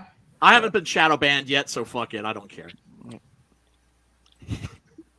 What? But they're shadow banning my friends, damn it. They're shadow banning my brothers and my sisters in the struggle. That shit ain't right. Can you share my screen? Yeah. I'd like to share the I haven't been the shadow cover that you banned did yet, for, but it Right. still bothers me because Yeah, it's it's bullshit. not right. Look, No, it's they're bullshit. still shadow banned. Yeah. It's bullshit. Go. The link is in the chat. Everybody, please go back Frog G now. Hell yeah. Love those dudes. Yeah. Those dudes go are help those dudes them are the out. shit. These guys they've been shadow banned the entirety of their whole fucking campaign. It's been like 2 months. It's unjust. It's ridiculous. This campaign should be so much bigger than it is right now. Yeah. Look at that cover. I know, It's it's a lot of fun. amazing. It's fucking dope as fuck. I really like the fuzziness of this gremlins that you have over here. Oh, thank you. You like my trolley trolls? You like my little fuzzy trolley trolls? Oh, that's the scientific name, trolley trolls. Trolley trolls. That's Latin. I love Reedy's monster design. I've always thought that your monster design's like on point. Oh, thanks. I mean, this is pretty basic monster design, but I'm glad you like it. I really like the one that is like rolling in the back over there, like just putting the teeth on front. Yeah, that one. Oh, that's my favorite one too. That one's so cute. Yeah. Man, Dangosilla, I don't know if you're talking about my campaign. I don't know why I would be more special than anyone else. They've shadow banned Shane Davis for fuck's sake. It seems almost arbitrary. Like, why haven't I been shadow banned? Yeah, it's weird. And why haven't I been strange. shadow banned? This is also the thing. I don't know if it's like a CG thing. I feel like, it's possible. Yeah, I but don't know. We shouldn't jump to conclusions because it would make us look bad if it's not. But Right. I'm wondering if it is a CG thing, why haven't I been shadow banned? Because I'm on Comics Hate Kings all the time. Right. But then again, Malin and Shane have been shadow banned, and Shane's is the most inexplicable because he sticks so close to TOS. He's very aware of not breaking any rules, and he's still not searchable. Unfriggin' believable. Yeah, it's really confusing. I can't figure it out. Very fucking strange. Yes, Inglorious Rex 2 is shadow banned. As far as I know, it still is. So yeah, everybody go back Frog G. If someone can post a link for Inglorious Rex, that would be awesome as well. And also Omega Storm, I guess I'll promote Malin. Because I guess he's also shadow banned, so sure, everyone go back that book. That sounds like you got an hernia right there. Yeah, I think thinking about him does give me a hernia. if you like this, There's the thought of his voice in my mind. Oh, the pain. If you like what you see here, you basically have 3 books to buy. You have Irene's book that you should go buy. You should go back Frog G, and you should also back Goblin Girl. That's like the Venn diagram of. Well, don't forget Six Gun Gorilla, mofo. Yeah. What the hell? And we can put a gorilla You back there hurt, behind you the tree. hurt, Brian. Hurt my fifis, yeah. Hurt him. See, now I got something new to be butthurt over. Could never have too many things to be butthurt over. I don't know if it was Ballers and then the Kings because, what did Frog G ever do? I That's don't my know. biggest question. I The don't only know. thing I could come up with is Bizarre. that perhaps It's anti-voodoo. spots being associated with Cecil, maybe. That's the only thing I can think of. But even What? that is a stretch a little bit because Cecil's That's a book's bit no of a longer. stretch. It is, but at least it's like a viable theory. Maybe. Maybe. I don't Maybe. know. And then again, I was also thinking it could also be that there are campaigns in other categories outside of comics who are also shadow banned. It's just we're so on we're like very hyper aware of this. We have an actual we are. network Yeah. that we are the only people who are noticing and making a stink. Maybe there are tech campaigns or like little indie film campaigns that are also unsearchable, but they don't know because they're not part of a network. Elon Musk doesn't crowdfund, so I don't know why there would be tech things banned. What? What? Oh man, Sorry, I hope that was too intelligent for me. And Sorry. I so hope he Sorry, I'm grabs liking the YouTube. context. I hope he The grabs. context was you were the talking YouTubes. about tech things being banned, and I said Elon Musk does not crowdfund, so tech things wouldn't be. I'm done anytime you are to take me down. Oh, why? Because Elon Musk is like the Voldemort of Yeah, like the president? they're not supposed to say his name or. Oh yeah, he's the big bad now. Yeah. Elon Musk is your enemy. Please. It didn't help him either that These he posted that thing about finding T-shirts that said hashtag Stay Woke. Oh my God, is that for real or is that a troll? That cannot be true. He's been trolling so hard. I've been loving Really it. fucking hard, like an love eighth degree black belt. It's so great. It's so It's Yeah. just his new toy. On- That's On good. the on Yeah. the Starlight Cats poster I did, Shane specifically had me put like the big, like kind of fat blue-haired girl in the background has a shirt on that says "I'm woke like this." God. Oh, that's the great. cringe, the maximum cringe. The cringe is. I was just like, great. "Really?" He's just like, "Yeah, put that on her shirt." I was like, "All right, man." That's crazy, man. Oh. Man, so cool. Yeah. So Frog G, Go check that out, people. 6-Gun Gorilla. Yeah. Glad Links in it's- the description. Frog G links in the chat. I guess this book here, I suppose, Back That and Inglorious Rex, and my book. I guess, I have a comic out too, everybody. Check it out. Oh my god, Damn, booyah! Wow. I opened it and we Booyah. just did that! Yay! Booyah. 137 How flat. I'm satisfying taking is a that? screenshot. What On the the road fuck? to 140. Yeah. That's insane. Yeah. That's Hell insane. Congratulations, Rini. Holy That's a shit. cool. That's We're fucking inching closer to that naked Billy Basco hot tub stream. Yeah, Dude. at 200 subs, right? You could buy like a Like- replica Batmobile with that. Thanks, fam. That's You can exactly actually buy a what house over here with that, a really decent house. Man, I could buy a house over here with this too. Yeah, Well, not let's now, go. probably with the fucking interest rates. Yay. Yay. Congratulations, Rini. You earned it. You are a major freaking talent in Rockstar, and people are waking up and recognizing. Yeah, organized, Whoa. bitch. Yeah. Thank you. Slap your big fat fucking magic on the table and be like, "Yeah, check this shit out." Yeah, boy. I hope people like it. I have some new stretch goals, and I actually just sent out an email campaign, so everyone should get that. That was for my fancy new email thing from my website. Oh, I got that that's- today. Ooh. Yeah, so everybody check your emails, por favor. You want to actually read this email. It's not spam because I updated everybody on the campaign and shit. But also, I announced the website, and inside the email is a coupon for a one-time use coupon for everybody to use on the store. You get, I forgot how much it was, but you get a coupon. Yeah, if you want to order Oh, some we're doing merch from the coupons now. Fiendish store, yes, I can.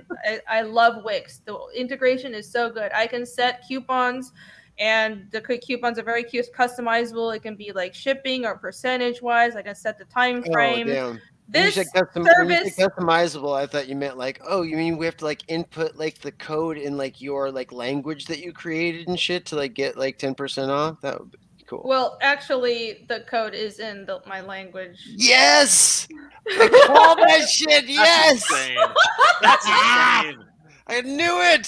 She's That's like, some next "Hmm, level shit." How can I integrate my language so that I have to make my fans, if they want to save money, look at my little letters that I created?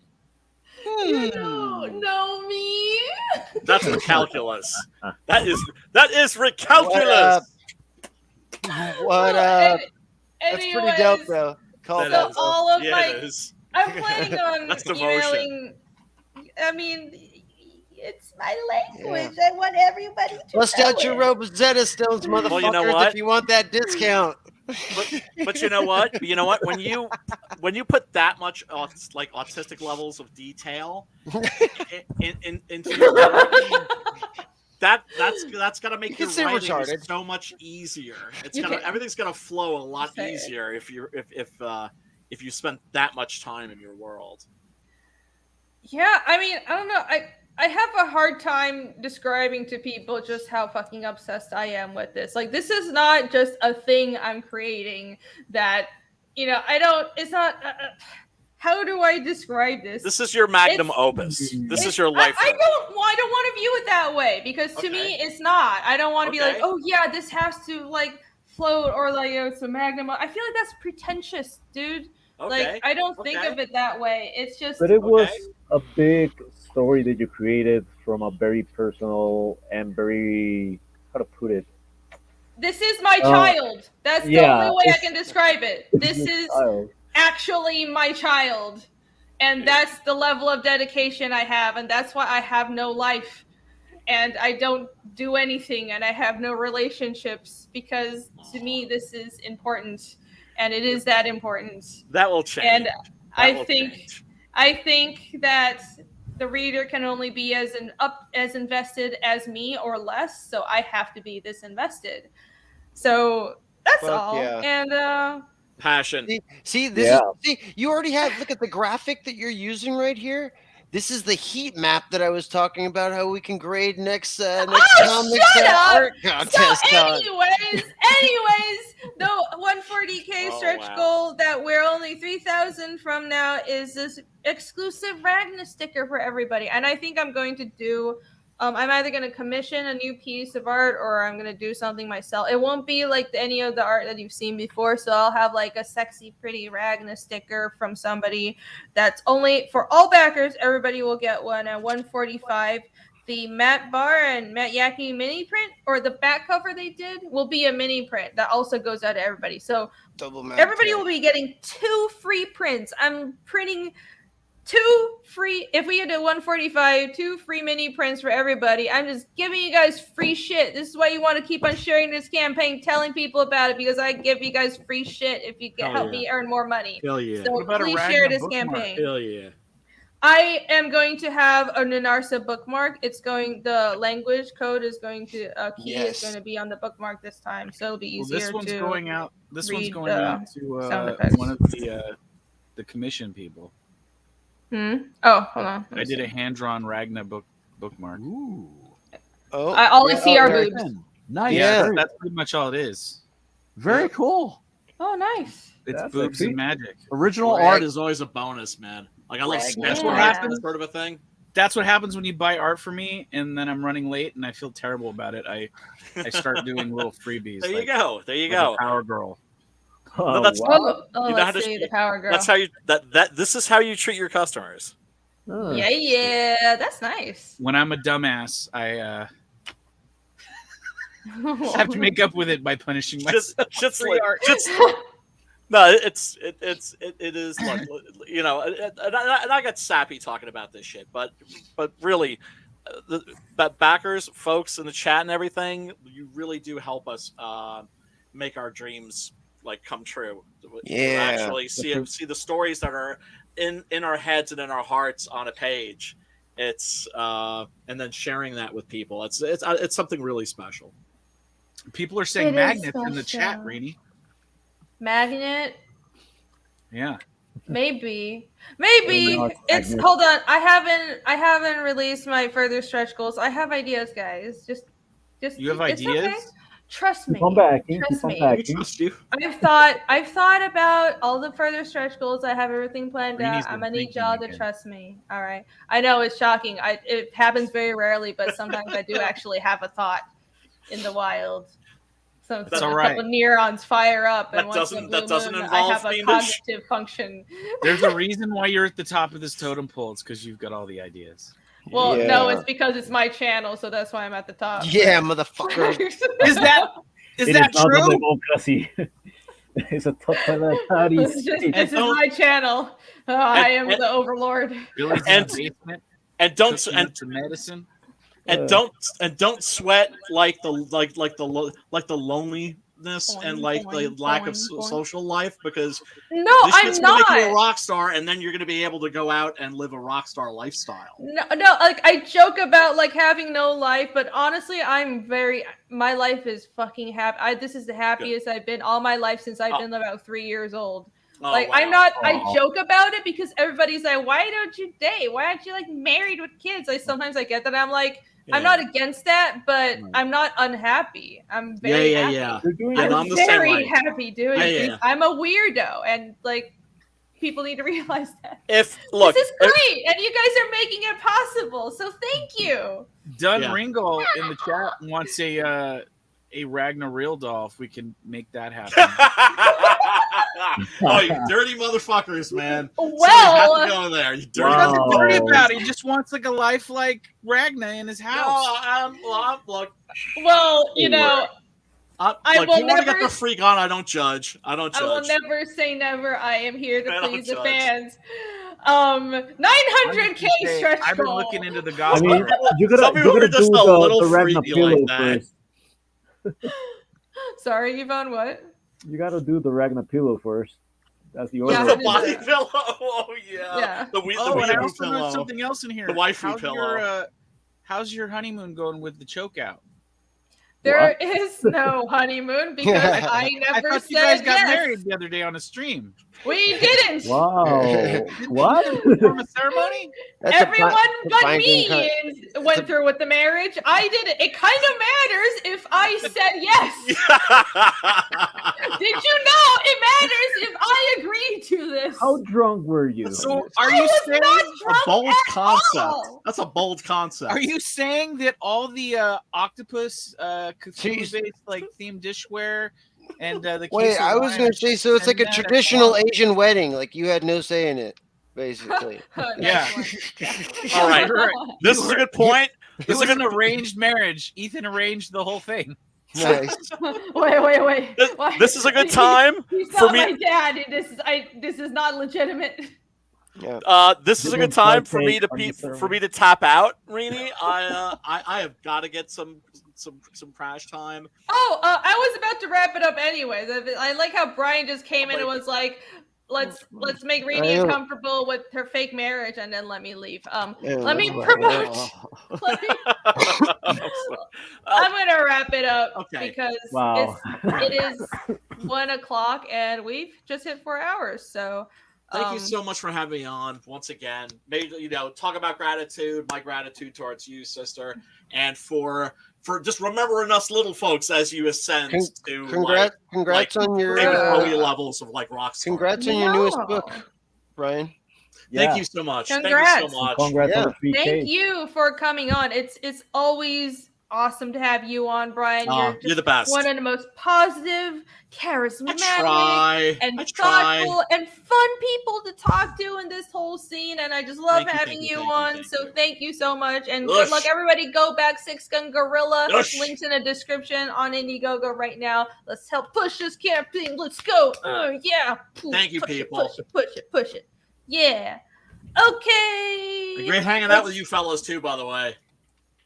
Same, Brian. Much love. To see you. Like, yeah, I guess the rest that of you. amazing project that you have. And I'm looking forward to, like, maybe in a couple of months, seeing like that big migration of Latin American artists like flooding the scene. I mean, I we wanna already have see a this group happen. organized, I want to so- see that shit happen too. I don't know if we have a group so much as like we've kind of connected. Yvonne, I task you with reaching out to everyone. I Let's already make have this a happen. group of them, or most of them reunited over there, but they are not with concrete projects. There's just a few that have concrete projects that could be showcased, but I'll Well- arrange for everyone out to go to that group, and I'll refer them to you. Well, get the ones way that I have can be concrete helpful. projects. Mhm. Any way I can be helpful, hit me up. Yeah, I'll I talk wanted more. to ask I'm you down something. for the cause. Yeah, I'm gonna ask you something out in the backstage. It's okay. No. Just a moment. We'll talk later. You talk me or Brian? Brian. Oh, okay. So stick around. All right. Where can everyone find you, Brian? You can find me on the Twitter at Brian Christgau. You can find me on the YouTubes at Brian Christgau on Tuesdays. Every Tuesday, 8 p.m. Eastern Standard Time. I have the CG Horror Movie Club. Definitely drop by, check that out. Basically, we just agree to watch a horror movie ahead of time. It's always something that's not behind a paywall. And I got the Six Gun Gorilla campaign for the Volume 2 trade paperback, which is we call the Great Silence. And this is you can, if you're new to the world of Six Gun Gorilla, you can download the entire first issue for free. Link in the description, and there's something on there for everybody. So if you're been with us all 8 years, you get the trade paperback by itself, or if you are an old fan, or you know what, I'm gonna stop babbling now. Okay, well, I'm fading them. Everyone go follow Brian, Yvonne, you. Over here, follow me on Hectic.Savage on Instagram or Hectic Savage in Twitter. And yeah, thank you all, and hopefully I'll be opening commissions out for December. Cool, good. Yeah, get more money. All right, Dan. Hell yeah. Goblin Girl still on Indiegogo. Oh yeah. As far as I know, we're not shadow banned. We are currently in the process of getting the larger beast of this book colored. Nice. It's been doing pretty good, and we're having fun over here still. You are currently not shadow banned yet. Oh my god!